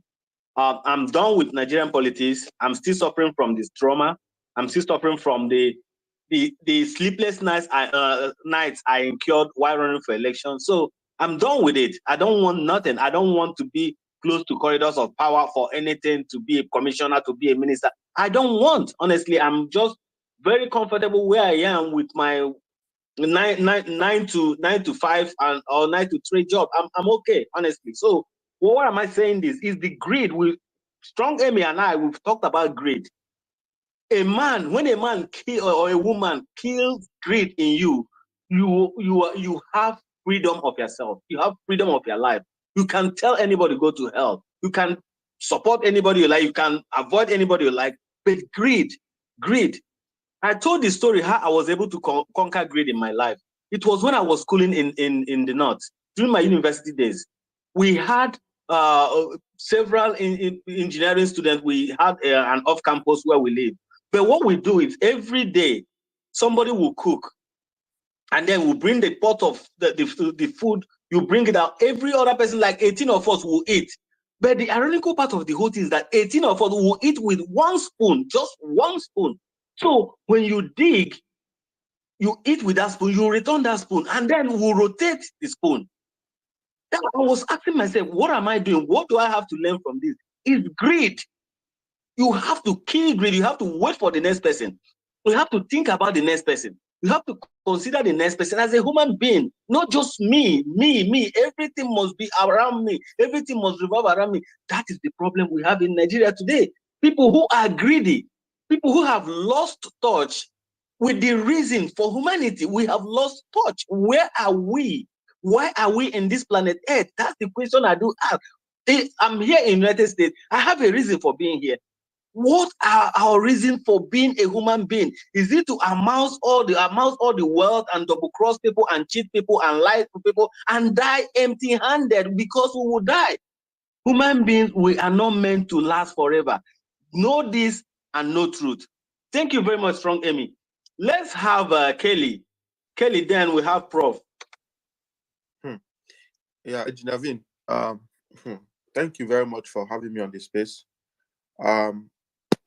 I actually came in when this Mr. Dr. Chris Wokobia, Professor Chris Wokobia was talking, and I listened to him. I watched his interview also on Channels TV yesterday, which was also very good. The topic of today is the mental and physical demand of the office of the president. You know, the next president in Nigeria is going to inherit a lot of mess, from the floods going on in all parts of the country, to the out of school children that is almost 20 million by UNICEF, to the 100 million people who are looking for jobs. Nobody is going there like a dinner party. A lot of people think like going to the presidency is like winning the lottery, where you go there and then it's your time to eat the national cake, and then you fatten your account, and then everybody goes. If you look at something I posted yesterday, we have over $45.6 billion in debt in Nigeria right now. And the next budget, they are still willing to go up to 10 trillion, bringing it to almost 52 to 54 billion US dollars in debt. And I ask myself, why are people so covered like a fleece on their eyes that you can't see that whoever is going in there, number one, mentally has to be mentally fit? Because if you don't have the vision and if you have never reduced debt before, you will not be able to solve the problem. Lagos State, if you check my timeline as at yesterday, I posted something on Lagos State. Lagos State is owing billions in naira in debt. Delta State is owing billions in naira in debt. Billions, over 300 billion naira. Delta State. River State, these are oil producing states, is owing another over 400 billion in debt. Bayelsa, oil producing state, is owing over 200 billion in debt. And we had people running from River State who are owing money. Okowa, who is in the race, owing a lot of money. And Lagos State, which of course we all know that the de facto leader in Lagos State is APC. So mentally, we need to stop voting people who don't have the ability, the mental ability. You know, look at P2B. Only God knows how many places that man goes to in every single day. Every single day you put on your TV, he's somewhere. And that's how a president is supposed to be. You need the mental energy to move from one conference room to the other to speak to people, to inspire hope in people, to let people know that there is hope coming. You see the floods in all these parts of the country, from Kogi to Anambra. I've been asking myself why President Buhari has not visited the flood victims. So many times there are issues that happen in our country. Nobody takes responsibility for anything. You saw the time where they had the Abuja bombing in Kuje prison. The president went there, and yet the Minister of Defense was not fired. We don't fire people who are not serious. So mentally, the person who has to be the president needs to be very strong. Look, if you're 80 years old or 77 like Atiku, no matter how good your intention is, no matter how beautiful your ideas are, there are some things your body cannot carry you to. You can't keep going from one place to the other. You can't cheat nature. You know, your physical energy, no matter how healthy you are at 80, even in America right now, if you check the American news, a lot of people are saying that Joe Biden is not going to come back. He's going to be 79 or something like that in 2023. A lot of people believe that Joe Biden is not going to come back. Even Trump. These guys are in their 70s. They need to give way to the younger, more physical people, because Nigeria has a lot of problems, from banditry to kidnapping to out of school to ASU. There's so many problems. Then you come to the physical dimensions of the job. Do you know that already age is already telling on people like Bola Tinubu? They invite him for a conference to come and speak in MBA. He was not there. They invite him to ICANN. He's not there. They invite him to places. This is what you will see when someone doesn't have the physical ability to do the job. the level of appearances is going to be very diminished. A good example is President Muhammadu Buhari. Since 2015, Muhammadu Buhari was in power. He has not given up to 5 media chats, live stream media chats. He has only given 3. This is in a span of 8 years. Do you know that in the US, every weekend in the US, the president hosts what they call radio and talk shows, sometimes every month. As a president, you are expected to talk to the people, to build the social trust between the executive and the people who voted you in. What we have in Nigeria are people who take the presidency for retirement homes. They go into power and they forget to talk to the people. You will never see President Muhammadu Buhari visiting people. People don't have access to him. When Peter Obi was governor, for example, students had access to him. They could call him and tell him that, look, our roof is leaking, or our school has no teacher. He had a hotline that anybody could call that number and we get answers and responses. And he will go there by himself to go and find out what is happening. I heard him say in one interview that so many times he would tell his ministers and commissioners that they are going to eat lunch in a school. He goes to the problem areas to find out what is really going on there. That's a physical dimension of the job. Very rarely would you see these other candidates going into the heart and soul of the people, into the poor areas. Tinubu has been governor for almost 23 years by de facto. Have you ever seen him go to Mushi or go to Makoko or go to all these areas, Okoko Maiko, and find out what is really going on there with a better idea to solve the problem there? Have you ever seen him going to the tough areas? Look at Soludo, for example. When he came into power, he said he was going to convert Okoko or something like that in Anambra State. He went there and got into the gutters. This is what leadership demands. These are the physical dimensions. And they start working in the area. So let's, the youth, the good thing is that this election is going to be a referendum on so many things. Number one, the youth whose future is blighted by this corruption and all these indices, are they ready to change their narrative? When you have a voting record of almost 60% who are voters who are youths, and they don't change their country, it means that the youths will be compliant in whatever is going on. So I've been watching. Are the youths going to continue in the same suffering where you finish school and you don't have a job? Or are you going to vote for a bright new vision? These candidates that are in their 80s, I can tell you for free, if they go in there, they are going to rely on their messengers to be doing the running around. Even Atiku, if you look at the PDP primaries, for example, Atiku never went to the 36 states like Peter Obi did. He went to some few states and he deployed money to do the remaining for him. He never went to speak to the people. He never connected with the people. There was no pathos in his speech. Someone that could tell literally that, okay, maybe this is what these people need. It is the same document that they have been regurgitating for the last time he has been running election. The same document, the same thing he has been talking about. But you don't see that connection. People don't have access to him. Peter Obi, a lot of people have access to Peter Obi. In fact, if you want to see Peter Obi today, all you just need to do is to go to his event. Go to one of the major events he's invited to. He will likely be there by himself. And that has always the way he's been. So what are we saying here? The youths should also remember something. When Barack Obama was running for election, even his own pastor came out and said that people should not vote for him for so many reasons. Obama came out and addressed that issue in one of the most historic race speeches that he gave. His pastor, Jeremiah, also was very fair that people should not vote for him. But people ignored the pastor and voted for him. He showed leadership from day one. He loved everyone from day one, embraced diversity from day one. As a people in Lagos, can people really say that they have been able to go to vote in Lagos? I've been asking myself, why does Lagos have a voting population of 6-point-something million, and yet up to 2 million people don't come out to vote? It's because they have never felt safe. And you see it now attacking people.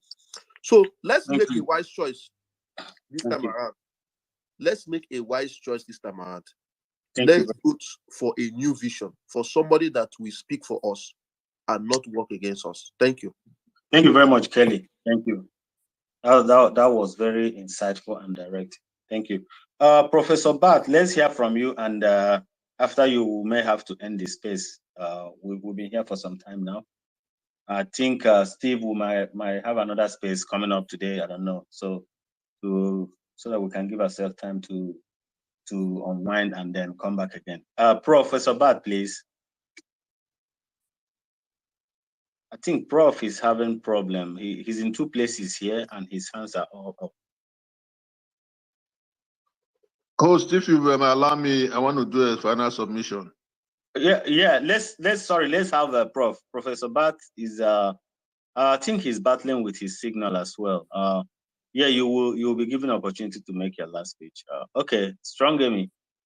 You can continue. When Professor Bart comes up, you might just have to give him time to talk. He's been here with us for a very long time now. Okay, I'll just be brief. You know, my worry about the topic we have here today, my worry is that Nigerians, this is the same experience we have been through for the last 7 years. Now, if it is the first time we're experiencing this, I will understand. But we have had a president for this last 7 years that we don't see, doesn't address the people, doesn't talk to anybody. When things happen, we will be told that he said he doesn't have an idea of what is going on. Nigerians have been hearing this for 7 good years. The same experience when Buhari was running for office. That is exactly how they were covering him. They won't allow him to speak. Any day he speaks for 5 minutes, they will celebrate it like Christmas has come in January or in the middle of the year. Buhari went to Owerri. For the last almost 1 year, nobody have seen Buhari outside. He went one day in Owerri, and it is the talk of the town. Oh, Buhari is alive.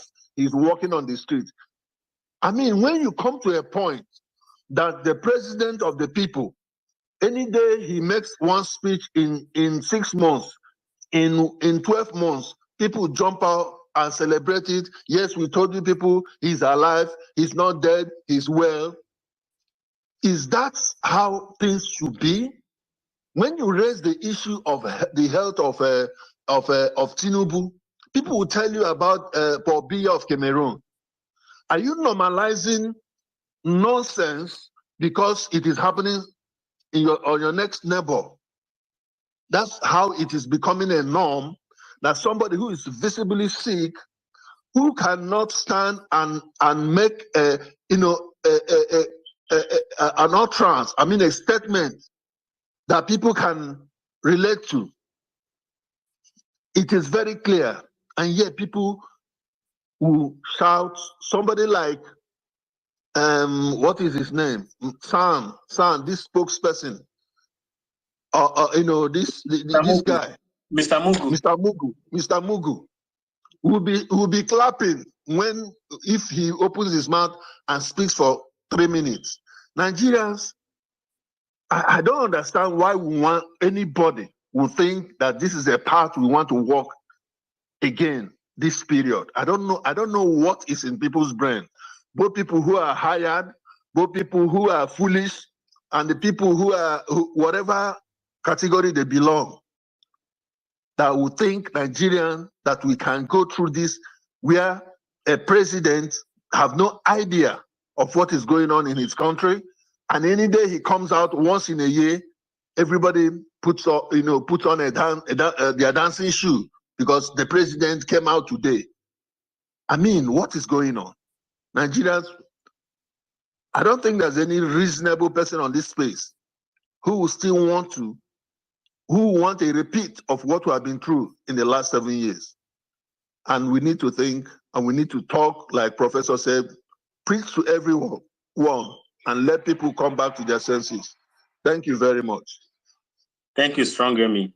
Sometimes we don't just understand why some things happen. Honestly, I feel like this most of the time. You know, I'm happy that you and Steve and the rest are the one taking up this anger now.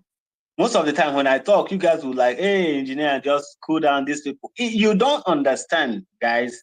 If you go through the electioneering process, you will know the people. And if you have known Nigerian people the way I have known them, honestly, you sometimes it's just easy for me to look the other one and say, let them just continue.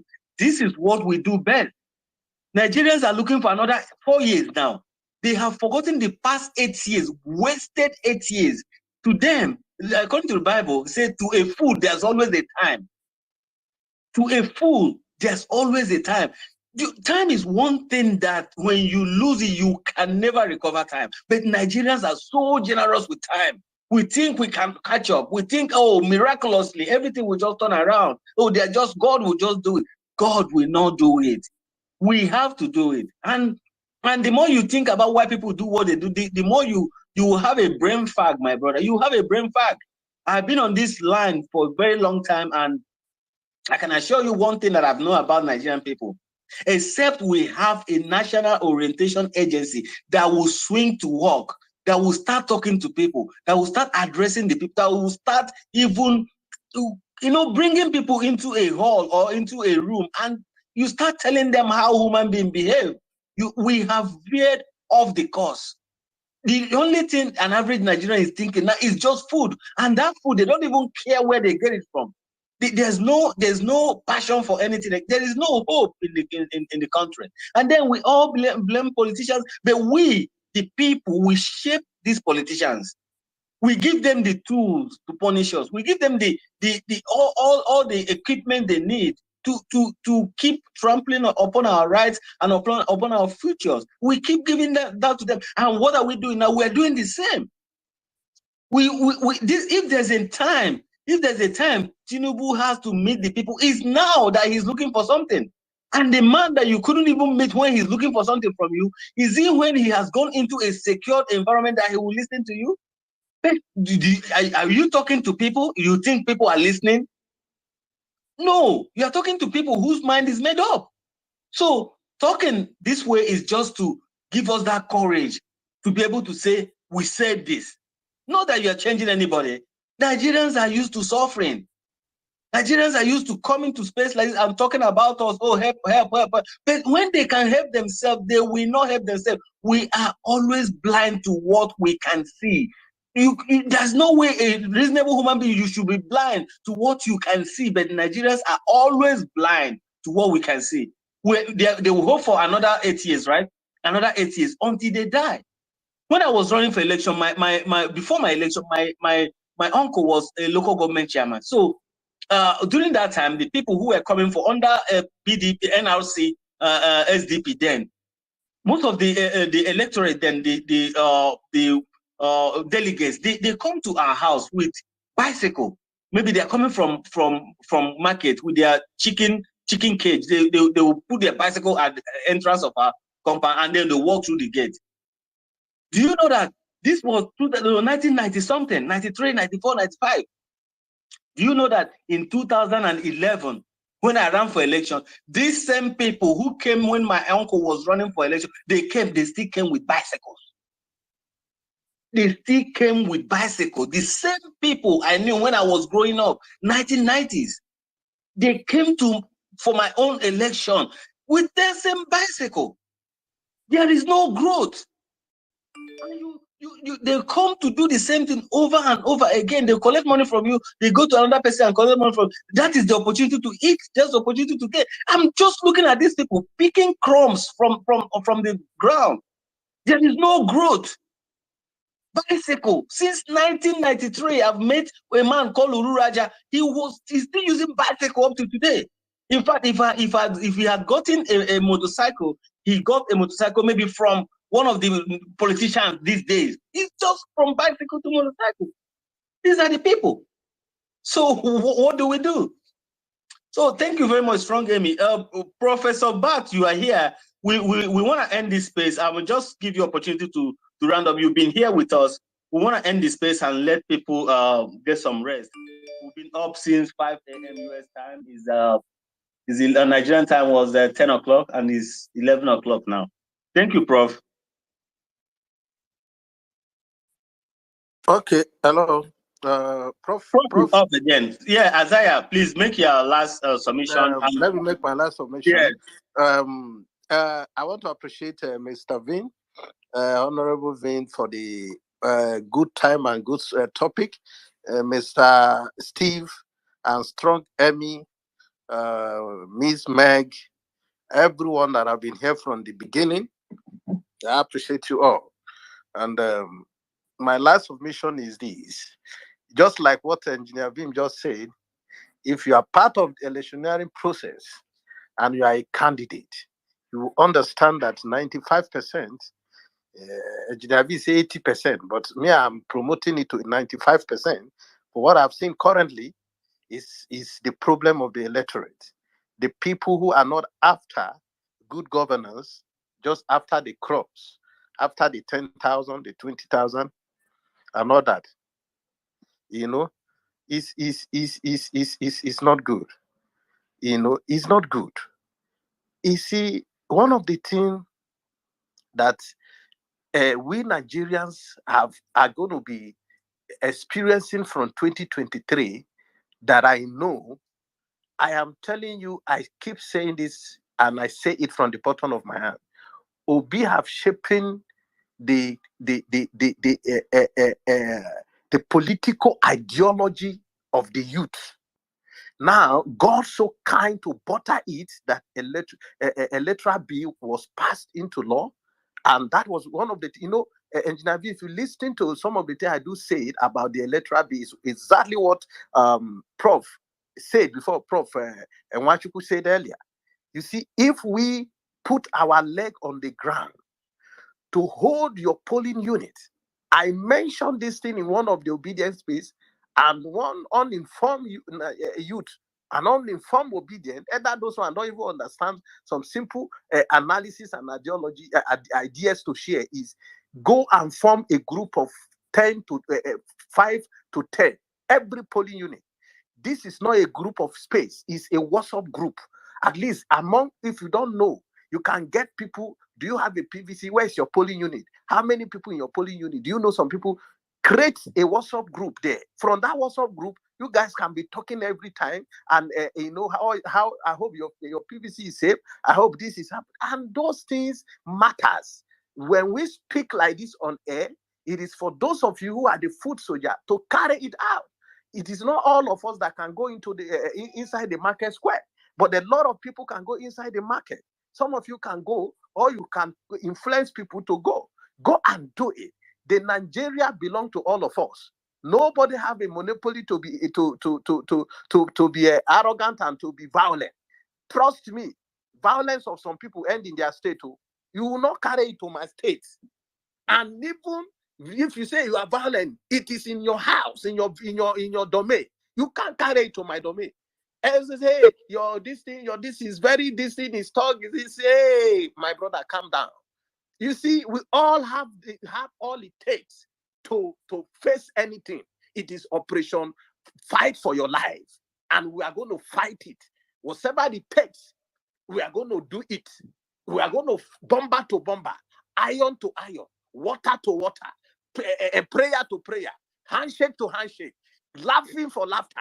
That is what we're going to do in 2023. Wherever any angle you are coming from, we'll give it to you. If you are coming from an angle of peace, oh, God bless you. We'll give you that peace. If you are coming from an angle of Quran, we'll jam you with the Quran. If it is Bible, you will receive the Bible. That is all. That is the determination to be able to take over power and hijack this governance from these people who have kept us for too long. The old men who have refused. And as somebody, you cannot tell me I should not criticize Buhari government. When Tinubu himself criticized it, when Tinubu openly said, you cannot give people life, you cannot give people this, and then you are telling us that we are lazy. Who is he talking to? So you cannot tell me that. It is on news. It is Google it. So you can that Google Buhari Tinubu criticizing Buhari-led administration. You will see what come out. And you are telling me here today, because these are the, you see, you people should be very careful. Some people know that we are angry. I understand that you have to be angry, but please, just don't be angry. Do something about it. Take your anger to the field and walk. If some of the people that I know so far in diaspora are doing great, Strong Emmy, I appreciate you. Mr. Steve, I appreciate you. Engineer Vim, both of you guys have a good life. Why are you people bothering about? Why are you concerned? That is it. You see, that will tell you now. You people, you same people like this, so showing concern, to tell you that you are in the Ojota market and Ajangbadi or waiting in the area market. You sit up. When you see people that are well-to-do, they are not, if they lie, they can decide not to come to this country again and be sending money to their family and rest. But they don't want to. They want to change. So you yourself, you have a role to play. And please don't disappoint them. Never send you in. Use it judiciously. Spend it for what it's meant for. Don't divert it to your personal pocket, because that is what is killing the movement, the ideology. When people become greedy and don't know what to do. I appreciate the opportunity. See you again in the evening, and God bless you. Ayeba. Thank you very much, Isaiah. I like Isaiah so much. I like Isaiah because I've watched him from beginning, and I'm seeing the metamorphosis in him. And these were the things I told him. I'm like, by the time you get to the end of this, you will understand why politicians do what they do. But that doesn't imply that I'm supporting the politicians, but we all have a role to play. You cannot hold somebody accountable whom you collect money from. You cannot. There is just no law that says that in this world. You can't eat your cake and have it, and that's what we're trying to do this time around. I would like you to have the last response, Steve, but let's give Professor Bat the opportunity to. He has something to say. He's been with us for a very long time, please. Thank you. Okay, thank you very much. Thank you for all you have said. So I got to a few points now. We talked about leaders in the church and leaders in groups and all that. I will keep suggesting pamphlets and posters, like the some speakers said, like the young man spoke before. So, you ask people out of schools, kids, over 20 million. That's a lot. The debt, over 55 billion US dollars. That's a lot. And then you talk about crime. We all know that, right? Then those are points. The other theft. They compare our country to Vietnam, like our principal Peter B has mentioned over and over.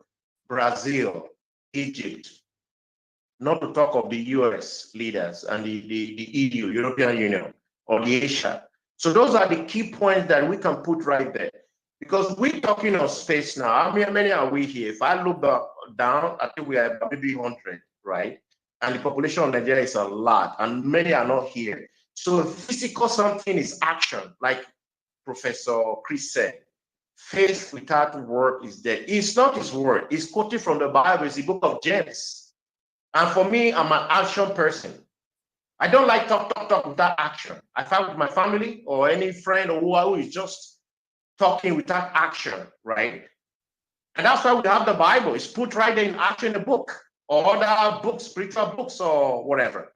So pamphlet is very important, or posters. Posters will be good because when we make these points on posters, we can create a space like some of these hosts out there. You guys are better than me in doing that. I think I hosted 1 or 2 times, and I like to participate right here. That's why I'm here. So like this, the host and co-host and all that, we can be able to host and then give you points, writing them down, and we can now make donation and print them out in Nigeria and just spreading it in a physical pamphlet or a post or both. So if you have it in a post, you can now forward on WhatsApp, on Twitter, on each to go viral. I think that is what is pressed on my mind. Like Professor Chris has said a lot. So all those key points that some of which I've mentioned now, people will now read it and will go to the rural area, translate it to languages. People will now understand facts. What are we doing? We are trying to unlock what they have done in their brain. Even in my brain, I'm very honest. It is when I travel out of Nigeria, I went to school, I was like, wow. So we talked about the Bible, I said, wow. So I think Isaiah said it, and then other Vince said it, and Professor Chris has said it, and the Meg has said it. The truth of the matter is that in Europe, you have churches. In America, you have churches. So what is the influence of people in the church in politics in Europe, in this advanced country? Because they know, they practice even what's in that book, the Bible, other books. So it is greed that has eaten church leaders, almost all of them. Why you have a pastor have 3 jets? What? Did Jesus Christ have 3 jets? Did the apostles did not have 3 jets? Right? I want to mention them. And some of these pastors, they are not speaking in the pulpit directly that we have to stop kidnapping before they don't do it anymore. They know that kidnapping doesn't have respect anybody. Anybody can be kidnapped. That's why they are talking now. So we have to put all these things, posters and pamphlets in action, so that we not both portray it to them and they will not see fast themselves. Then we talk about the fact that they turn the Bible upside down in terms of sowing. It is not giving a pastor money that will bless my bread. That is a lie. It's not the Bible. Even the Bible says that he does not sow, should he reap. So what we are doing now, we are sowing seed by participating in this very group in space, right? So we are being told that. So we have to educate our church, this church member. Why am I emphasizing that? What's the population of Christianity in Nigeria?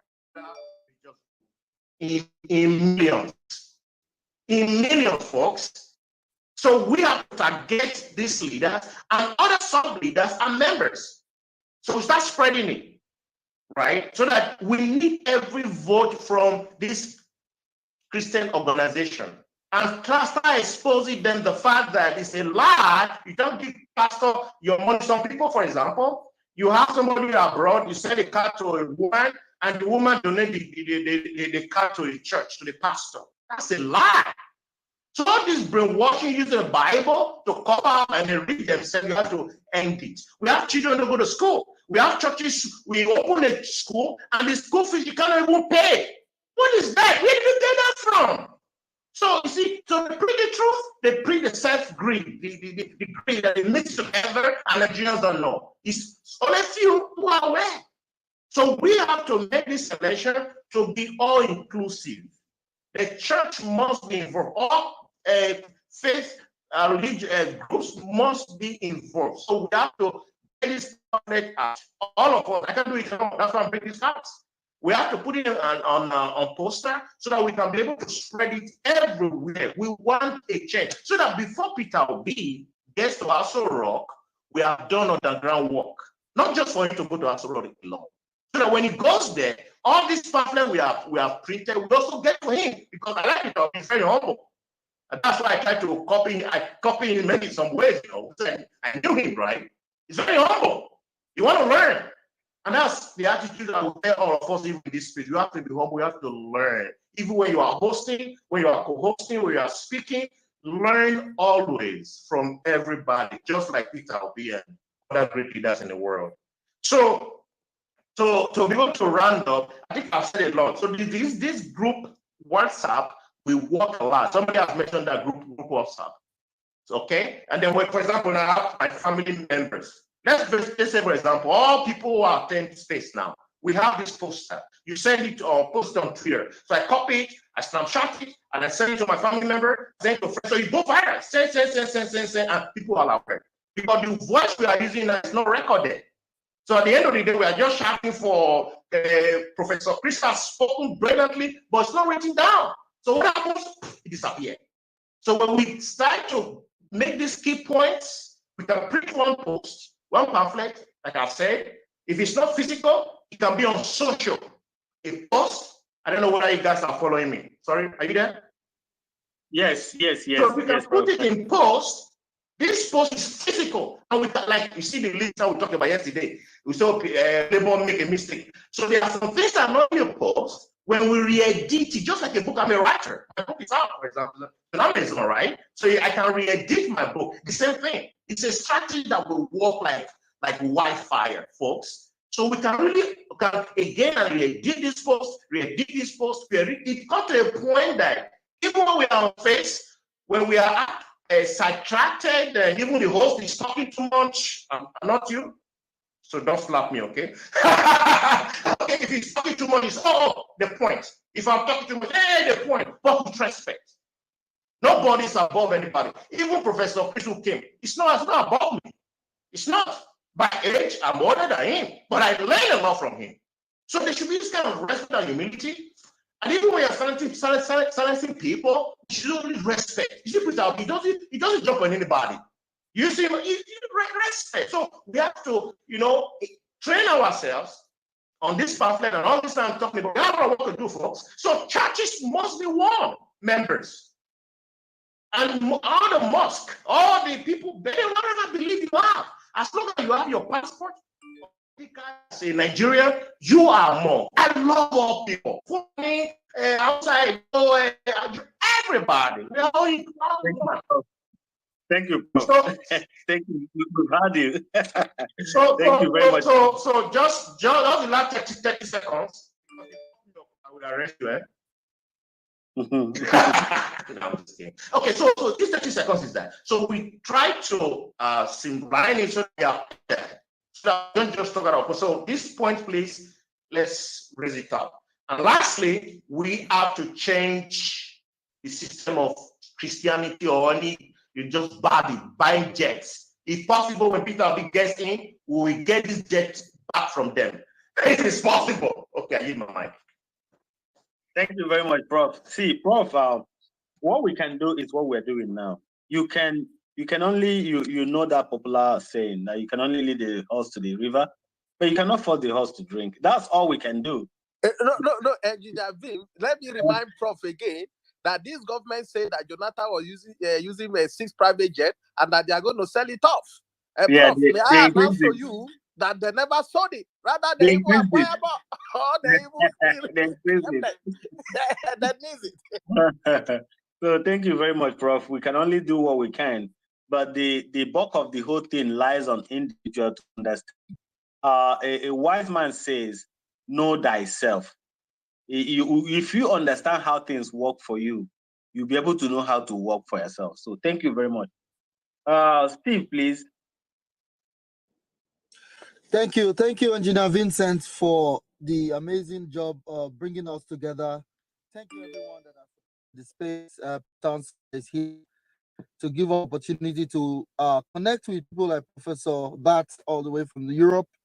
You heard from the horse's mouth, Professor Chris, very knowledgeable about Nigerian politics. He ran for president himself, and he was here live with us. I'm glad that Engineer Vincent did mention he will come back. So please, guys, give us a follow. He will come back with Kenneth Okonkwo on this platform. In the Awesome. Yeah. That's wonderful. And Kenneth Okonkwo has also been appointed a spokesperson, spokesperson officially for the OB campaign. So when he's talking now on TV, for Southeast region. Right. So you can I believe he was doing the job before he was appointed. That tells you the kind of people OB appoints. He was doing the job, a whole man's job on TV interviews. I love everything he's done, and I'm excited to have him on our spaces here. I did share a tweet online. I want you guys to help me retweet it. We hold prayers also on Fridays at 3 p.m. Nigerian time. We try to invite our Muslim faithful for Friday prayers for Nigeria. Why do we do this? We want to make sure we have a platform for our folks that are of the Muslim faith and also our predominantly northern partners, because the obedient movement we are building has to be a Nigerian-centric movement. We've been doing this for more than a month, every Friday. Tomorrow is another day. Please share the tweet. Even if you're not Muslim, you can also support by sharing that. On Sunday, we do the same for our Christian faithfuls. We believe that whilst we are picking up PVCs, whilst we are going about preaching the OB message, there is a G factor, which I call the G factor. It's not the what they call the gravitational force. I call that the God factor. There's a place for God in this movement to bring about the change we want. Because believe it or not, I believe that Nigeria has not been this bad by ordinary hands. There has been forces putting Nigeria down, putting the black man down. I was listening to a lady from Cameroon who said she's obedient, that Africa is watching Nigeria to learn from us. That what they are seeing in Nigeria, it's kind of encouraging the Cameroonians, for example, who've had Paul Biya for 40 years, a man that is peeing on himself, similar to one of the candidates, I don't want to mention their name, a man that doesn't know where he is. He's still the president of Cameroon. So she says we are learning from the obedient movement. Africa is waiting for Nigeria to wake up. I live in New York. I can tell you for free, the black man globally is waiting for Nigeria to wake up. That's the largest, most sophisticated, most blessed, most well-resourced black nation on earth. Wow. Nigerians blaze the trail everywhere. I can tell you for free, where I've worked, all the places I've managed companies, I am among the top 10. Not because I grew up in America, because I came with the Nigerian spirit. And Engineer Vincent can tell you for free, he was a recipient of a national award in Ohio. That's tell you who Nigerians are. We blaze the trail wherever, but forces have kept us down. So I believe there's a place for prayer. I'm saying this to say that you should share the space, continue to join us on the PO Town Square. We'll continue to hold our leaders accountable and also sensitize our people that this election is not a normal election. I beg you in the name of God, if you are in Nigeria, make plans to get a bus or keke napep. Go to your neighbor, do door knocking. Tell them, I will take you to the polling unit and bring you back. Go door knocking. And I've even advocated, some people say it's kind of violence, but it's not violence. I say, go knock on your neighbor's door. Ask them, are you obedient or are you Agbado or Mikano? If they tell you they are not obedient, mark their gate with something so that you will not door. Send the Nigerian scatter where to go. Go to your school, go to your church, your mosque. Let your neighbors know this election is a do or die affair. Nigeria must be saved. We cannot continue like this. Students of secondary school, get involved. You don't have to be a PVC carrier. Go to the polling unit. The more, the merrier. Just like Engineer Vincent always say. We need people who, without PVC or with PVC, to be fully mobilized. Let nobody be on TV, watch Channels TV or Arise TV on election day. You can watch from your phone, but you have to be out. We must all come out. Obedience must be overwhelmingly out. So that when the Agbado boys in Lagos want to threaten our people, coming out in Oshodi and everywhere, let them see 1,000 of you. If then they craze, may they attack 1,000 people. There's strength in numbers. Don't let anybody gaslight you to say you don't have PVC, people are making noise. Continue to make the noise. Continue to press the neck. And I ask you, when you press the neck, they don't feel breathe. Release them to breathe a little. Then continue. We must take back our country one PVC at a time. Thank you very much. Thank you very much. Engineer V, when did Mr. Steve join violent department? I told you, Isaiah. He has migrated from violence. The spirit of Elijah was transferred to Elisha. Remember, it used to be me. Initially, it used to be me. Strong enemy would tell me, "Oh, Engineer V, go easy." Now, Engineer V is just laughing, going easy. I have Steve, Strong enemy, and you. You know, I'm just so. I don't understand Mr. Steve again, though. He's not a German violence. I'm just smiling here, honestly. I'm just laughing. I'm happy. The passion we have to. Nigerians, we are blessed. And the more reason why we are so much engaged and involved in this struggle is because of the bullshit, excuse my French, that we receive here. Nigerians, we survive, we thrive in everything we do. But then some people will ask you, you guys always do well here, but why is it that idiots are the one leading you in your country? Why don't you go back and fix your country? You guys are great. Nigerian doctors in Cleveland Clinic, here in industries, in Microsoft, we are all over the place, in real estate, name it, whatever we do, we prosper. But then look at the country. When Buhari comes to the United States, yeah, oh my God. You saw when he came to visit Trump, the lifeless body thing, you know? We are not proud of our president because they can't even represent. So we want to get it right this time around. If that's just all, I mean, image matters a lot. Somebody who represents, I mean, the eyes eat before the mouth. We must have to have somebody. I watched when Buhari came to the United States, it was a lifeless body. Then Uhuru Kenyatta came. You see how he was able to talk with Trump. He was, I mean, come on. We need those images out here. We need to say, my president, we need to hold the flag high. You know, so we have to do this. We have to get this right. And Believe you me, Nigeria will be great. When we get this right, with the energy, with the passion, with the commitment, with the technology, with the enthusiasm we have this time around, if we get it right, there is no going back. A lot of people, mark my word, I'm an ordained evangelist, ordained, mark my word. Come 2013, people will start dying of heart attack. People will commit suicide. People will go on self-exile because Nigeria is about to be turned around. Thank you very much, friends. We're going to do this again. We're bringing in Kenneth Okonkwo, and Prof will come back again. The date and time, I will finalize with them, and then Mr. Steve will communicate to us. It's going to be the same place, PO Times Square. I might be hosting, or Steve might be hosting. It doesn't really matter who. But we're going to bring these guys here to talk about the newly inaugurated electoral campaign council of Labour Party and matters arising. We'll have heavyweights here again. I enjoy you guys. I thank you very much for your time. Isaiah, thank you very much for spending your time with us. Isaiah, your election, you are running for this election. There's one promise I'll make you. You will not lose. There's no matter which way it goes, you will not lose. I think I've discussed with you about that. You will not. You don't lose an election. I'm telling you, as long as you've gone this far, you don't lose. You might lose the battle, but you win the fight. I guarantee you that. I've been there, and I can tell you. No. So thank you very much, guys. Strong game, my brother. Thank you. Maybe one of these days I'll come to where you are to say hi. Thank you very much, Obi. Thank you, Wikima. Oh man, a lot of good people here, and even Mr. Peter Obi himself is peeping. Holy shit! Thank you very much, guys. Thank you. Thank you. Let's do this again. Thank you very much. Let's join us tomorrow on PO Times Square, the Muslim prayer 10 o'clock United Time. I think it's 10 o'clock Nigerian time. We do this every week, and also we have on Sundays 10 o'clock. Sorry, is it 10 o'clock or 9 o'clock? Sorry, Steve. On Sunday. 3 p.m. Nigerian time. I think it's 10 Eastern. 10 on Sunday too, right? Yes, try to keep it the same time. Yes, we'll try. Okay, all right. So we'll do this tomorrow for our Muslim brothers who pray every Friday, and then every Sunday by 10 o'clock same time. Usually 1 hour span, so we can just have a prayer with ourselves.